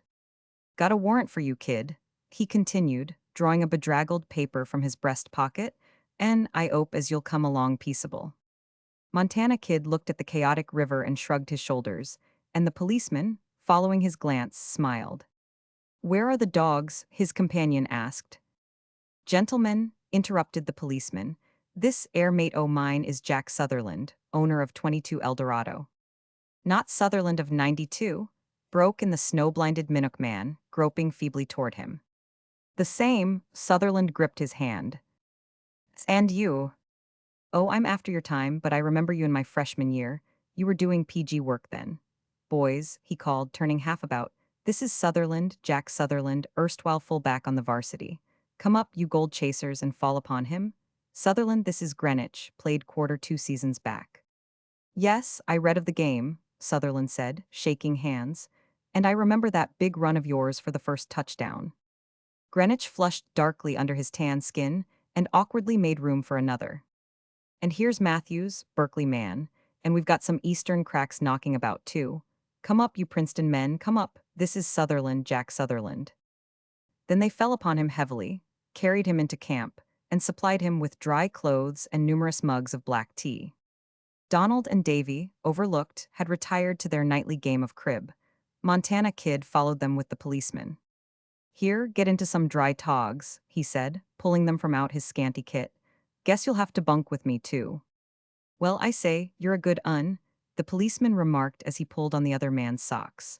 Sorry I've got to take you back to Dawson, but I only hope they won't be hard on you. Not so fast, the kid smiled curiously.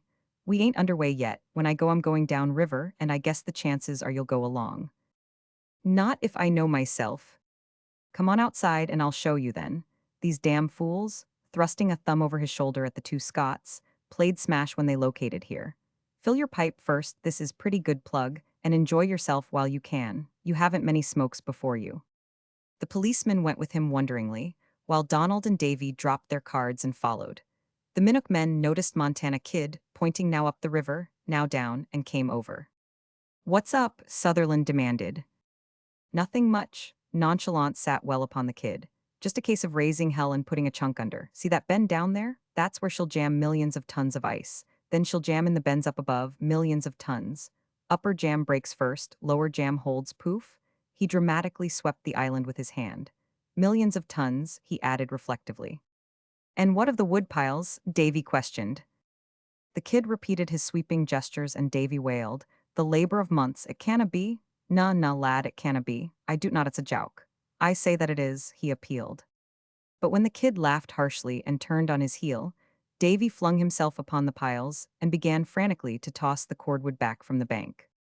Lend a hand, Donald, he cried. Can you lend a hand? Tea is the labor of months and the passage home. Donald caught him by the arm and shook him, but he tore free. Did you hear, man? Millions of tons, and the island shall be sweep it clean. Straighten yourself up, man, said Donald. It's a bit fast ye are. But Davy fell upon the cordwood. Donald stalked back to the cabin, buckled on his money belt, and and went out to the point of the island where the ground was highest and where a huge pine towered above its fellows. The men before the cabin heard the ringing of his axe and smiled. Greenwich returned from across the island with the word that they were penned in. It was impossible to cross the back channel. The blind Minnook man began to sing, and the rest joined in with, Wonder if it's true. Does it seem so to you? Seems to me he's lying. Oh, I wonder if it's true. It's I Sinfu, Davy moaned, lifting his head and watching them dance in the slanting rays of the sun. And my gooid woulda going to waste. Oh, I wonder if it's true. Was flaunted back.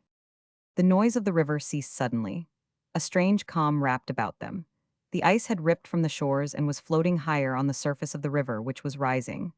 Up it came, swift and silent, for 20 feet, till the huge cakes rubbed softly against the crest of the bank. The tail of the island, being lower, was overrun. Then, without effort, the white flood started downstream.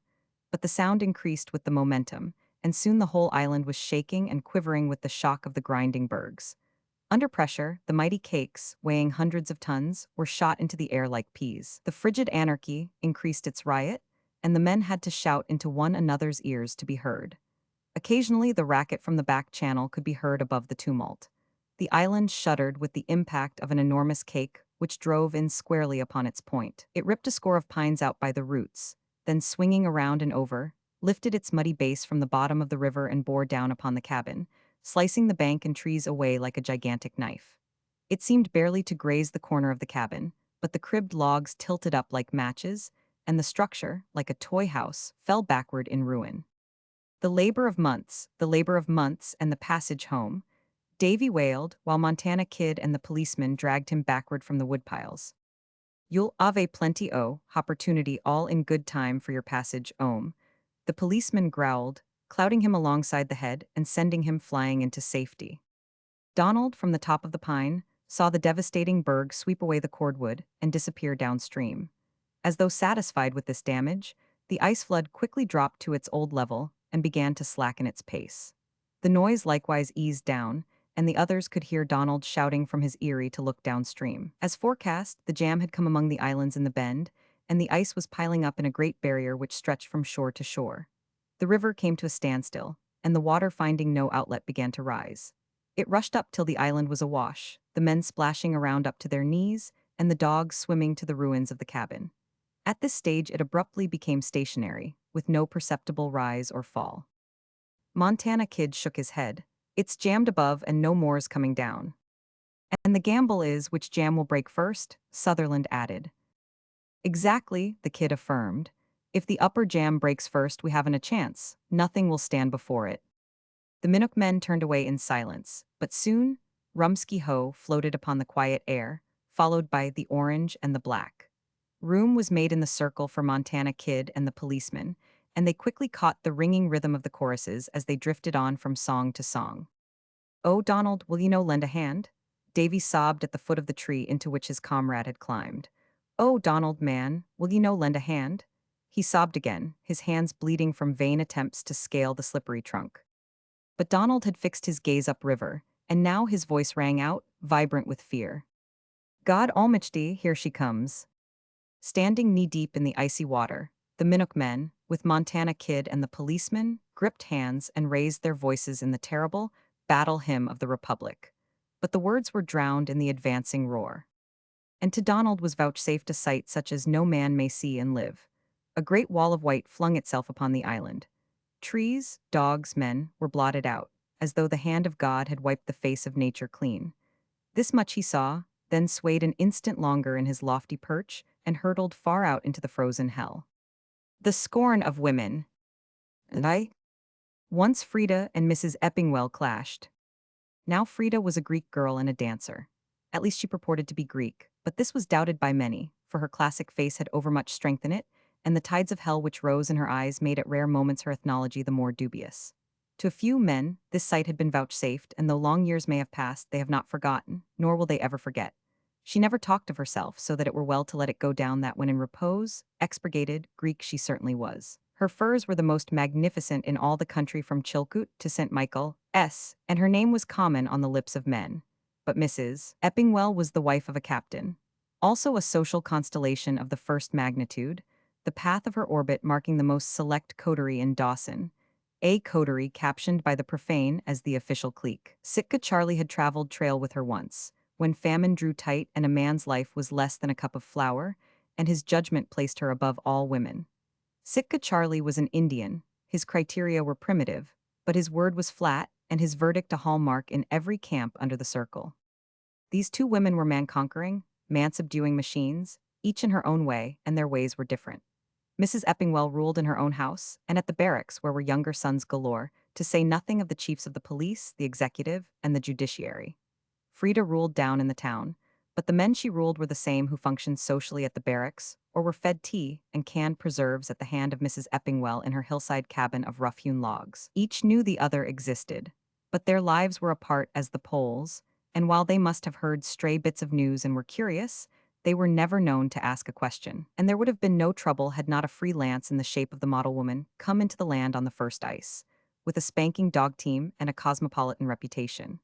Lorraine Lisney, alliterative, dramatic, and Hungarian, precipitated the strife, and because of her Mrs. Eppingwell left her hillside and invaded Frida's domain, and Frida likewise went up from the town to spread confusion and embarrassment at the governor's ball.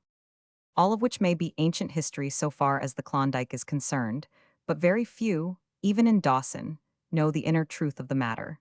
Nor beyond those few are there any fit to measure the wife of the captain or the Greek dancer. And that all are now permitted to understand, let honor be accorded Sitka Charlie. From his lips fell the main facts in the screed herewith presented. It ill befits that Frida herself should have waxed confidential to a mere scribbler of words, or that Mrs. Eppingwell made mention of the things which happened. They may have spoken, but it is unlikely. Roman 2. Floyd Vanderlip was a strong man, apparently. Hard work and hard grub had no terrors for him, as his early history in the country attested. In danger he was a lion, and when he held in check 1,000 starving men, as he once did, it was remarked that no cooler eye ever took the glint of sunshine on a rifle sight. He had but one weakness, and even that, rising from out his strength, was of a negative sort.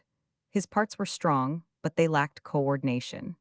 Now it happened that while his center of amativeness was pronounced, it had lain mute and passive during the years he lived on moose and salmon and chased glowing Eldorados over chill divides. But when he finally blazed the corner post and center stakes on one of the richest Klondike claims, it began to quicken. And when he took his place in society, a full-fledged bonanza king, it awoke and took charge of him. He suddenly recollected a girl in the States, and it came to him quite forcibly, not only that she might be waiting for him, but that a wife was a very pleasant acquisition for a man who lived some several degrees north of 53. So he wrote an appropriate note, enclosed a letter of credit generous enough to cover all expenses, including trousseau and chaperone, and addressed it to one Flossie. Flossie, one could imagine the rest. However, after that he built a comfortable cabin on his claim, bought another in Dawson, and broke the news to his friends. And just here is where the lack of coordination came into play. The waiting was tedious, and having been long denied, the amative element could not brook further delay. Flossie was coming, but Lauren Listeney was here.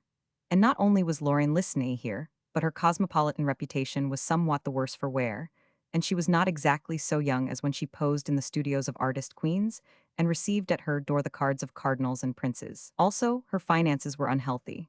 Having run the gamut in her time, she was now not averse to trying conclusions with a bonanza king whose wealth was such that he could not guess it within 6 figures.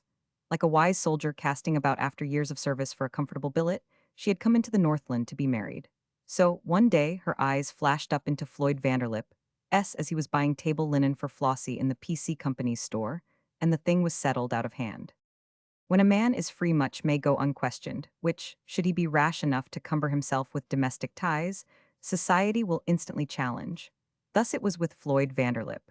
Flossie was coming, and a low buzz went up when Lauren Listeney rode down the main street behind his wolf dogs. She accompanied the lady reporter of the Kansas City Star when photographs were taken of his bonanza properties, and watched the genesis of a 6-column article. At that time, they were dined royally in Flossie's cabin, on Flossie's table linen. Likewise, there were comings and goings, and junketings, all perfectly proper, by the way, which caused the men to say sharp things and the women to be spiteful. Only Mrs. Eppingwell did not hear. The distant hum of wagging tongues rose faintly, but she was prone to believe good of people and to close her ears to evil, so she paid no heed. Not so with Frida. She had no cause to love men, but, by some strange alchemy of her nature, her heart went out to women whom she had less cause to love. And her heart went out to Flossie, even then traveling the long trail and facing into the bitter north to meet a man who might not wait for her. A shrinking, clinging sort of a girl, Frida pictured her, with weak mouth and pretty pouting lips, blow-away sun-kissed hair, and eyes full of the merry shallows and the lesser joys of life. But she also pictured Flossie, face nose-strapped and frost-rimed, stumbling wearily behind the dogs. Wherefore she smiled, dancing one night upon Floyd Vanderlip. Few men are so constituted that they may receive the smile of Frida unmoved, nor among them can Floyd Vanderlip be accounted. The grace he had found with the model woman had caused him to remeasure himself, and by the favor in which he now stood with the Greek dancer, he felt himself doubly a man. There were unknown qualities and depths in him, evidently, which they perceived. He did not know exactly what those qualities and depths were, but he had a hazy idea that they were there somewhere, and of them was bred a great pride in himself. A man who could force 2 women such as these to look upon him a second time was certainly a most remarkable man. Some day, when he had the time, he would sit down and analyze his strength. But now, just now, he would take what the gods had given him, and a thin little thought began to lift itself, and he fell to wondering whatever under the sun he had seen in Flossie, and to regret exceedingly that he had sent for her. Of course, Frida was out of the running. His dumps were the richest on Bonanza Creek, and they were many, while he was a man of responsibility and position. But Lauren Listeney, she was just the woman. Her life had been large. She could do the honors of his establishment and give tone to his dollars. But Frida smiled and continued to smile, till he came to spend much time with her. When she, too, rode down the street behind his wolf dogs, the model woman found food for thought, and the next time they were together dazzled him with her princes and cardinals and personal little anecdotes of courts and kings. She also showed him dainty missives, superscribed, "My dear Lauren," and ended, "Most affectionately yours," and signed by the given name of a real live queen on a throne. And he marveled in his heart that the great woman should deign to waste so much as a moment upon him. But she played him cleverly, making flattering contrasts and comparisons between him and the noble phantoms she drew mainly from her fancy, till he went away dizzy with self-delight and sorrowing for the world which had been denied him so long. Frida was a more masterful woman. If she flattered, no one knew it. Should she stoop, the stoop were unobserved. If a man felt she thought well of him, so subtly was the feeling conveyed that he could not for the life of him say why or how. So she tightened her grip upon Floyd Vanderlip and rode daily behind his dogs. And just here is where the mistake occurred. The buzz rose loudly and more definitely, coupled now with the name of the dancer, and Mrs. Eppingwell heard. She, too, thought of Flossie lifting her moccasined feet through the endless hours, and Floyd Vanderlip was invited up the hillside to tea, and invited often. This quite took his breath away, and he became drunken with appreciation of himself. Never was man so maltreated. His soul had become a thing for which 3 women struggled, while a 4th was on the way to claim it. And 3 such women. But Mrs. Eppingwell and the mistake she made. She spoke of the affair tentatively to Sitka Charlie, who had sold dogs to the Greek girl, but no names were mentioned. The nearest approach to it was when Mrs. Eppingwell said, "This, horrid woman," and Sitka Charlie, with the model woman strong in his thoughts, had echoed, horrid woman. And he agreed with her that it was a wicked thing for a woman to come between a man and the girl he was to marry. "A mere girl, Charlie," she said. "I'm sure she is. And she is coming into a strange country without a friend when she gets here. We must do something." Sitka Charlie promised his help, and went away thinking what a wicked woman this Lauren Lisney must be, also what noble women Mrs. Eppingwell and Frida were to interest themselves in the welfare of the unknown Flossie. Now Mrs. Eppingwell was open as the day. To Sitka Charlie, who took her once past the hills of silence, belongs the glory of having memorialized her clear-searching eyes, her clear-ringing voice, and her utter downright frankness. Her lips had a way of stiffening to command, and she was used to coming straight to the point. Having taken Floyd Vanderlip's measurement, she did not dare this with him, but she was not afraid to go down into the town to Frida. And down she went, in the bright light of day, to the house of the dancer. She was above silly tongues, as was her husband, the captain. She wished to see this woman and to speak with her, nor was she aware of any reason why she should not. So she stood in the snow at the Greek girl's door, with the frost at 60 below, and parleyed with the waiting maid for a full 5 minutes. She had also the pleasure of being turned away from that door, and of going back up the hill, wroth at heart for the indignity which had been put upon her. Who was this woman that she should refuse to see her? She asked herself. One would think it the other way around, and she herself but a dancing girl denied at the door of the wife of a captain. As it was, she knew, had Frida come up the hill to her, no matter what the errand, she would have made her welcome at her fire, and they would have sat there as 2 women and talked, merely as 2 women. She had overstepped convention and lowered herself, but she had thought it different with the women down in the town. And she was ashamed that she had laid herself open to such dishonor, and her thoughts of Frida were unkind. Not that Frida deserved this.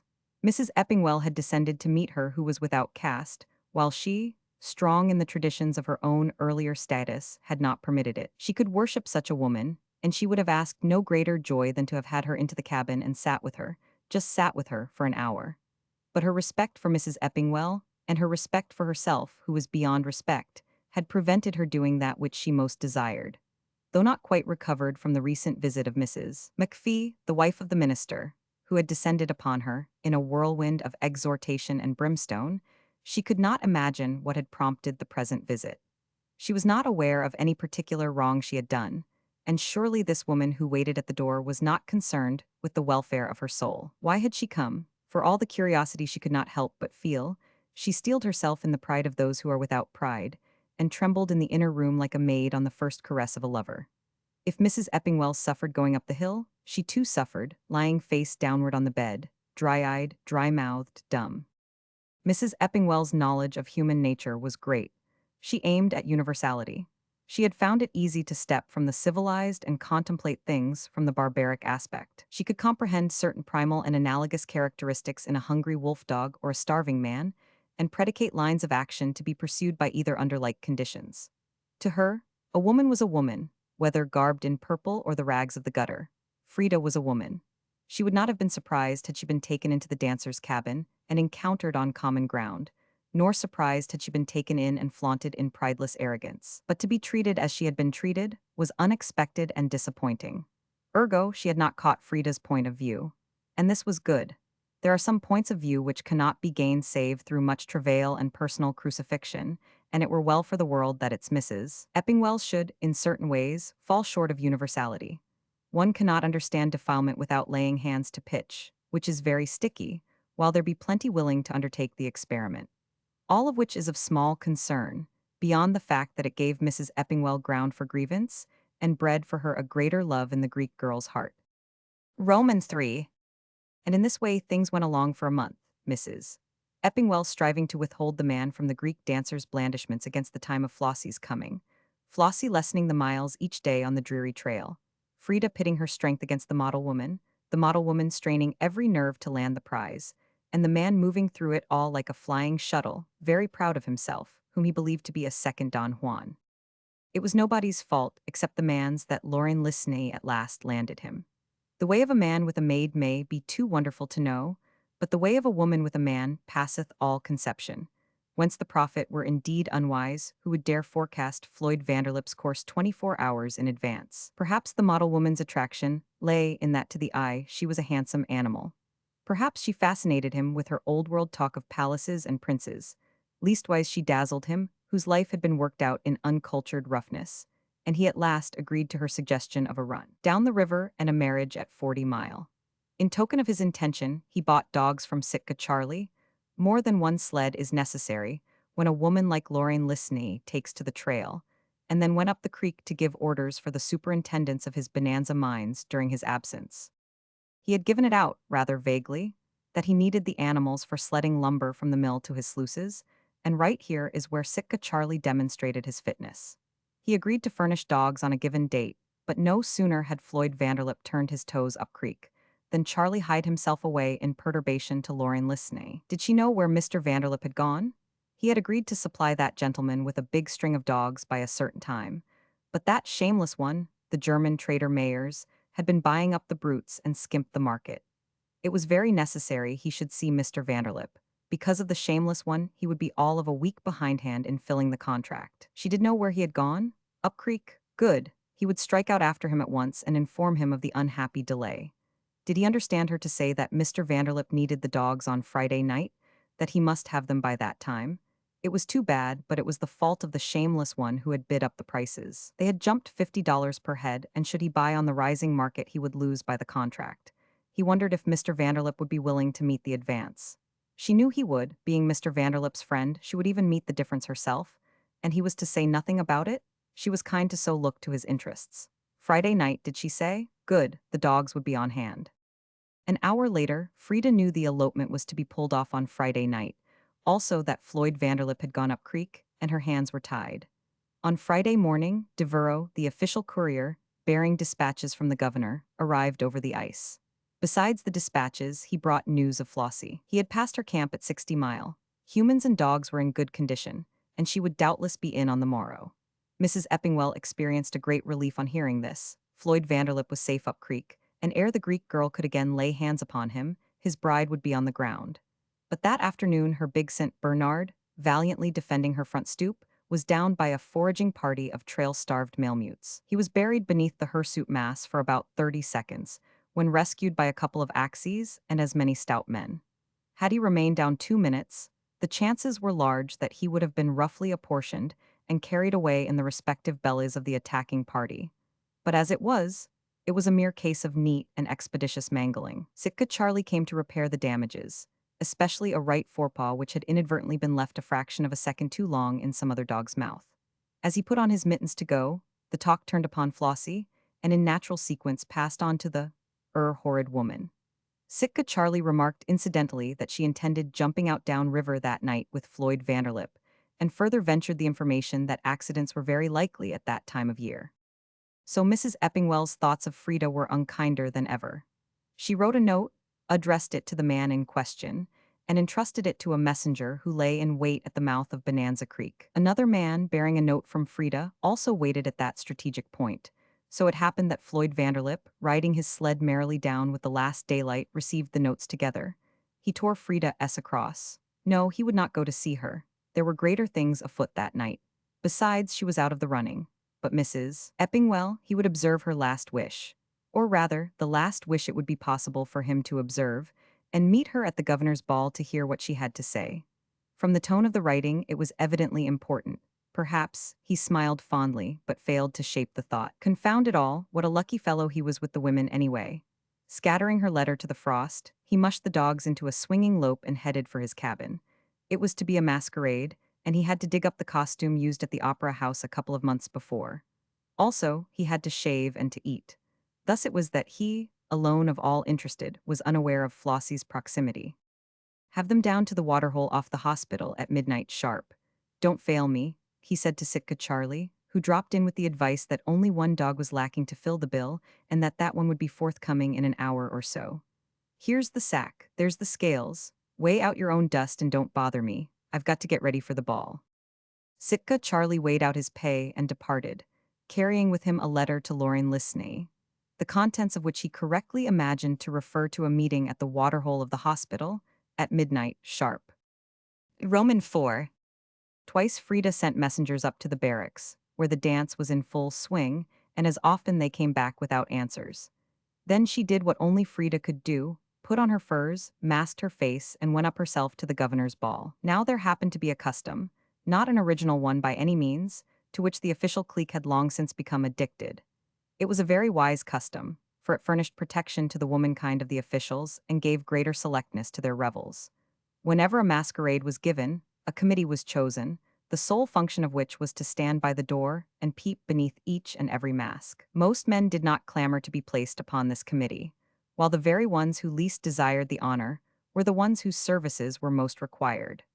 The chaplain was not well enough acquainted with the faces and places of the townspeople to know whom to admit and whom to turn away. In like condition were the several other worthy gentlemen who would have asked nothing better than to so serve. To fill the coveted place, Mrs. McPhee would have risked her chance of salvation, and did, one night, when a certain trio passed in under her guns and muddled things considerably before their identity was discovered. Thereafter only the fit were chosen, and very ungracefully did they respond. On this particular night Prince was at the door. Pressure had been brought to bear, and he had not yet recovered from amaze at his having consented to undertake a task which bid fair to lose him half his friends, merely for the sake of pleasing the other half. 3 or 4 of the men he had refused were men whom he had known on creek and trail, good comrades, but not exactly eligible for so select an affair. He was canvassing the expediency of resigning the post there, and then, when a woman tripped in under the light. Frida, he could swear it by the furs, did he not know that poise of head so well? The last one to expect in all the world. He had given her better judgment than to thus venture the ignominy of refusal, or, if she passed, the scorn of women. He shook his head without scrutiny. He knew her too well to be mistaken. But she pressed closer. She lifted the black silk ribbon and as quickly lowered it again. For one flashing, eternal second he looked upon her face. It was not for nothing, the saying which had arisen in the country, that Frida played with men as a child with bubbles. Not a word was spoken. Prince stepped aside, and a few moments later might have been seen resigning, with warm incoherence, the post to which he had been unfaithful. A woman, flexible of form, slender, yet rhythmic of strength in every movement, now pausing with this group, now scanning that, urged a restless and devious course among the revelers. Men recognized the furs and marveled, men who should have served upon the door committee, but they were not prone to speech. Not so with the women. They had better eyes for the lines of figure and tricks of carriage, and they knew this form to be one with which they were unfamiliar, likewise the furs. Mrs. McPhee, emerging from the supper room where all was in readiness, caught one flash of the blazing, questing eyes through the silken mask slits, and received a start. She tried to recollect where she had seen the like, and a vivid picture was recalled of a certain proud and rebellious sinner whom she had once encountered on a fruitless errand for the Lord. So it was that the good woman took the trail in hot and righteous wrath, a trail which brought her ultimately into the company of Mrs. Eppingwell and Floyd Vanderlip. Mrs. Eppingwell had just found the opportunity to talk with the man. She had determined, now that Flossie was so near at hand, to proceed directly to the point, and an incisive little ethical discourse was titillating on the end of her tongue when the couple became 3. She noted, and pleasurably, the faintly foreign accent of the beg pardon, with which the furred woman prefaced her immediate appropriation of Floyd Vanderlip, and she courteously bowed her permission for them to draw a little apart. Then it was that Mrs. McPhee's righteous hand descended, and accompanying it in its descent was a black mask torn from a startled woman. A wonderful face and brilliant eyes were exposed to the quiet curiosity of those who looked that way, and they were everybody. Floyd Vanderlip was rather confused. The situation demanded instant action on the part of a man who was not beyond his depth, while he hardly knew where he was. He stared helplessly about him. Mrs. Eppingwell was perplexed. She could not comprehend. An explanation was forthcoming somewhere, and Mrs. McPhee was equal to it. Mrs. Eppingwell, and her Celtic voice rose shrilly. It is with great pleasure I make you acquainted with Frida Maloof, Miss Frida Maloof, as I understand. Frida involuntarily turned. With her own face bared, she felt as in a dream, naked. Upon her turned the clothed features and gleaming eyes of the masked circle. It seemed, almost, as though a hungry wolf pack girdled her, ready to drag her down. It might chance that some felt pity for her, she thought, and at the thought hardened. She would by far prefer their scorn. Strong of heart was she, this woman, and though she had hunted the prey into the midst of the pack, Mrs. Eppingwell or no Mrs. Eppingwell, she could not forgo the kill. But here Mrs. Eppingwell did a strange thing. So this, at last, was Frida, she mused, the dancer and the destroyer of men, the woman from whose door she had been turned.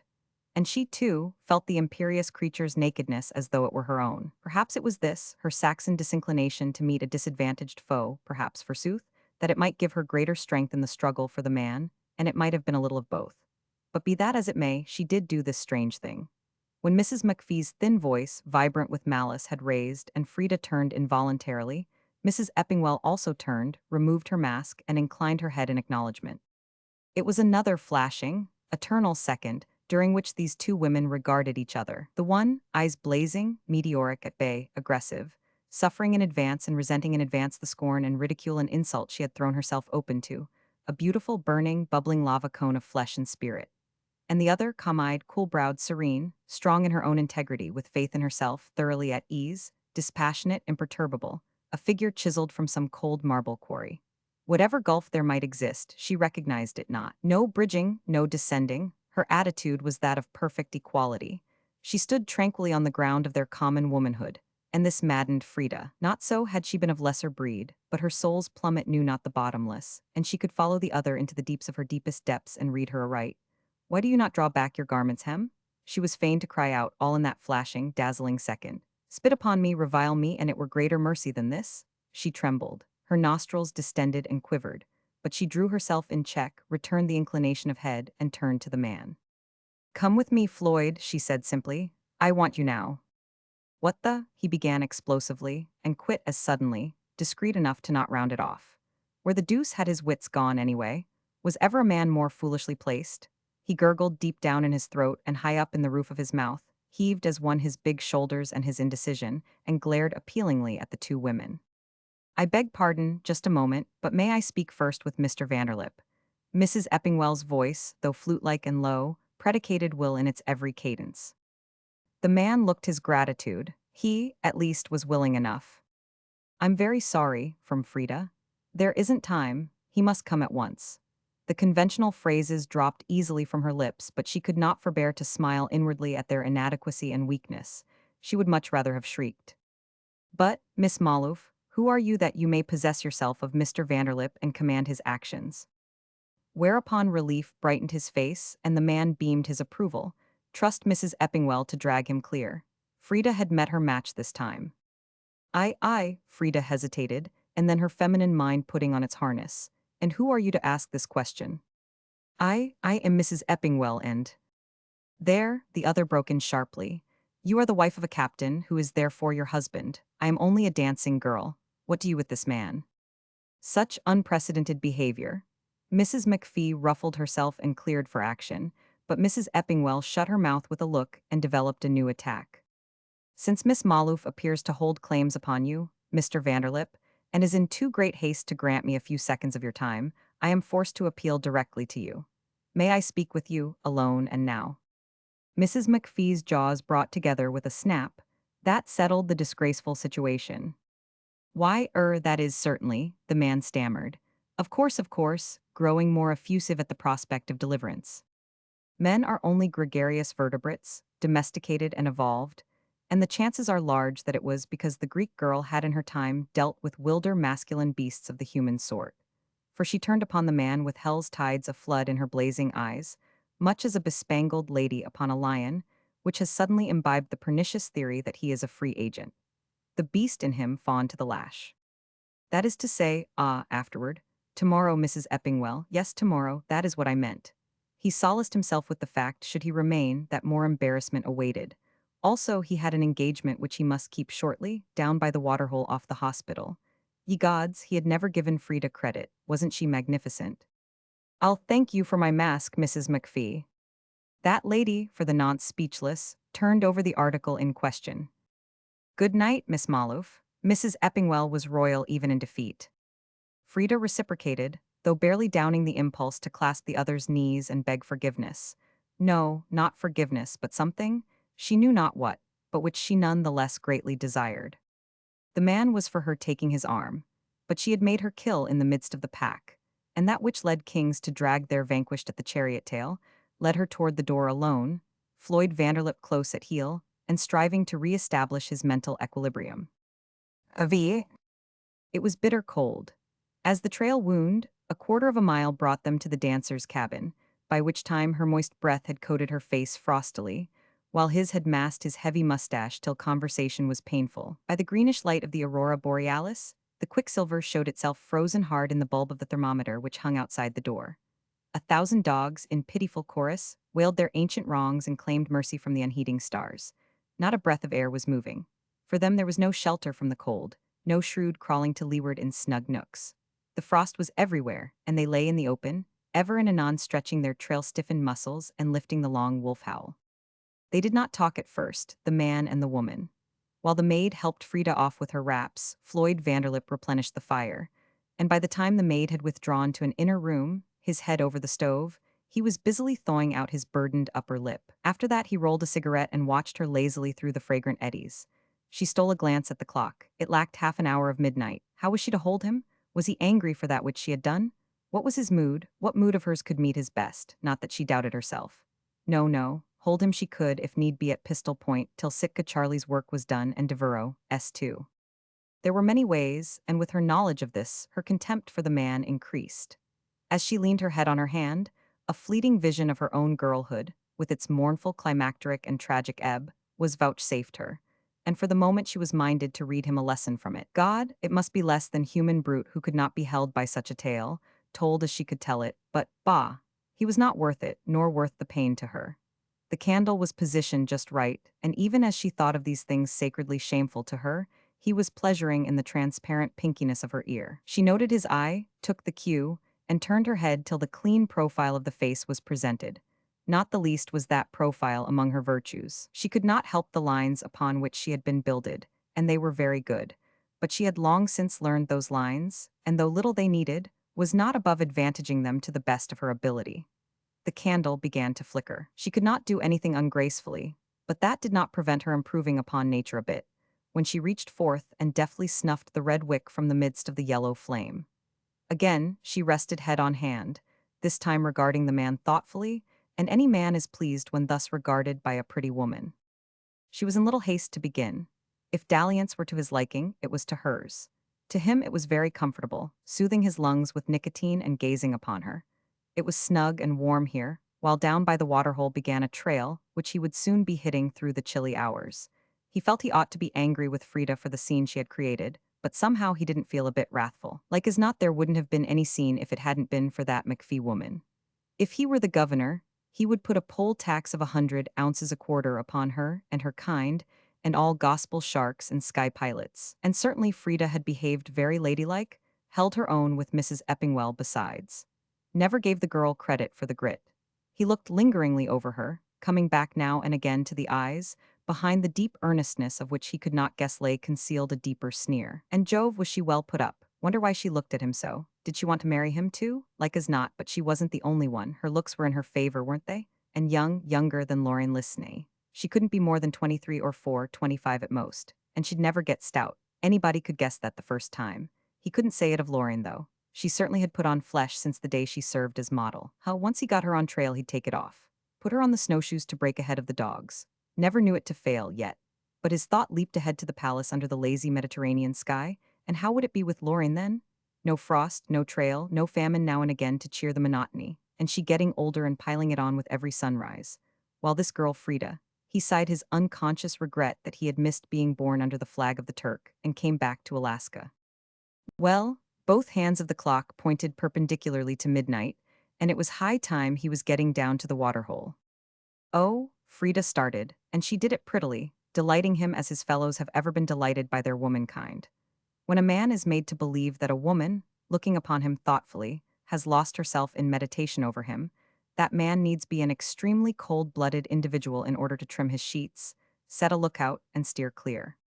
I was just wondering what you wanted to see me about, he explained, drawing his chair up to hers by the table. Floyd, she looked him steadily in the eyes, I am tired of the whole business. I want to go away. I can't live it out here till the river breaks. If I try, I'll die, I am sure of it. I want to quit it all and go away, and I want to do it at once. She laid her hand in mute appeal upon the back of his, which turned over and became a prison. Another one, he thought, just throwing herself at him. Guess it wouldn't hurt Lauren to cool her feet by the waterhole a little longer. Well, this time from Frida, but softly and anxiously. I don't know what to say, he hastened to answer, adding to himself that it was coming along quicker than he had expected. Nothing I'd like better, Frida, you know that well enough. He pressed her hand, palm to palm. She nodded. Could she wonder that she despised the breed? But you see, I'm engaged. Of course you know that. And the girl's coming into the country to marry me. Don't know what was up with me when I asked her, but it was a long while back and I was all fired young. I want to go away, out of the land, anywhere, she went on, disregarding the obstacle he had reared up and apologized for. I have been running over the men I know and reached the conclusion that I was the likeliest of the lot. She smiled her gratitude for his having saved her the embarrassment of confession. He drew her head against his shoulder with the free hand, and somehow the scent of her hair got into his nostrils. Then he discovered that a common pulse throbbed, throbbed, throbbed, where their palms were in contact. This phenomenon is easily comprehensible from a physiological standpoint, but to the man who makes the discovery for the first time, it is a most wonderful thing. Floyd Vanderlip had caressed more shovel handles than women's hands in his time, so this was an experience quite new and delightfully strange. And when Frida turned her head against his shoulder, her hair brushing his cheek till his eyes met hers, full and at close range, luminously soft, and tender. Why, whose fault was it that he lost his grip utterly? False to Flossie, why not to Lauren? Even if the women did keep bothering him, that was no reason he should make up his mind in a hurry. Why, he had slathers of money, and Frida was just the girl to grace it. A wife she'd make him for other men to envy. But go slow, he must be cautious. You don't happen to care for palaces, do you? He asked. She shook her head. Well, I had a hankering after them myself, till I got to thinking, a while back, and I've about sized it up that one get fat living in palaces, and soft and lazy. Yes, it's nice for a time, but you soon grow tired of it, I imagine, she hastened to reassure him. The world is good, but life should be many-sided. Rough and knockabout for a while and then rest up somewhere. Off to the South Seas on a yacht, then a nibble of Paris. A winter in South America and a summer in Norway. A few months in England. Good society. Most certainly the best, and then hey-oh, for the dogs and sleds in the Hudson Bay country. Change, you know, a strong man like you, full of vitality and go, could not possibly stand a palace for a year. It is all very well for effeminate men, but you weren't made for such a life. You are masculine, intensely masculine. I think so. It does not require thinking. I know. Have you ever noticed that it was easy to make women care for you? His dubious innocence was superb. It is very easy, and why? Because you are masculine. You strike the deepest chords of a woman's heart. You are something to cling to, big-muscled, strong, and brave. In short, because you are a man. She shot a glance at the clock. It was half after the hour. She had given a margin of 30 minutes to Sitka Charlie, and it did not matter now when Devereaux arrived. Her work was done. She lifted her head, laughed her genuine mirth, slipped her hand clear, and rising to her feet called the maid. Alice, help Mr. Vanderlip on with his parka. His mittens are on the sill by the stove. The man could not understand. Let me thank you for your kindness, Floyd. Your time was invaluable to me, and it was indeed good of you. The turning to the left as you leave the cabin leads the quickest to the waterhole. Good night, I am going to bed. Floyd Vanderlip employed strong words to express his perplexity and disappointment. Alice did not like to hear men swear, so dropped his parka on the floor and tossed his mittens on top of it. Then he made a break for Frida, and she ruined her retreat to the inner room by tripping over the parka. He brought her up standing with a rude grip on the wrist, but she only laughed. She was not afraid of men. Had they not wrought their worst with her, and did she not still endure? Don't be rough, she said finally. On second thought, here she looked at his detaining hand. I've decided not to go to bed yet a while. Do sit down and be comfortable instead of ridiculous. Any questions? Yes, my lady, and reckoning too. He still kept his hold. What do you know about the waterhole? What did you mean by, no, never mind. One question at a time. Oh, nothing much. Sitka Charlie had an appointment there with somebody you may know, and not being anxious for a man of your known charm to be present, fell back upon me to kindly help him. That's all. They're off now, and a good half-hour ago. Where? Down river and without me? And he an Indian. There's no accounting for taste, you know, especially in a woman. But how do I stand in this deal? I've lost $4,000 worth of dogs and a tidy bit of a woman and nothing to show for it. Except you, he added as an afterthought, and cheap you are at the price. Frida shrugged her shoulders. You might as well get ready. I'm going out to borrow a couple of teams of dogs, and we'll start in as many hours. I am very sorry, but I'm going to bed.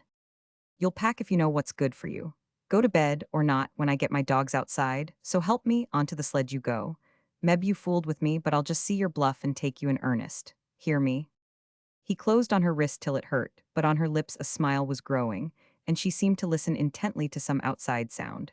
There was a jingle of dog bells and a man's voice crying, "Haw!" as a sled took the turning and drew up at the cabin. Now wills you let me go to bed? As Frida spoke, she threw open the door. Into the warm room rushed the frost, and on the threshold, garbed in trail-worn furs, knee-deep in the swirling vapor, against a background of flaming borealis, a woman hesitated. She removed her nose strap and stood blinking blindly in the white candlelight. Floyd Vanderlip stumbled forward. Floyd, she cried, relieved and glad, and met him with a tired bound. What could he but kiss the armful of furs? And a pretty armful it was, nestling against him wearily but happy. It was good of you, spoke the armful, to send Mr. Devereux with fresh dogs after me, else I would not have been in till tomorrow.